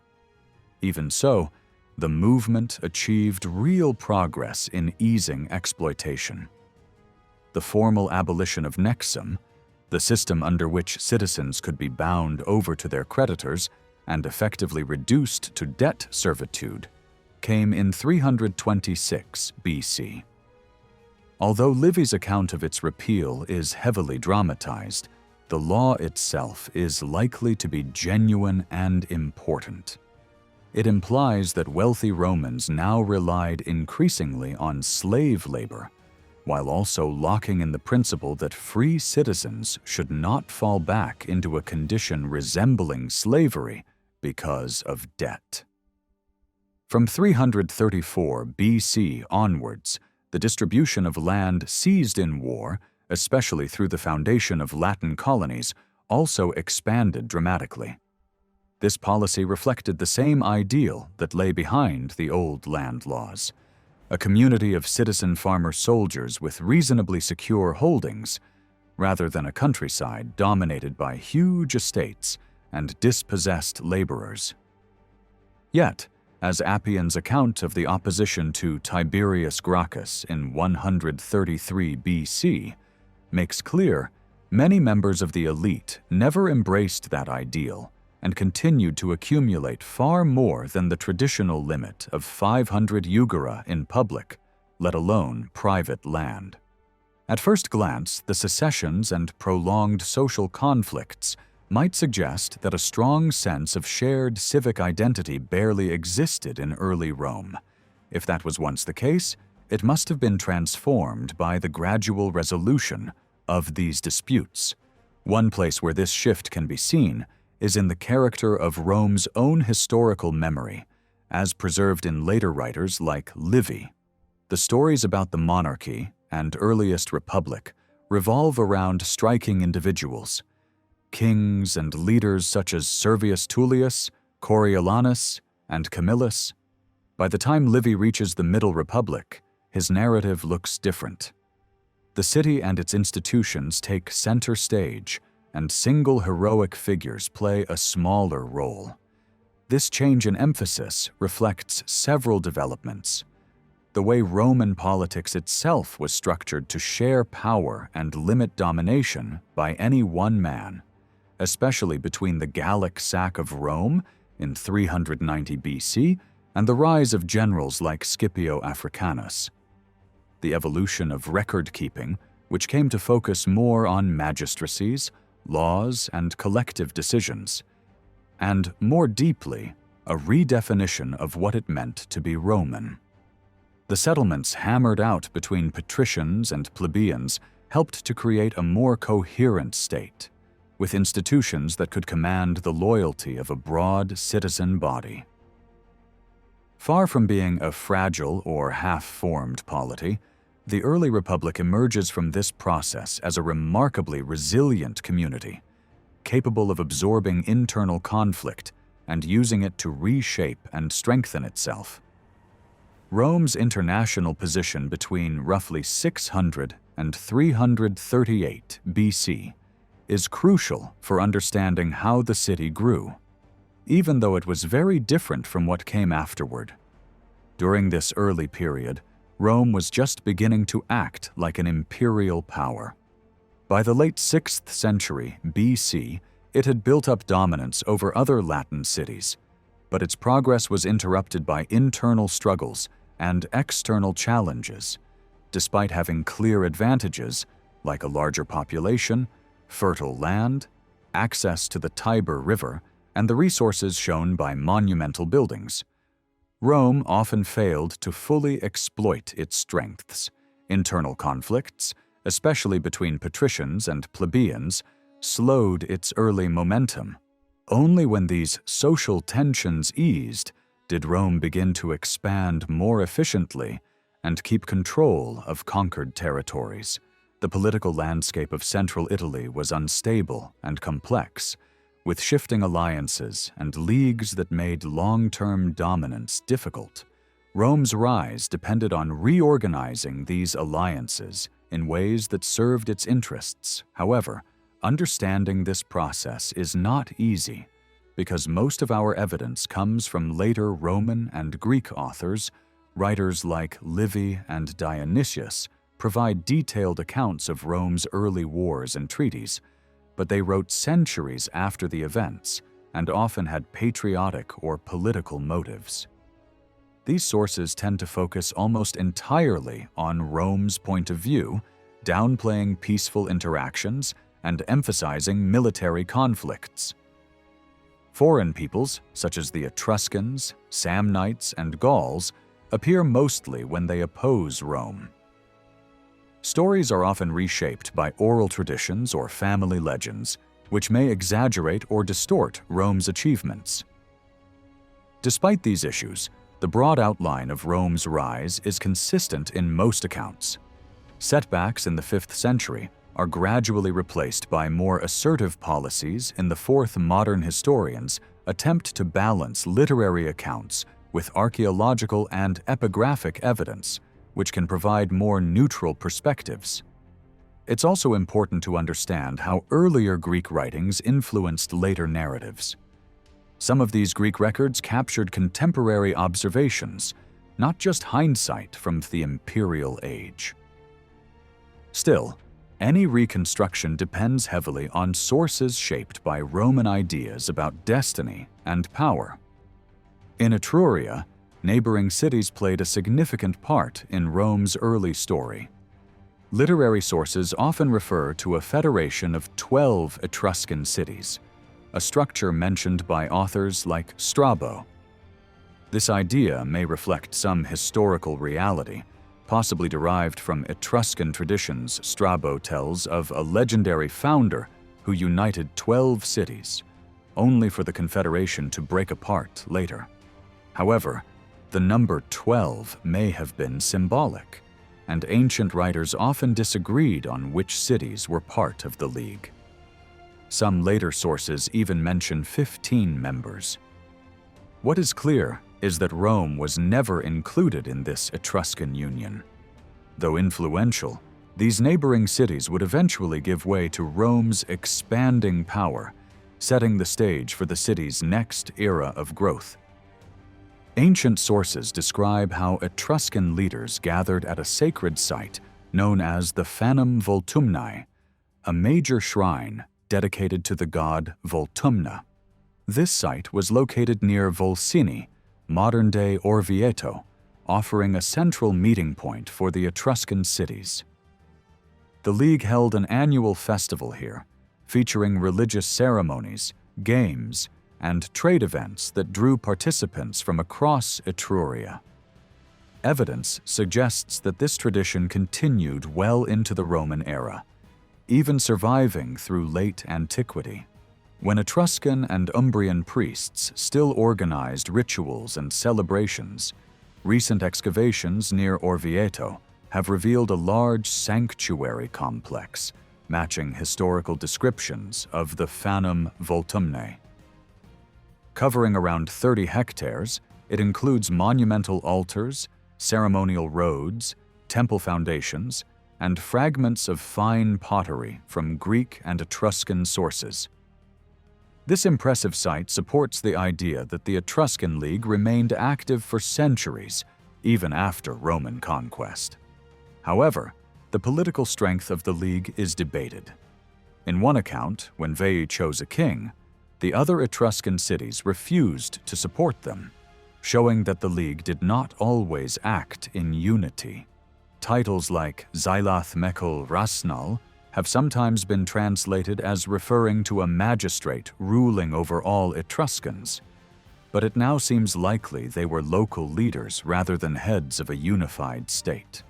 While there are references to combined Etruscan military efforts led by a single figure, these tend to come from myth or early history and don't reflect consistent political unity. Instead, the Etruscans seem to have functioned as a collection of independent city-states that came together only when needed. Shared religious rituals and occasional cooperation helped create a sense of cultural identity, but not a centralized nation. Some ancient sources claimed vast Etruscan power over all of Italy in earlier periods. While exaggerated, there is solid evidence that Etruscan influence spread beyond Tuscany into regions like Campania in the south and the Po Valley in the north. In Campania, cities such as Capua and Pompeii arose with strong Etruscan ties. Archaeological evidence shows Etruscan culture spread through funerary practices, architecture, and language. Capua, particularly, was a major Etruscan center, strategically located at a crossroads and boasting urban planning and monumental structures similar to Etruscan cities in the north.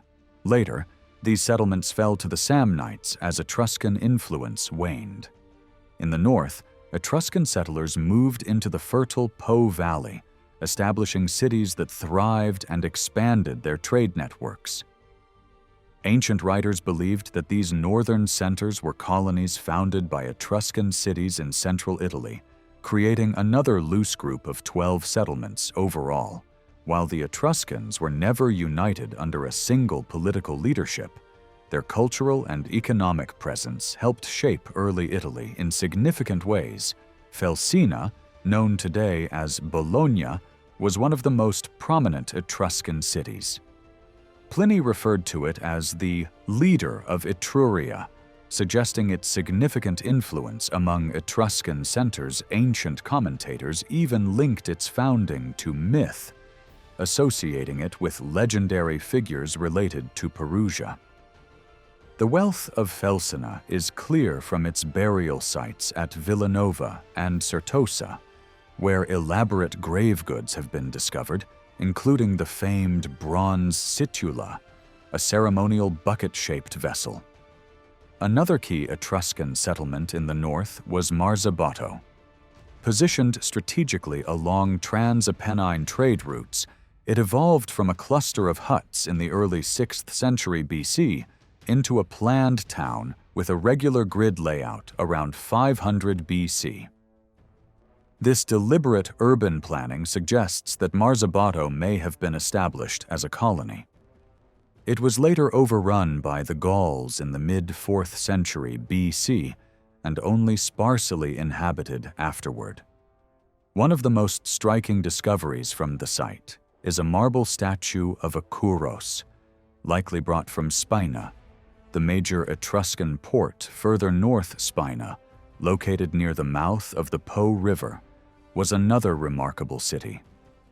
Its grid layout, laid out around 530 to 520 BC, and the vast quantities of imported Attic pottery found there point to its role as a hub in long-distance Adriatic trade, particularly in grain. Spina's prosperity was well recognized, even maintaining a treasury at the famous Greek sanctuary of Delphi.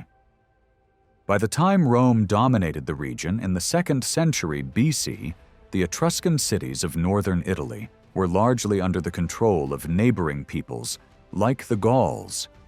Yet even then, remnants of Etruscan and Umbrian communities persisted in places like Ariminum and Ravenna. Overall, the so-called League of the 12 Peoples is best understood as a religious and cultural alliance rather than a militarized state or empire. While the Etruscans did establish settlements beyond their heartland in Tuscany, including in Campania and the Po Valley, these were not tightly controlled colonies in the Roman sense. Instead, they were urban centers connected through shared language, religion, and trade networks. These links, especially those extending into Latium and Campania, played a key role in shaping the early development of Rome.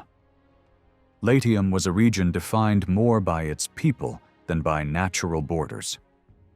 The heart of this area lay in the plain between the Tiber and Anio rivers, with the Alban Hills forming its core, called Latium Vetus, or Old Latium. This area was home to the Latin people, who shared a common culture, language, and identity. Their shared heritage included the myth of descent from King Latinus, father-in-law of Aeneas, and widespread participation in religious festivals, like the Feriae Latinae held on the Alban Mount. This festival brought together dozens of Latin communities, many of which have long since disappeared. Pliny preserved an ancient list of 53 Latin peoples who took part in these ceremonies. Some of those names seem to reflect early settlements or tribal identities, possibly even small villages incorporated into Rome itself.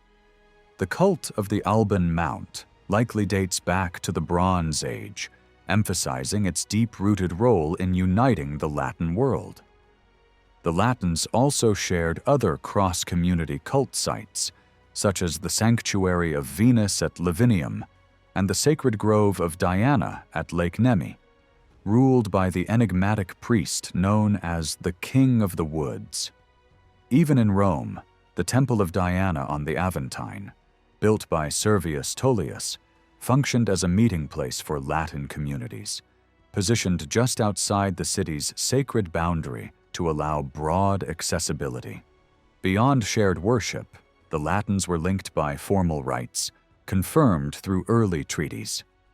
These included the right to intermarry, conduct business, and even move to and gain citizenship in other Latin cities. Rome was part of this network, yet its identity was unique.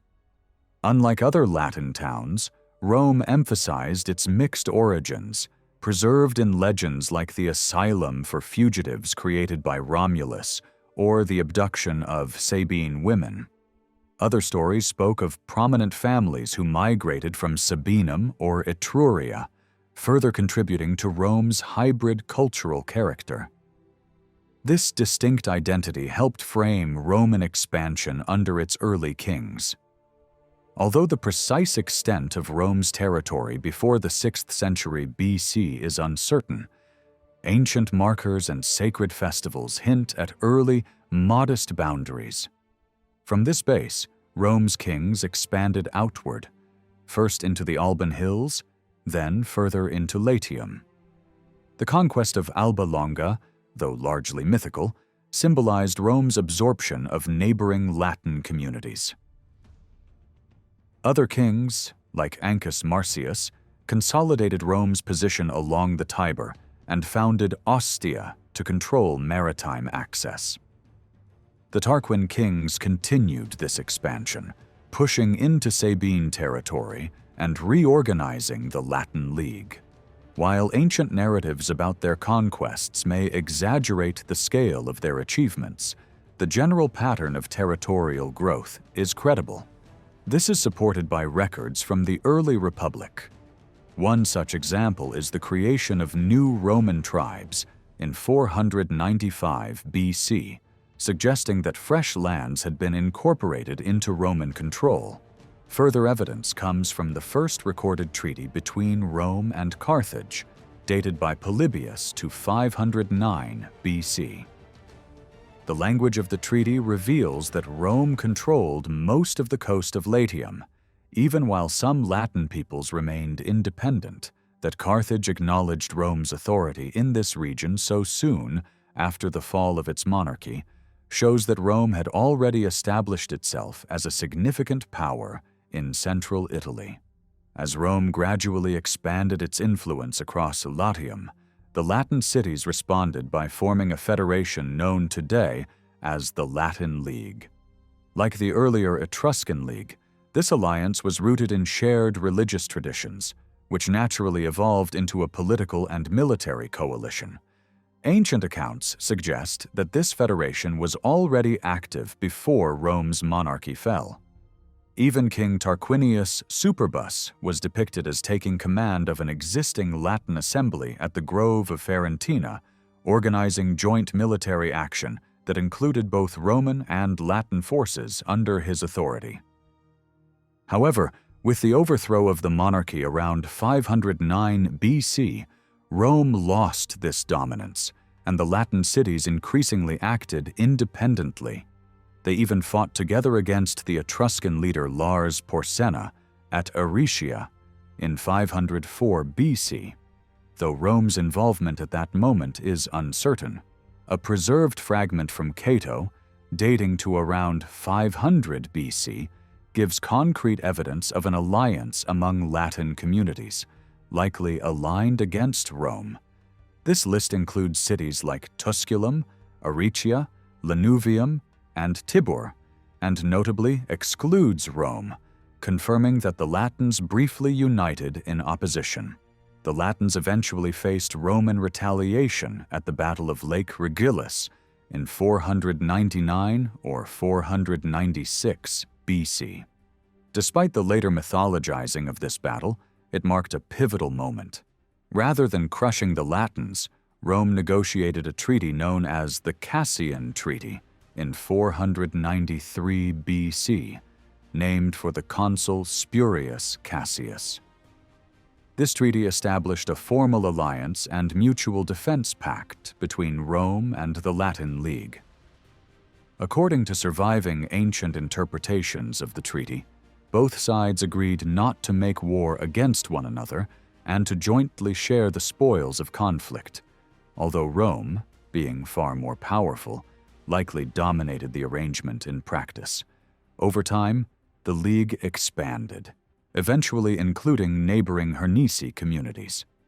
The alliance served as a defensive barrier against the encroachment of tribes like the Aequi and Volsci, who posed a serious threat to Latium in the early 5th century BC. The Volsci, in particular, infiltrated regions like Antium, Satricum, and Velitrae, even as Rome and its Latin allies resisted their advancement.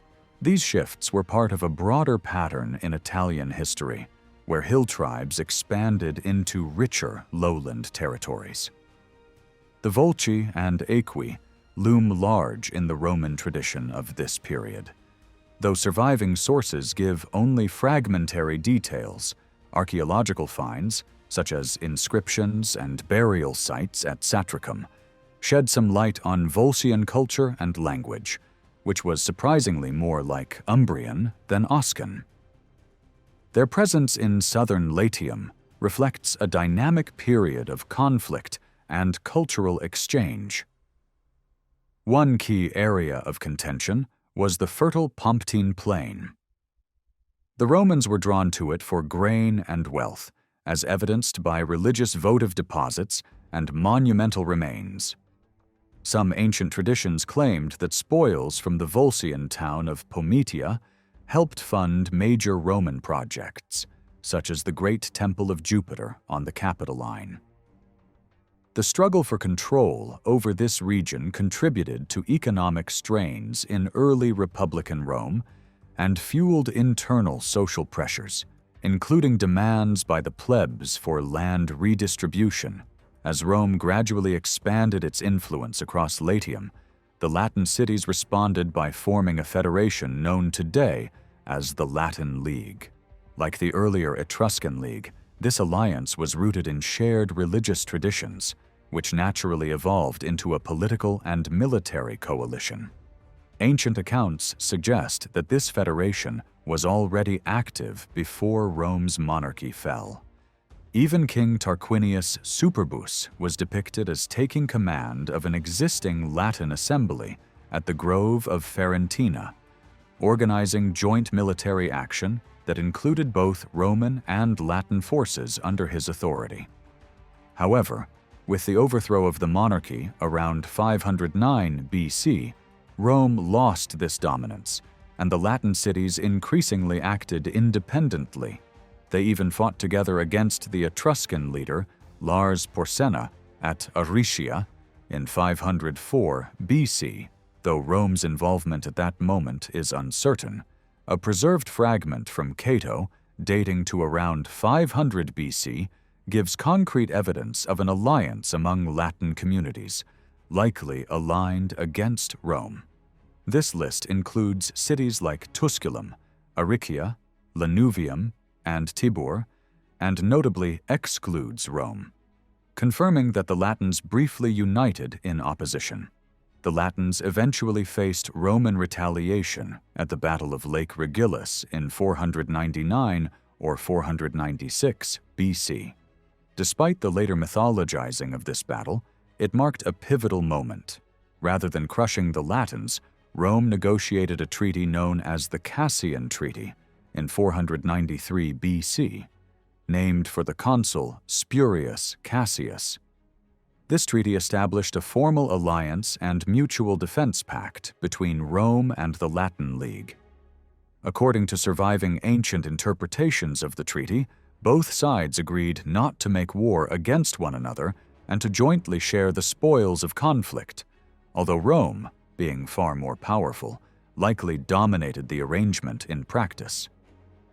Over time, the League expanded, eventually including neighboring Hernisi communities. The alliance served as a defensive barrier against the encroachment of tribes like the Aequi and Volsci, who posed a serious threat to Latium in the early 5th century BC. The Volsci, in particular, infiltrated regions like Antium, Satricum, and Velitrae, even as Rome and its Latin allies resisted their advancement. These shifts were part of a broader pattern in Italian history, where hill tribes expanded into richer lowland territories. The Volsci and Aequi loom large in the Roman tradition of this period. Though surviving sources give only fragmentary details, archaeological finds, such as inscriptions and burial sites at Satricum, shed some light on Volscian culture and language, which was surprisingly more like Umbrian than Oscan. Their presence in southern Latium reflects a dynamic period of conflict and cultural exchange. One key area of contention was the fertile Pomptine Plain. The Romans were drawn to it for grain and wealth, as evidenced by religious votive deposits and monumental remains. Some ancient traditions claimed that spoils from the Volscian town of Pometia helped fund major Roman projects, such as the Great Temple of Jupiter on the Capitoline. The struggle for control over this region contributed to economic strains in early Republican Rome and fueled internal social pressures, including demands by the plebs for land redistribution.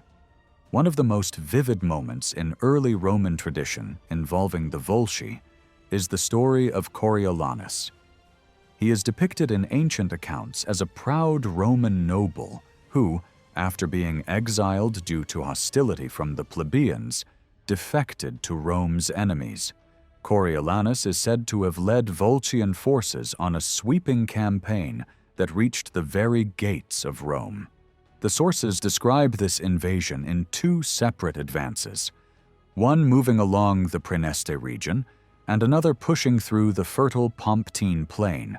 His attack ended only when his family left Rome to plead with him directly, illustrating themes of honor, loyalty, and the pull of kinship over vengeance. Although rich in emotional detail, this tale's historicity is uncertain. Coriolanus does not appear in official Roman records, which raises doubts about whether he was a real person. Yet his story reflects real patterns of elite mobility during this era. It was common for prominent figures to shift allegiances across regions, as supported by both literary and archaeological evidence. Whether or not Coriolanus himself existed, the legend underscores the genuine threat posed by the Volsci at the time. The archaeological record helps bring these literary narratives to life. The site known as Satricum, or Suessa Pometia in the sources, provides an ideal case study. Located in the fertile Pomptine Plain, it was first under Latin and possibly Auruncan control before being conquered by Rome and then seized by the Volsci excavations. They have uncovered a temple to Mater Matuta and large residences from different periods. New burials and changing building alignments during the 5th century BC reveal shifts in cultural practices that align with the arrival of the Volsci, an indication of their non-urban, clan-based society. This period saw warfare that was very different from the structured state armies of later Rome. Central Italy was marked by clan leadership, personal armies, and fluid territorial boundaries. Private war bands played a significant role in conflicts, often led by ambitious elites who pursued their own interests. One striking example is an inscription found at Satricum, dating to around 500 BC. It records a dedication to the god Mars by the companions of Publius Valerius, suggesting independent military action led by a prominent figure, possibly the same Publius Valerius who was consul in early Republican Rome. Other episodes support this picture of personal military networks. Attis Clausus, who migrated to Rome with his followers in 504 BC, is another example of an elite leading military clients. In 460 BC, a man named Appius Herdonius attempted to seize the Capitoline Hill with a private army from the Sabine region. All these stories reflect a world where personal power, migration, and clan loyalty shaped military and political realities. Even in Roman society, these dynamics persisted. The Fabii, one of Rome's leading families, famously fought the Etruscans at the Tiber River in 479 BC with their own followers. Nearly the entire family was killed. Ancient writers tend to frame such events in patriotic terms, but they also reflect a decentralized and clan-driven approach to warfare. Clans like the Valeri and Vitelli maintained ties to specific territories and even supported local defense independently. These glimpses into early Rome reveal a society in transition, moving from aristocratic clan networks toward a more centralized state, but still deeply influenced by kinship, mobility, and martial traditions rooted in the archaic past. The evidence suggests that warfare in early Rome often involved private groups acting with the approval of state authorities, similar to the campaigns of the Fabii. Contemporary examples from Etruria indicate that this wasn't unique to Rome. One striking archaeological find is a hoard of bronze helmets from Vetulonia, each marked with the word Hapnas, possibly remnants of a clan-based military force. A similar scene of triumph in battle, featuring captured people and livestock, is depicted on a sarcophagus from Perugia dating to around 500 BC. This era appears to have been dominated by elite-led war bands and clan-level militias operating independently of central control. Rather than the organized phalanxes often associated with later Rome, this period saw more flexible tactics such as raids, ambushes, and skirmishes.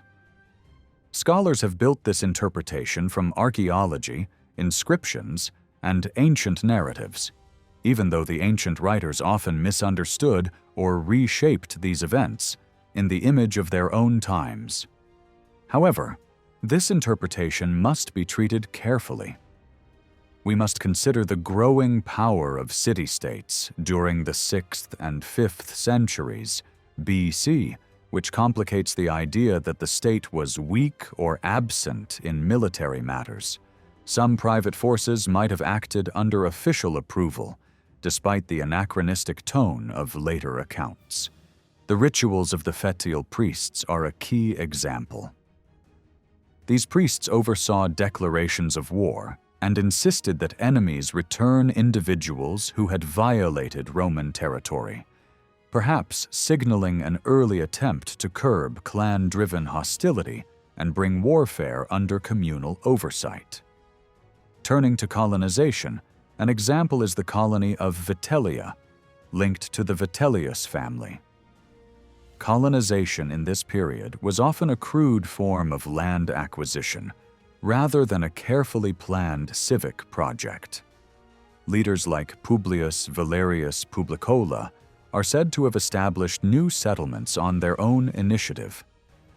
In one case, he reportedly founded a town called Sigliuria, stationed a colony there, and only later saw it fall in battle. Ancient sources suggest that commanders could claim ownership of newly conquered land and were entrusted with its allocation. Early colonies in Latium, referred to as Priscae Coloniae Latinae, were said to have been established first under the kings and later by the Senate. More recent theories argue that these were joint ventures by the Latin League. According to this view, areas adjacent to Roman territory, such as the lands near Veii, became Roman territory and were settled individually.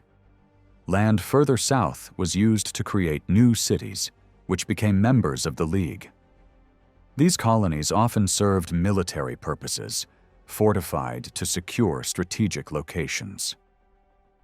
Initially, this theory offered a neat explanation, but later research has shown that many such foundations were built on pre-existing settlements and served varied purposes beyond defense. Colonies were often socially diverse. Romans formed the largest groups of settlers, but locals were sometimes included, especially when the goal was to repopulate depopulated areas. At Antium and other locations, even former enemies were enrolled as colonists. This fostered cultural blending, but also sparked periodic revolts. The eventual revolt of the Latin League against Rome during the 4th century BC, with many colonies siding with the Latins and Volsci, shows the complexity of this colonial system. The upheaval facing Rome during the 5th century BC wasn't an isolated case.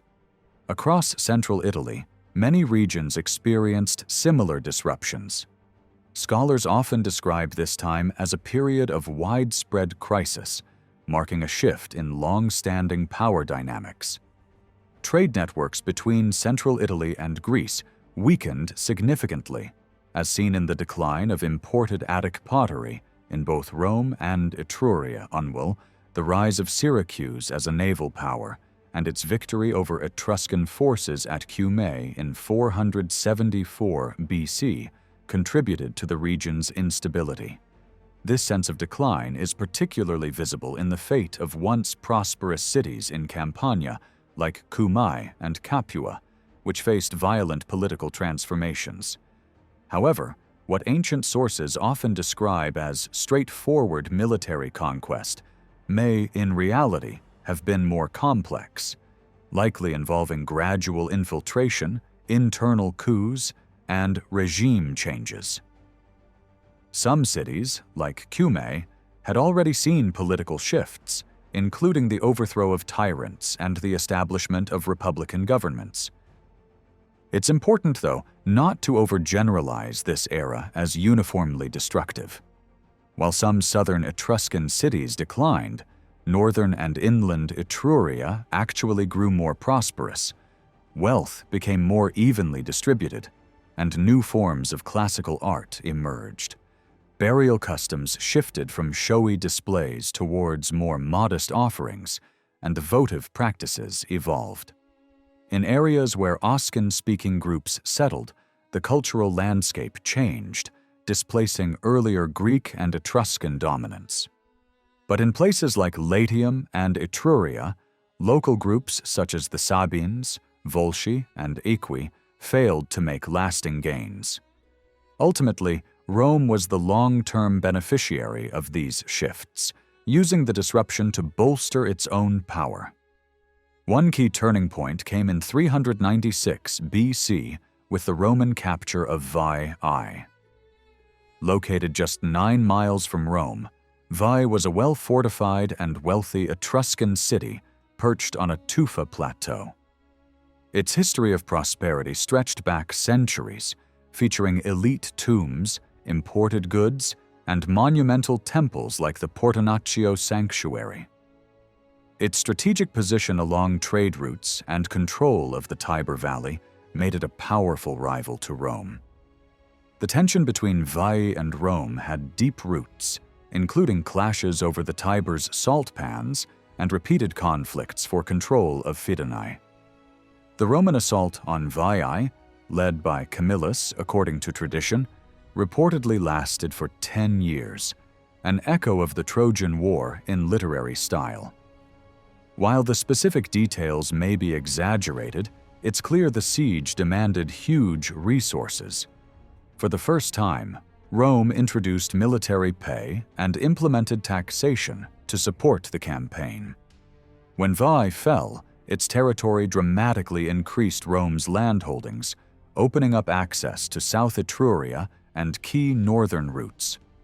Much of the Veientine population was enslaved, though some were later integrated as citizens. Romans also adopted the city's religious traditions, inviting the goddess Juno to a new sanctuary on the Aventine, a symbolic gesture of assimilation. The upheaval facing Rome during the 5th century BC wasn't an isolated case. Across central Italy, many regions experienced similar disruptions. Scholars often describe this time as a period of widespread crisis, marking a shift in long-standing power dynamics. Trade networks between central Italy and Greece weakened significantly, as seen in the decline of imported Attic pottery in both Rome and Etruria. Meanwhile, the rise of Syracuse as a naval power and its victory over Etruscan forces at Cumae in 474 BC contributed to the region's instability. This sense of decline is particularly visible in the fate of once prosperous cities in Campania like Cumae and Capua, which faced violent political transformations. However, what ancient sources often describe as straightforward military conquest may, in reality, have been more complex, likely involving gradual infiltration, internal coups, and regime changes. Some cities, like Cumae, had already seen political shifts, including the overthrow of tyrants and the establishment of republican governments. It's important, though, not to overgeneralize this era as uniformly destructive. While some southern Etruscan cities declined, northern and inland Etruria actually grew more prosperous. Wealth became more evenly distributed, and new forms of classical art emerged. Burial customs shifted from showy displays towards more modest offerings, and votive practices evolved. In areas where Oscan-speaking groups settled, the cultural landscape changed, displacing earlier Greek and Etruscan dominance. But in places like Latium and Etruria, local groups such as the Sabines, Volsci, and Aequi failed to make lasting gains. Ultimately, Rome was the long-term beneficiary of these shifts, using the disruption to bolster its own power. One key turning point came in 396 BC with the Roman capture of Veii. Located just 9 miles from Rome, Veii was a well-fortified and wealthy Etruscan city perched on a tufa plateau. Its history of prosperity stretched back centuries, featuring elite tombs, imported goods, and monumental temples like the Portonaccio Sanctuary. Its strategic position along trade routes and control of the Tiber Valley made it a powerful rival to Rome. The tension between Veii and Rome had deep roots, including clashes over the Tiber's salt pans and repeated conflicts for control of Fidenae.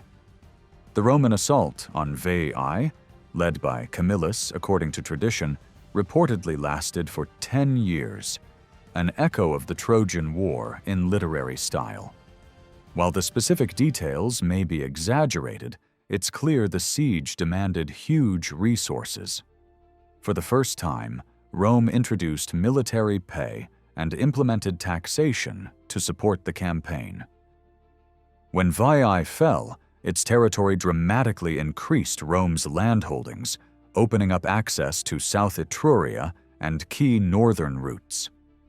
Much of the Veientine population was enslaved, though some were later integrated as citizens. Romans also adopted the city's religious traditions, inviting the goddess Juno to a new sanctuary on the Aventine. A symbolic gesture of assimilation, Veii's defeat had immediate social repercussions. Some Roman leaders, including tribunes of the plebs, proposed that citizens relocate to the captured city. Although these ideas were ultimately rejected, largely due to the influence of Camillus, they reflect real tensions in Roman society. The conquest was celebrated, but not without controversy. Camillus was accused of stealing spoils from the city and was even temporarily exiled. Yet while conflict and displacement marked this moment, Rome used the victory to reinforce its status, dedicating sacred offerings at Delphi and emphasizing its alignment with classical cultures of the Mediterranean. Rome's growing influence in the Western Mediterranean is clearly reflected in its second treaty with Carthage, as recorded by Polybius.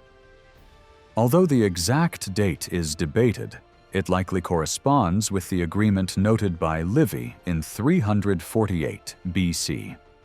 The text emphasizes that Rome's territorial control had not significantly expanded since its first treaty in 509 BC, but it had consolidated its authority over Latium.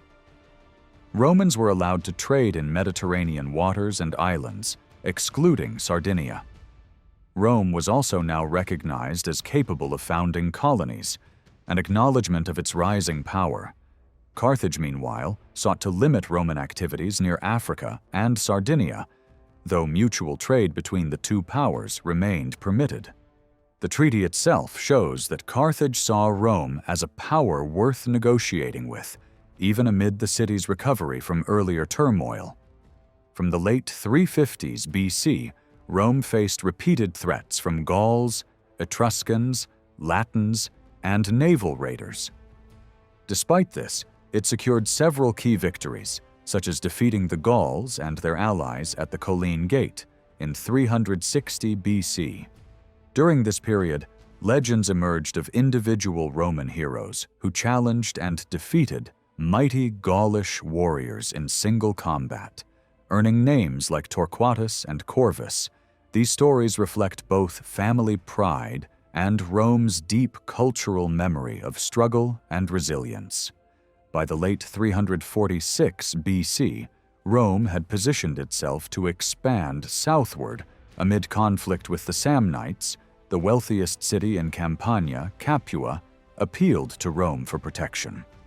Although this could have broken an earlier treaty with the Samnites, the Romans accepted Capua's surrender, an act known as deditio, binding the city to their authority. This sparked the First Samnite War, brief but momentous, as it set the stage for Rome's growing involvement in Campania and beyond. In 341 BC, unrest within Rome's own ranks emboldened its neighbors. The Latin League, joined by former Roman colonies and long-standing foes like the Volsci, challenged Roman dominance. Cities such as Signia, Velitrae, Antium, and Circe took part in this coalition, showing how mixed population colonies often leaned toward Latin identity rather than loyalty to Rome. Still, Rome emerged victorious in the so-called Latin War that raged between 341 and 338 BC. The outcome transformed central Italy. The old Latin League was dismantled, and Rome imposed a new political system on the region's cities, like Tusculum, Arachia, Lavinium, Antium, and Velitrae, were fully integrated into Rome. Others, such as Capua, Cumae, and Fundi, were granted partial citizenship without voting rights. A third group retained allied Latin status and kept traditional rights such as intermarriage, trade, and migration.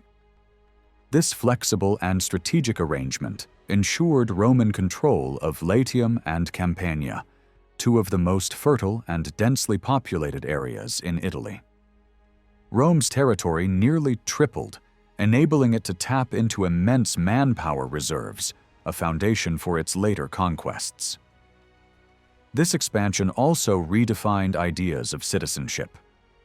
Romans could now be citizens not only of Rome itself, but also of incorporated towns, known as municipia. This dual identity stood in stark contrast to the rigid civic identities of Greek cities, and laid the groundwork for Rome's future policies of governing conquered peoples across the Mediterranean. The struggles of the 5th and 4th centuries BC, including wars with the Volsci, the siege of Veii, and the Gallic sack, shaped Rome's identity as a state capable of surviving disaster and reorganizing itself. In contrast, Veii never recovered from its defeat and became a minor settlement. Rome's growth from these crises proved decisive, setting it on a path to dominate Italy and, eventually, much of the known world. Between 338 and 290 BC, Rome underwent a crucial transformation. After defeating the Samnites and securing Sabinum, the Romans rapidly expanded their control, bringing most of Italy under their influence. By 264 BC, Rome dominated the peninsula. This period saw the foundation of numerous new colonies and a massive expansion in Roman territory and manpower. Italy shifted from a patchwork of rival states to the center of a growing Mediterranean empire, a role it would maintain for centuries. Modern scholars continue to debate the speed and causes of this rapid conquest. Ancient writers often credited Rome's success to its superior character, discipline, courage, and self-sacrifice. But this view has been reevaluated. More recent research has emphasized the complex political and military environments of the time, noting that many Italian states were highly organized and equally ambitious. New studies have also highlighted the importance of social networks and military innovation across the peninsula, which allowed ideas, tactics, and technologies to spread rapidly. Rome's military prowess by the late 4th century was indeed formidable, but many of its rivals were capable of matching Roman skill and organization. In many cases, Rome's gains resulted from diplomacy, political pressure, and strategic alliances rather than outright conquest. The rise of a mixed Roman aristocracy during this era also fueled greater internal competition for military glory, reinforcing the drive to conquer. The Samnites emerged as Rome's most dangerous opponents during this time. Spread across a vast territory, they were organized into a loose confederation of tribes. By the mid-4th century, they were expanding into Campania, threatening Roman interests. Ancient writers described them as rugged people from tough mountain regions, and their armies were often a match for Rome in both resilience and skill. The conflicts between Rome and Samnium unfolded in 3 major phases, traditionally called the Samnite Wars, though ancient sources viewed them as a near-continuous struggle.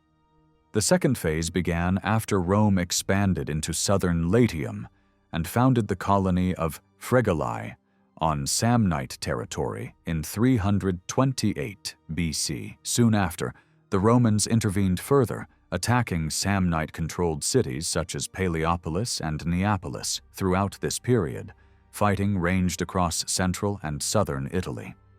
The Samnites proved fierce defenders and achieved their most famous victory in 321 BC at the Caudine Forks.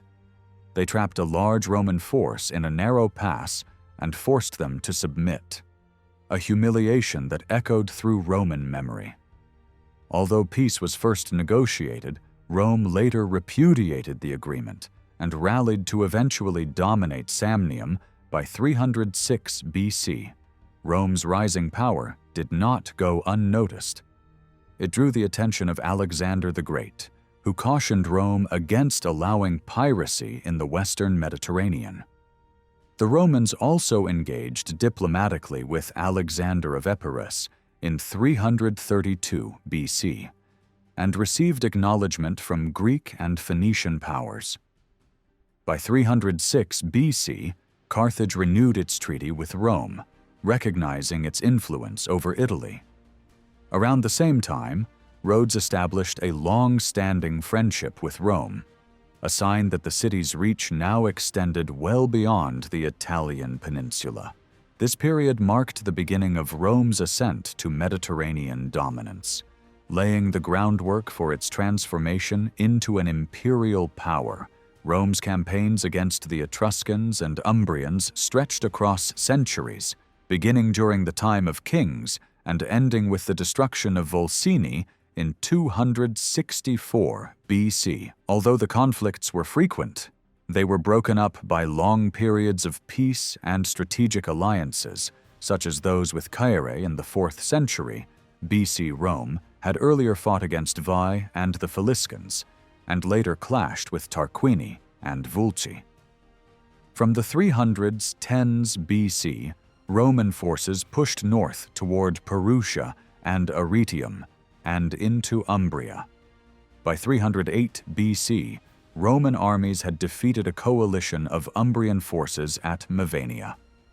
They continued expanding by conquering Nequinum and establishing the colony of Narnia on a strong defensive site above the Nar River in 299 BC. One of the most decisive moments came in 295 BC, when Rome defeated a massive alliance of Samnites, Gauls, Etruscans, and Umbrians at the Battle of Sentinum.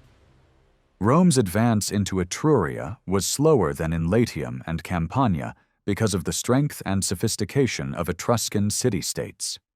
These states were well fortified and often built on naturally defensible terrain. Their armies were highly developed and had influenced Roman military tactics.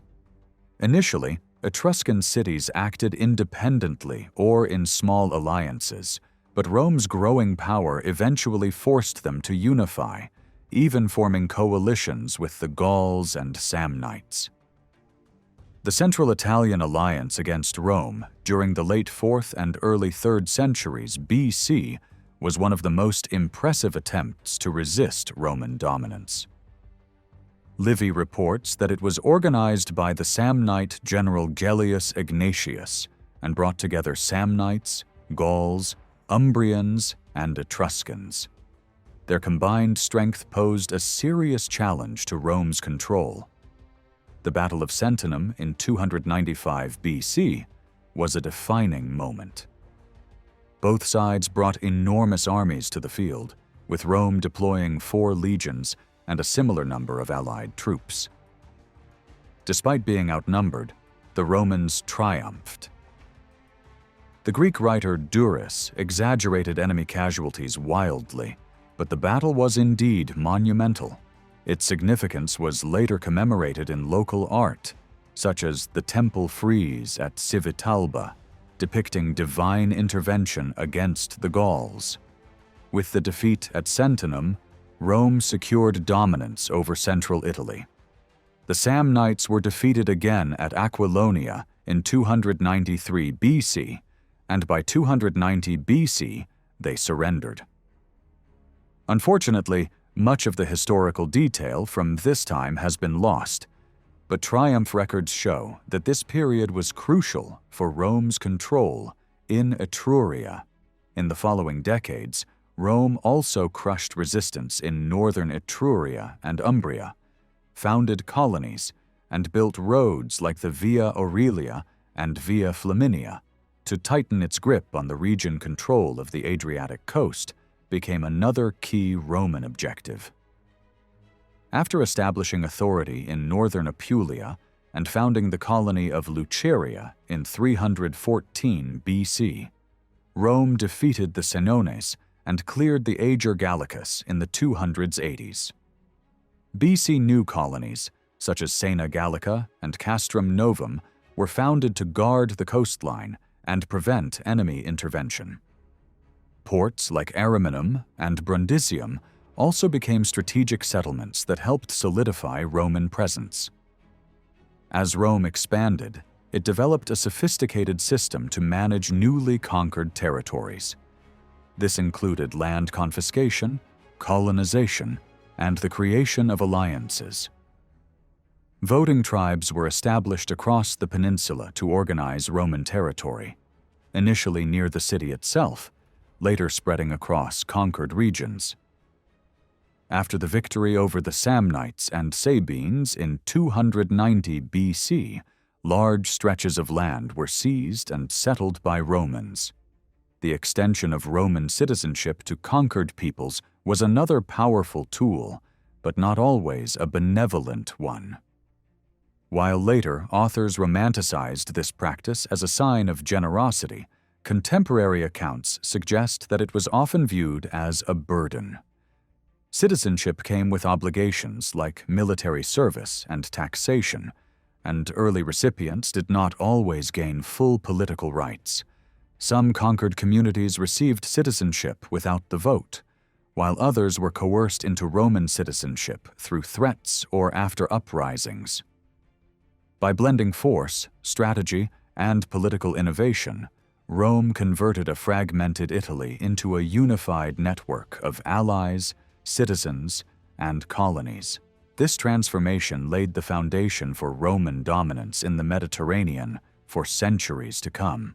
One of the most effective strategies Rome used to secure newly conquered regions was the establishment of colonies, a practice that continued even after the Latin League was dissolved following the Latin War. There were two main types of Roman colonies: those composed of Roman citizens and those designated as Latin colonies. Each served a different purpose, but both were crucial in maintaining control over strategic areas. Ancient writers like Cicero later emphasized the defensive function of these settlements, describing them as positioned so wisely that they formed a protective barrier for Rome rather than mere extensions of Italian urban life. Appian notes that instead of relying exclusively on military garrisons, Rome would seize land from defeated peoples and establish towns or add Roman settlers to existing communities. The best agricultural land was often distributed to colonists, while the rest was either sold or leased, ensuring that both settlement and revenue flowed back to Rome. Roads were another key element in this system. Though basic roads existed earlier, the more ambitious network started taking shape in the late 4th century BC. The Via Appia, built in 312 BC by Appius Claudius Caecus, was the first of these major highways, linking Rome to coastal colonies and eventually to Capua. Other roads followed, such as the Via Valeria, Via Aurelia, and Via Flaminia, connecting important settlements across central Italy. These routes were not just infrastructural links. They enabled rapid military movement and ensured Rome could respond swiftly to any threat or rebellion in its territories. While some historians have seen a clear military strategy in the placement of colonies and roads, this view has come under scrutiny. Ancient sources often framed colonies more as tools for local control and population management rather than part of a long-term imperial blueprint. Nevertheless, colonies like Spoletium and Venusia did ultimately serve important military roles during later conflicts, even if that wasn't their original purpose. Roads, similarly, were political projects as much as strategic ones. Their builders often gained public favor and prestige, which shows that they had as much to do with Roman internal politics as with military planning. Recent research highlights how Roman colonies were often deeply integrated into local environments. Though sometimes former inhabitants were displaced or enslaved, in many cases they remained alongside incoming settlers. Colonies were often established in existing towns, enhancing or replacing older structures rather than starting from scratch. Over time, distinctions between colonists and locals often faded. Some Latin colonies, like Ariminum and Acernia, were mixed communities, and even allies of Rome were sometimes included in new colonies.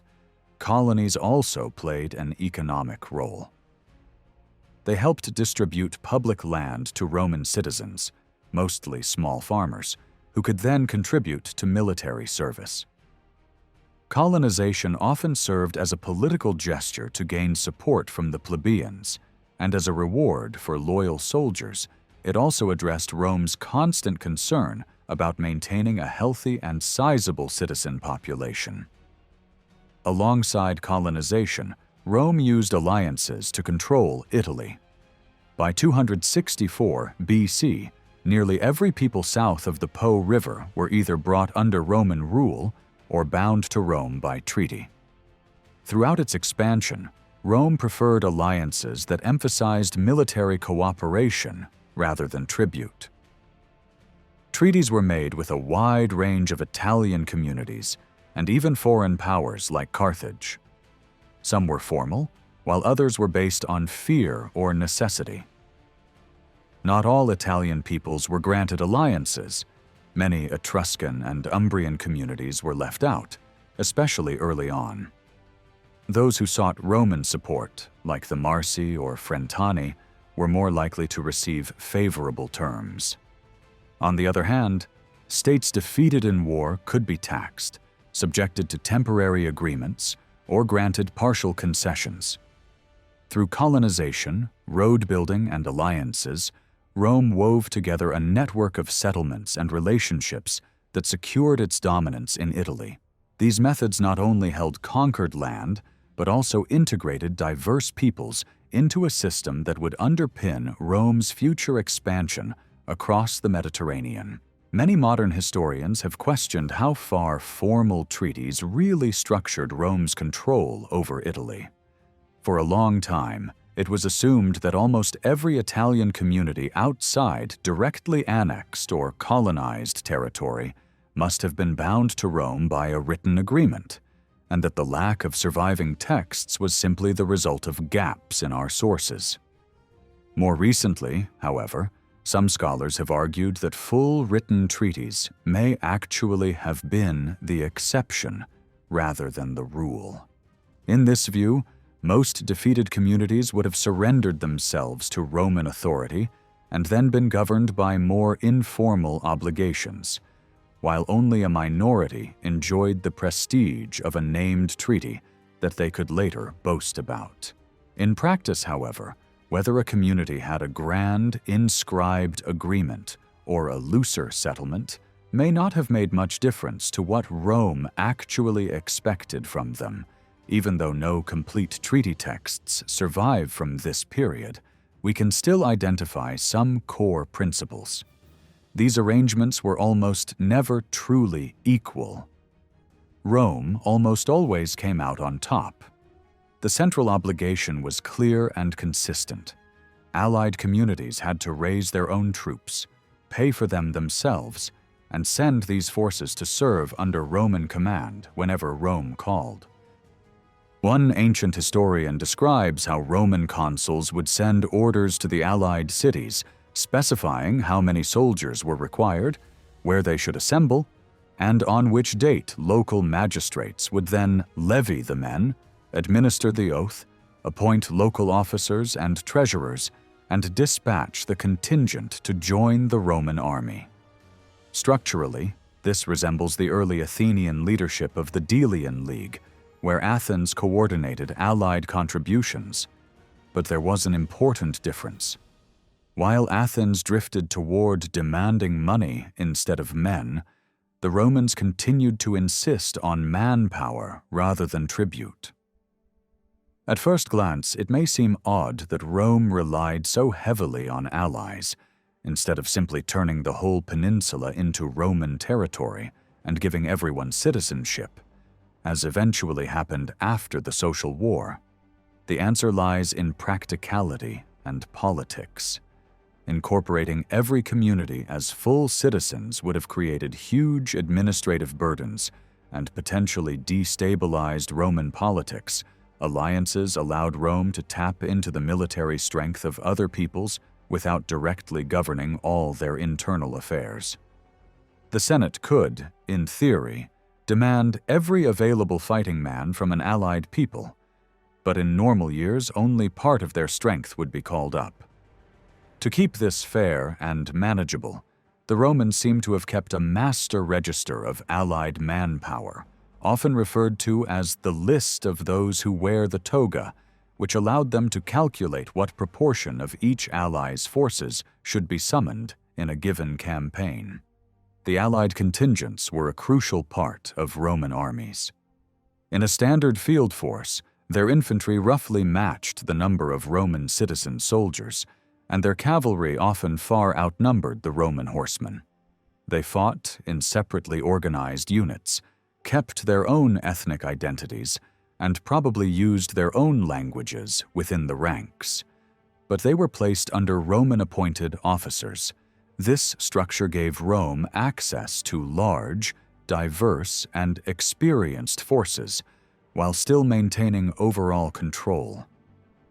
The allies shared in booty and enjoyed the indirect benefits of Rome's success: safer trade routes, protection from rival powers, and a place within the orbit of a rising hegemon. The system's strengths become especially obvious in the Second Punic War. Only after the disaster of Cannae did major defections occur, and even then, many people stayed loyal and fought hard on Rome's side. The voluntary contributions of ships, men, and money to Scipio's African campaign later in the war show that cooperation with Rome could seem profitable and honorable, not just coerced. Rome managed this alliance network without the administrative machinery of a centralized empire. Municipalities, colonies, and allied communities were largely run by their own local elites, whose interests were closely aligned with those of the Roman nobility. This made the arrangement feel tolerable, even attractive, for those at the top of provincial societies. What later writers liked to praise as Roman generosity, sharing citizenship or respecting local autonomy, is better understood as a system born of necessity and convenience. Rome simply did not yet have the means to micromanage all its conquests, and it was more efficient to rule through partnerships and obligations. That this web of alliances survived the strain of the Samnite, Pyrrhic, and Hannibalic wars is a testament to how robust and adaptable it was. To understand why Rome was so successful within this framework, we also have to look at how its army and attitudes to war evolved. In some ways, Rome's rise resembles that of other city-state empires like Athens. Both started as leaders of defensive coalitions and turned that leadership into dominance. Yet the Roman system had distinctive features rooted in the Italian context. Rome did not rely on mercenaries. Its forces were built around citizen infantry, supplemented by allied contingents. From an early date, Roman warfare also involved directly seizing land from defeated communities, annexing territory, and sometimes enslaving or absorbing whole populations, as happened at Voi. This combination of citizen-based armies, aggressive land-taking, and a growing alliance network created a powerful engine for expansion. The internal structure of the army also changed dramatically. The older system associated with the so-called Servian reforms relied on heavily armed infantry equipped in a hoplite style, with round shields, bronze armor, and long spears, probably fighting in close-packed ranks. At some point in the 4th century BC, this was replaced by a more flexible formation. The infantry was now arranged in 3 lines: hastati, principes, and triarii, each split into small tactical units called maniples. This allowed the Romans to fight in a looser, more adaptable formation, better suited to the broken terrain of central Italy. A reserve line could be held back and committed at the decisive moment. The equipment evolved too. Oblong shields became standard, thrusting spears gave way to heavy javelins, short swords came into common use, and mail armor began to replace solid bronze. Ancient writers claimed that some of this kit was inspired by Samnite and Etruscan models. And while that may be an oversimplification, it reflects how quickly military technology spread across Italy through constant contact and conflict. These reforms supported a striking increase in army size. For much of the early Republic, Rome probably fielded 2 legions as its standard force. By the early 4th century, this had been raised to 4 in times of need. Each legion numbered several thousand men, and Allied units added a similar or greater number on top. Compared with other ancient states, this produced remarkably large armies. At the Battle of Sentinum, for example, Roman and Allied forces together likely numbered in the tens of thousands. Dwarfing many classical Greek contingents, Rome's advantage often lay less in brilliant tactics than in the ability to put more men in the field year after year. Sustaining such forces demanded money as well as manpower. Rome's economic system was gradually reshaped to support constant warfare. Regular property assessments allowed the state to know who could pay and who could serve soldier pay, first introduced during the Long War against Veii, became a permanent feature, and a direct war tax on citizens helped finance it. Increasingly, defeated enemies were required to pay large indemnities that could fund further campaigns. War thus became, in part, self-financing. Captured metals, slaves, livestock, and even architectural features were turned into cash or reused in Rome and its colonies. Reports of thousands of statues taken from an Etruscan city or vast numbers of prisoners sold into slavery show just how profitable a successful campaign could be for Roman commanders, the state, and its allies. All of this rested on a society that embraced war as a central aspect of its identity.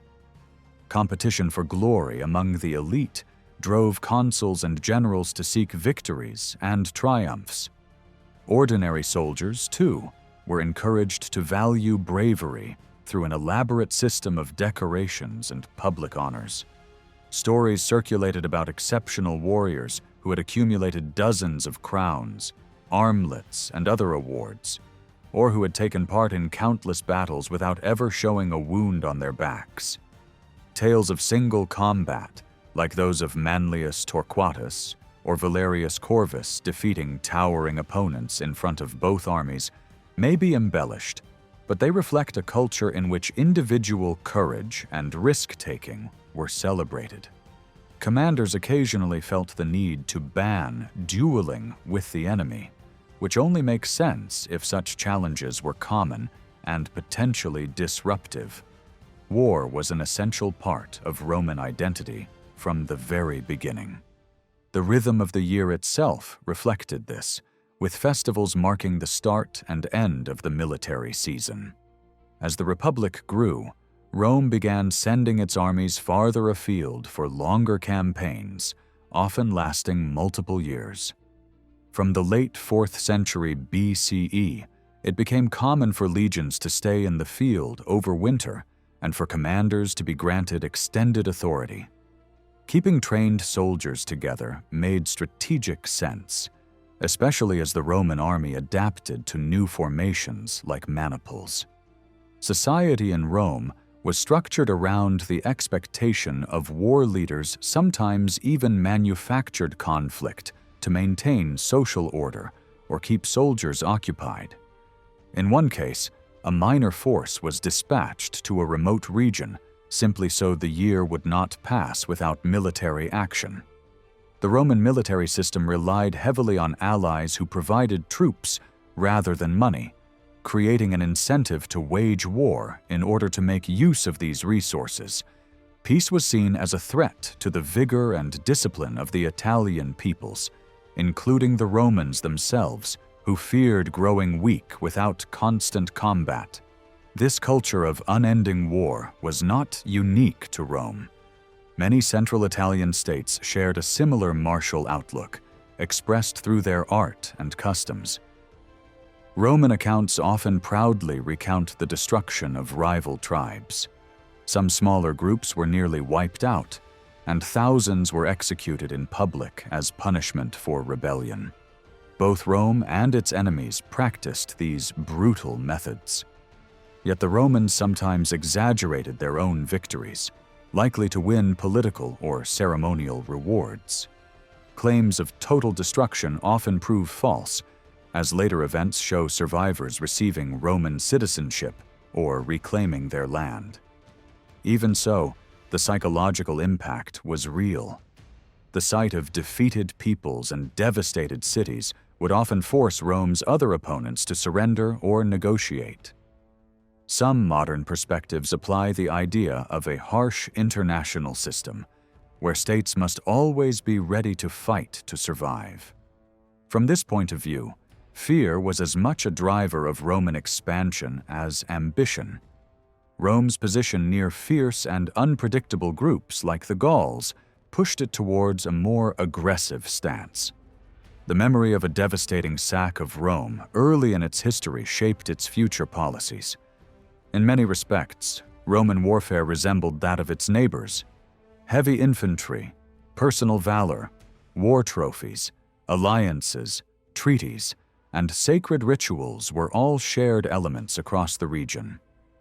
Many Italian states had elected leaders whose short terms encouraged bold military action.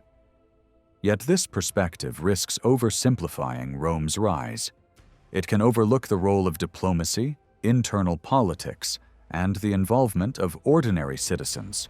Roman expansion depended not just on elite ambition, but also on the support of citizens who gained new interest in public life after key reforms.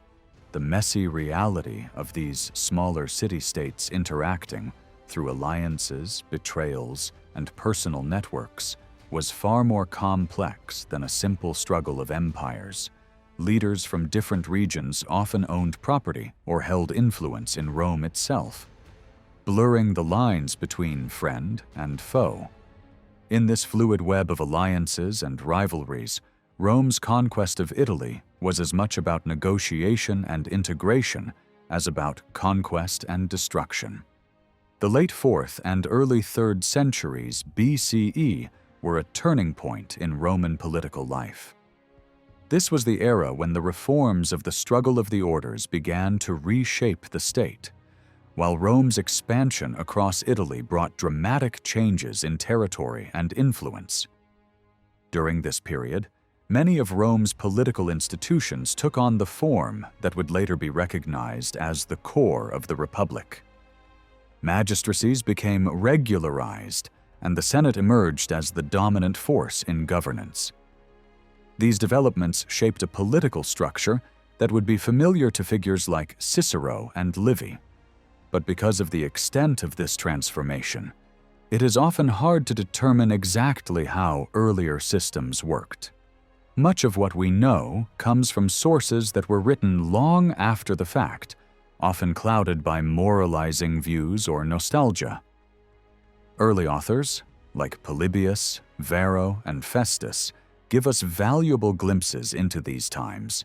Polybius, writing in the 2nd century BCE, described a balanced and mixed constitution, though he tended to downplay the real extent of elite dominance. Meanwhile, antiquarian writers preserved glimpses of early institutions, but only through the filter of later perspectives.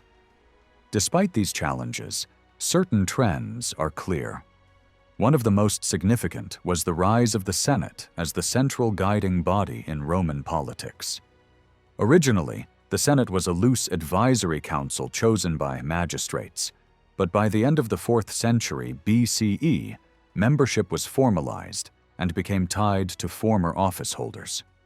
Thanks to a law by the tribune Ovinius, censors were required to enroll the best men from all ranks. This effectively made Senate membership permanent, as long as individuals were not removed for misconduct, and linked membership to a new concept of nobility, defined by service in state office. By the mid-2nd century BCE, the Senate controlled finances, foreign affairs, and internal security. Though it had no official legislative power, few dared to reject its advice. Magistrates, who served short terms, depended on the Senate for future opportunities and thus rarely opposed it. Yet debates within the Senate were real and even divided, as seen in discussions about negotiating with Pyrrhus of Epirus. Another major development was the emergence of a new nobility. While patrician families had originally monopolized power, reforms throughout the 4th century BCE opened key offices to wealthy plebeians. The consulship became accessible to plebeians, and eventually it was required that at least one consul each year be a plebeian. Similar changes opened up religious offices as well. As a result, a new blended aristocracy emerged, combining patrician and plebeian elites who shared both status and influence in the Senate. This effectively marked the end of the struggle of the orders, although the process of reform continued. Alongside these changes, new political offices took shape. Quaestors began to be elected, and new positions like praetors and curule aediles were introduced. Together, these roles formed the basis of the cursus honorum, the sequence of public offices that prepared ambitious politicians for the consulship. However, as eligibility widened, competition intensified. Military success became the main route to prestige, and generals fought fiercely for command opportunities. This was especially true once multiple consular terms became rare, and prorogation allowed ex-officials to continue as proconsuls or propraetors with military authority. This growing ambition shaped Roman political culture. New men, without ancestral senatorial status, rose through victories. Figures like Curius Dentatus, Coruncanius, and Fabricius helped conquer Italy and defined a new elite mindset centered on military glory, public honor, and rivalry. However, Roman tradition also stressed the danger of individual dominance. Stories of early figures who allegedly sought kingship and were punished became cautionary tales, promoting the idea that leadership should be shared among the elite, not concentrated. Despite the dominance of a small group of powerful families, the broader senatorial class remained diverse, with constant turnover among those who did not reach the highest offices. While Polybius described this time as one of political balance, signs of ongoing social tension remained. Tribunes of the plebs continued to pass laws addressing issues such as land rights, debt, elections, and religious access. Figures like Appius Claudius Caecus, who built major public works and challenged senatorial control, demonstrated how populist tactics could still shape politics. His aide, Gnaeus Flavius, revealed legal secrets and gained office despite humble origins, provoking backlash from the elite. Even in this period of apparent stability, conflict persisted. The third secession of the plebs, in 287 BCE, secured the right of plebeian decisions to become binding law. By the early 3rd century BCE, Rome's core political structure was in place: a powerful senate, a competitive group of magistrates, and popular assemblies that gave citizens a voice, but only within the limits set by wealth and status. While the plebeian movement had succeeded in opening paths to high office, the poor largely lost their independent representation as their leaders joined the elite. Yet some continued to agitate for reform, ensuring that Rome's political evolution was far from complete. From 367 BC onward, the dramatic political changes in Rome went hand in hand with equally striking shifts in society and culture. Rome drew immense benefits from its victories in Italy. War booty flowed back to the city and was poured into temples, roads, aqueducts, and other large-scale projects in and around Rome. A newly formed and highly competitive nobility looked for fresh ways to display its success and status. Wealth could now be channeled not only into public monuments, but also into fine luxury goods, encouraging the growth of specialist crafts. At the same time, new roads and military expansion opened up markets across the peninsula, helping to knit together the economies of different Italian regions. Renewed contact with the wider Mediterranean world, especially the Greek sphere, fostered a stronger and more confident sense of Roman identity. The most obvious sign of this new energy can be seen in the building program of the period, especially the construction of temples. Literary sources describe an early wave of temple foundations in the first years of the Republic, continuing the great building drive of the late 6th century. This was followed by a slump through most of the 5th century BC. Activity picked up again in the early 4th century, then paused once more until 304 BC, when an extraordinary burst of temple building began and continued almost without interruption until the eve of the Punic Wars in 264 BC. Many of these shrines were built to honor vows made in moments of danger on campaign. They served as offerings of thanks for divine help against Rome's enemies, but at the same time, they immortalized the general who had made the vow and won the victory.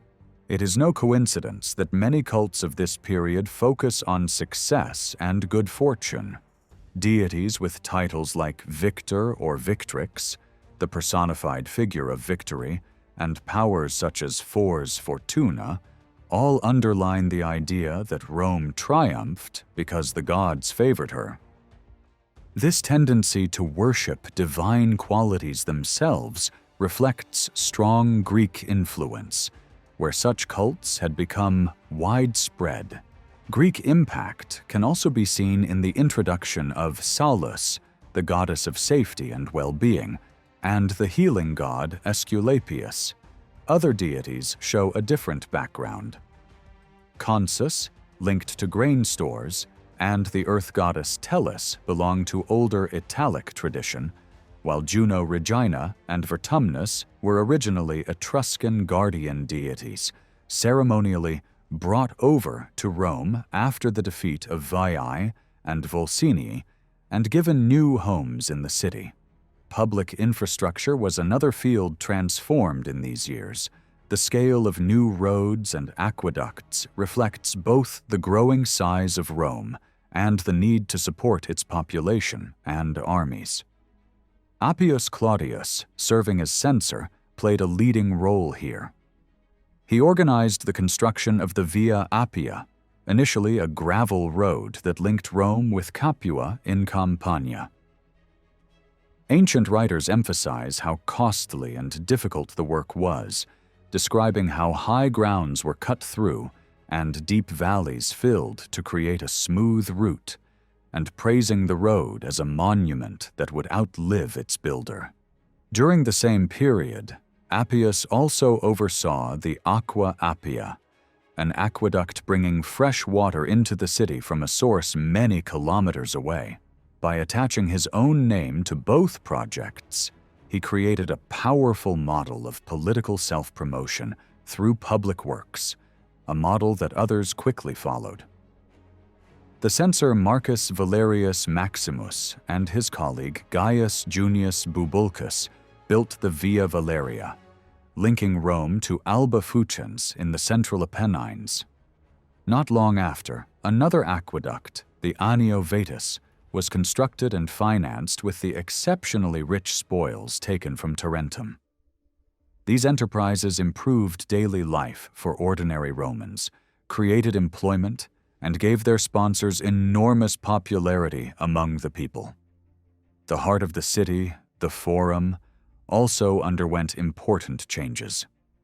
The speaker's platform at the edge of the Comitium was redecorated with the bronze rams taken from ships captured at Antium after a naval victory in 338 BC, and from then on was known as the Rostra, the place of beaks.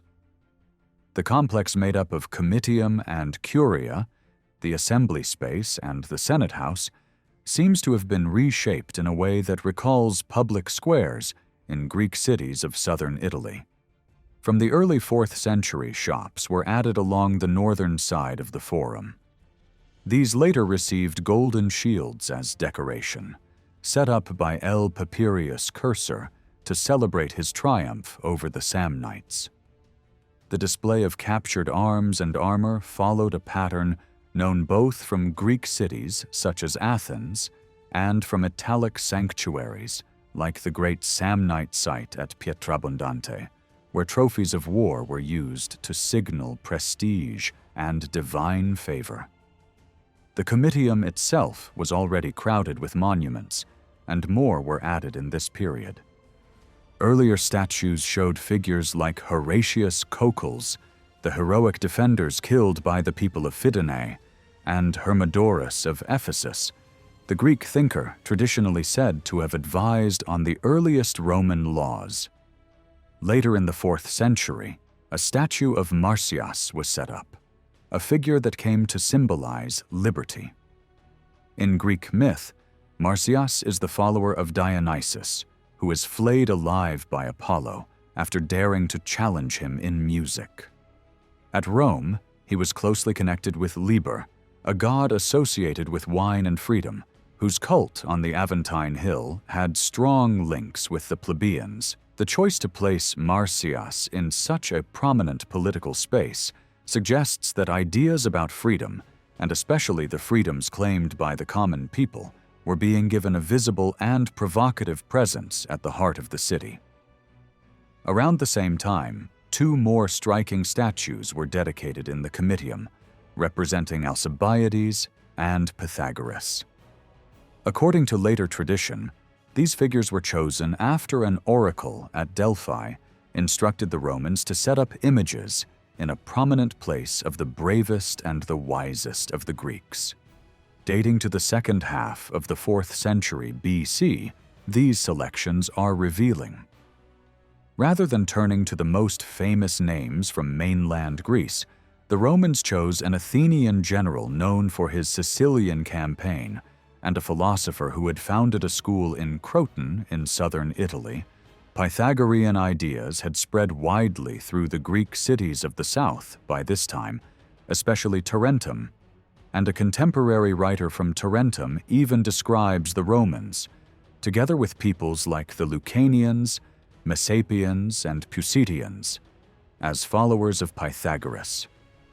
The reception of Pythagorean thought at Rome may have encouraged efforts to promote a more ordered and equal civic structure, and may also lie behind reforms to the calendar carried out in these years. Across the city, other monuments were renewed or created. A statue of Hercules was placed on the Capitoline Hill in 305 BC. A few years later, the Aediles, having successfully prosecuted moneylenders, used the resulting fines to fund a series of works. Wooden thresholds on the Capitoline were replaced with bronze, new silver vessels were made for the tables in the shrine of Jupiter, and a great image of the god in a 4-horse chariot was set up on the roof. Near the sacred fig tree, known as the Ficus Ruminalis, they installed a group depicting the infant founders of Rome being suckled by the she-wolf. They also had the road from the Porta Capena to the Temple of Mars, paved with stone. The replacement of the old terracotta statue of Jupiter with a more splendid figure in metal shows Rome updating its main sanctuary to match the standards of contemporary Hellenistic capitals. The new statue of the wolf and twins marks the first securely dated appearance of this famous foundation story in the city's monuments, revealing a fresh interest in Roman origins and a stronger sense of collective identity at a time when Rome was pushing more deeply into the Greek world of southern Italy. Changes are visible not only in public spaces, but also in private and artistic life. It is in this period that a native Roman tradition of bronze portrait sculpture seems to appear. The best-known example is the so-called Capitoline Brutus, a finely worked head from the later 4th century BC, which, whether Roman or not, shows that elites in central Italy were ready to adopt sophisticated, Greek-influenced forms of personal representation. At the same time, the first monuments that openly celebrated the achievements of individual Roman officeholders were erected in 338 BC. The consuls, C. Manius and Camillus, were honored with a special column in the Comitium. An equestrian statue of C. Marcius Tremulus, consul in 306 BC, was placed in front of the temple of Castor Carvilius, consul in 293 BC, had his own statue set at the foot of a new image of Jupiter made from armor taken from the Samnites. In the 280s, statues of the tribune Aelius and the general Gaius Fabricius were commissioned and paid for by the people of Thurii in southern Italy, the earliest known case of a foreign community sponsoring public monuments in Rome. All these developments point to an intensifying competition among the elite, who were increasingly eager to make their names, faces, and victories permanently visible in the urban landscape. The competitive spirit of Rome's elite in this period is also clear in the way they dealt with death. After centuries of very limited evidence, funerary practices reappeared with new energy in the late 4th century BC. The influence of Greek culture, especially from southern Italy, played a major role in this shift. Instead of the earlier custom of burying personal belongings along with the dead, new tombs used chamber designs and often included painted decoration. Polybius, writing in the 2nd century BC, describes funerals where a family member delivered an eulogium, a speech praising the virtues and achievements of the deceased. These speeches helped keep the deeds of the elite in public memory and reinforced the values of service, bravery, and honor, traits that shaped Roman leadership culture. Funerary speeches were often copied and kept in family records, and they influenced the way Romans thought about their own history. Writers like Livy and Cicero complained that these eulogies often exaggerated the accomplishments of ancestors, and we can get a sense of their tone from the few surviving examples. One of the most notable is the inscription on the sarcophagus of Lucius Cornelius Scipio Barbatus, a consul and censor in the late 4th and early 3rd centuries. His tomb records not only his high offices, but also his wise and brave character, his victories in Samnium, and his domination of places like Lucania. The style of the inscription and the design of the tomb reflect both Roman values and Hellenistic artistic influence.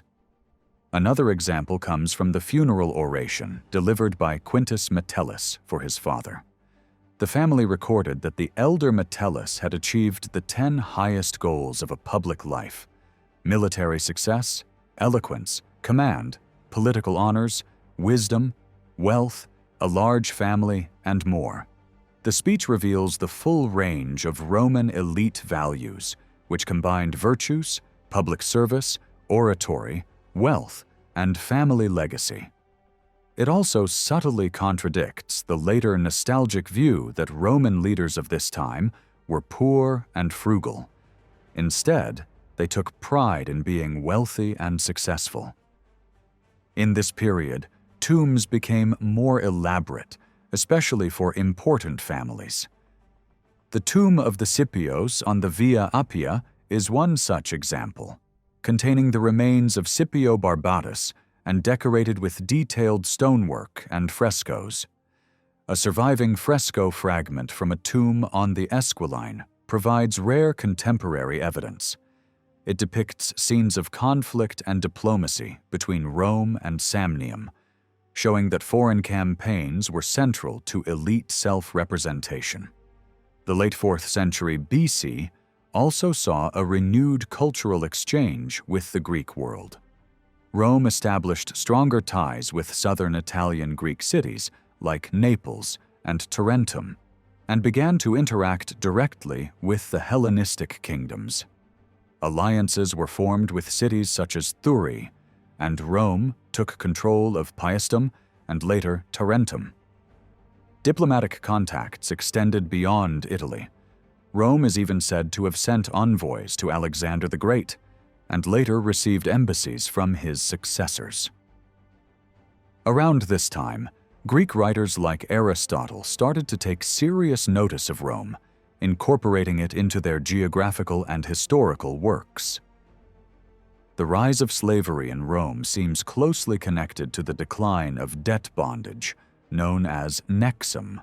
While the 12 tables show that slavery existed by the 5th century BC, it was less central to Roman society than debt bondage, which affected many poor plebeians and became a key point of struggle during the early Republic. For much of this period, the labor force needed for large estates owned by the elite was likely made up of debtors working off what they owed. The Licinio-Sextian laws of 367 BC attempted to limit the concentration of land, which suggests how widespread these estates had become. Things began to change in the 4th century. While evidence for early slavery is scattered, several accounts reveal growing demand for slaves. For example, after Rome conquered the Etruscan city of Veii in 396 BC, Livy reports that the population was sold into slavery. Even if not all residents were enslaved, the numbers involved must have been in the thousands. A few decades later, in 357 BC, Rome imposed a 5% tax on the freeing of slaves, suggesting that slavery was already widespread enough to be a taxable institution. By 326 BC, nexum was abolished, eliminating debt bondage and increasing the need for enslaved labor. Thus, the rise of slavery was tied not only to Rome's military expansion, but also to social reforms aimed at protecting citizens from debt. As one historian put it, the growth of mass slavery was, in a sense, a byproduct of plebeian freedom. Just as in Greek democracies, where slave labor supported the political rights of free men. By the early 3rd century BC, slaves and their descendants formed a significant part of Roman society. Appius, Claudius Caecus's controversial attempt to enroll the sons of freedmen in the Senate. In 312 BC suggests their growing numbers. He also tried to distribute the urban poor, including freedmen, across all voting tribes. Though these measures were reversed, they show the extent of social change underway. During an emergency in 296 BC, even freedmen were recruited into the army. By this time, Rome was becoming a slave society, where slavery played a major role in both the rural economy and urban labor, enabling intensive farming and crafts such as pottery production. Religion also underwent important changes during the 5th and 4th centuries.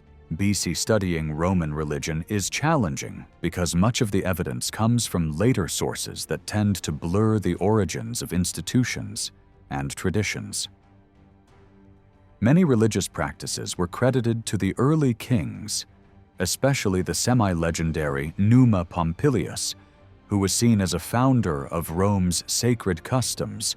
Despite this uncertainty, certain themes emerge, including the strong link between religion and the growth of the state, the influence of outside cultures, particularly Greek, and the role of religion in shaping civic identity. By the Middle Republic, Rome already had a dense and hierarchical religious structure.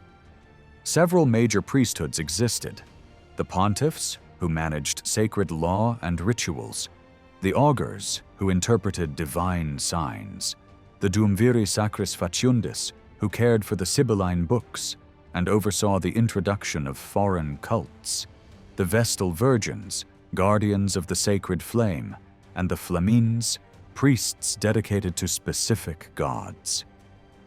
Many of these roles were tied to early festivals and rituals preserved in the Roman calendar, a detailed document that recorded sacred and civic days. The Fasti Antiates Maiores, the only surviving example from the Republic, shows how deeply religion was embedded in Rome's religious life was open and adaptable. Although later writers claimed that early Romans did not worship images, archaeological finds suggest that Greek-style deities were present by the late 6th century BC Roman religion, mixed anthropomorphic gods with older, non-visual forms, and it readily absorbed new cults and traditions. The Sibylline books likely played a key role in authorizing this process. Especially during times of crisis, Rome's pantheon grew to include hundreds of gods from different origins: Greek, Etruscan, Italic, and even Near Eastern. Creating a remarkably diverse religious landscape, many gods were shared or adapted between cultures. For example, Apollo was worshipped in Rome, Etruria, and Greece with similar names, while deities like Minerva and Juno had Etruscan and Roman forms, but no clear Greek equivalent. Venus and Aphrodite, though similar, had distinct origins. The practice of worshipping divine triads such as Jupiter, Juno, and Minerva on the Capitoline Hill reflects a blend of Roman and Greek religious ideas. Triads were also common in Etruscan and Greek systems, showing how religious identity was shaped by shared Mediterranean models. Religion in Rome was deeply intertwined with political power from an early stage. In the early Republic, religious knowledge and legal procedures were tightly controlled by the patrician elite. They treated sacred rituals, legal forms, and the interpretation of divine signs as privileged information reserved for their class.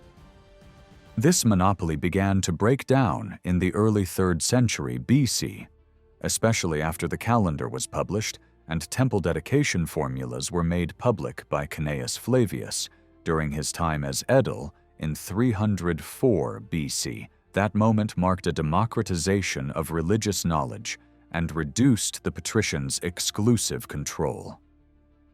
The ruling class also used religious offices to maintain influence. Priesthoods were often held by elite families and became tools in political competition. The augurs, for example, could declare public assemblies invalid if they claimed that unfavorable omens had been seen. Religious authority extended to reinforcing the social hierarchy. Most priesthoods were reserved for men, and women were barred from certain rites, such as the cult of Hercules. However, recent studies have shown that women were not merely passive observers. They played essential roles in rituals, and priestesses like the Vestal Virgins, the Flaminicae, and the Salian Virgins carried out important state functions. The expansion of temple building in the late 4th and early 3rd centuries BC offered political leaders a powerful way to associate themselves with the divine vowing, and constructing temples became a form of political promotion, allowing generals and magistrates to display both piety and victory. The Temple of Jupiter, Optimus Maximus on the Capitoline Hill, stood as the ultimate symbol of Rome's political and religious identity. Originally commissioned under the kings, it became the central monument of the new republic, linking Jupiter's authority to the power of the Roman state. This association was most visible during triumphal processions. The triumph celebrated military success and divine favor, elevating the general in the eyes of the people while reinforcing the role of the gods in Rome's victories. Though it evolved over time, absorbing Greek and Hellenistic elements, the triumph always carried echoes of Etruscan and Near Eastern rituals.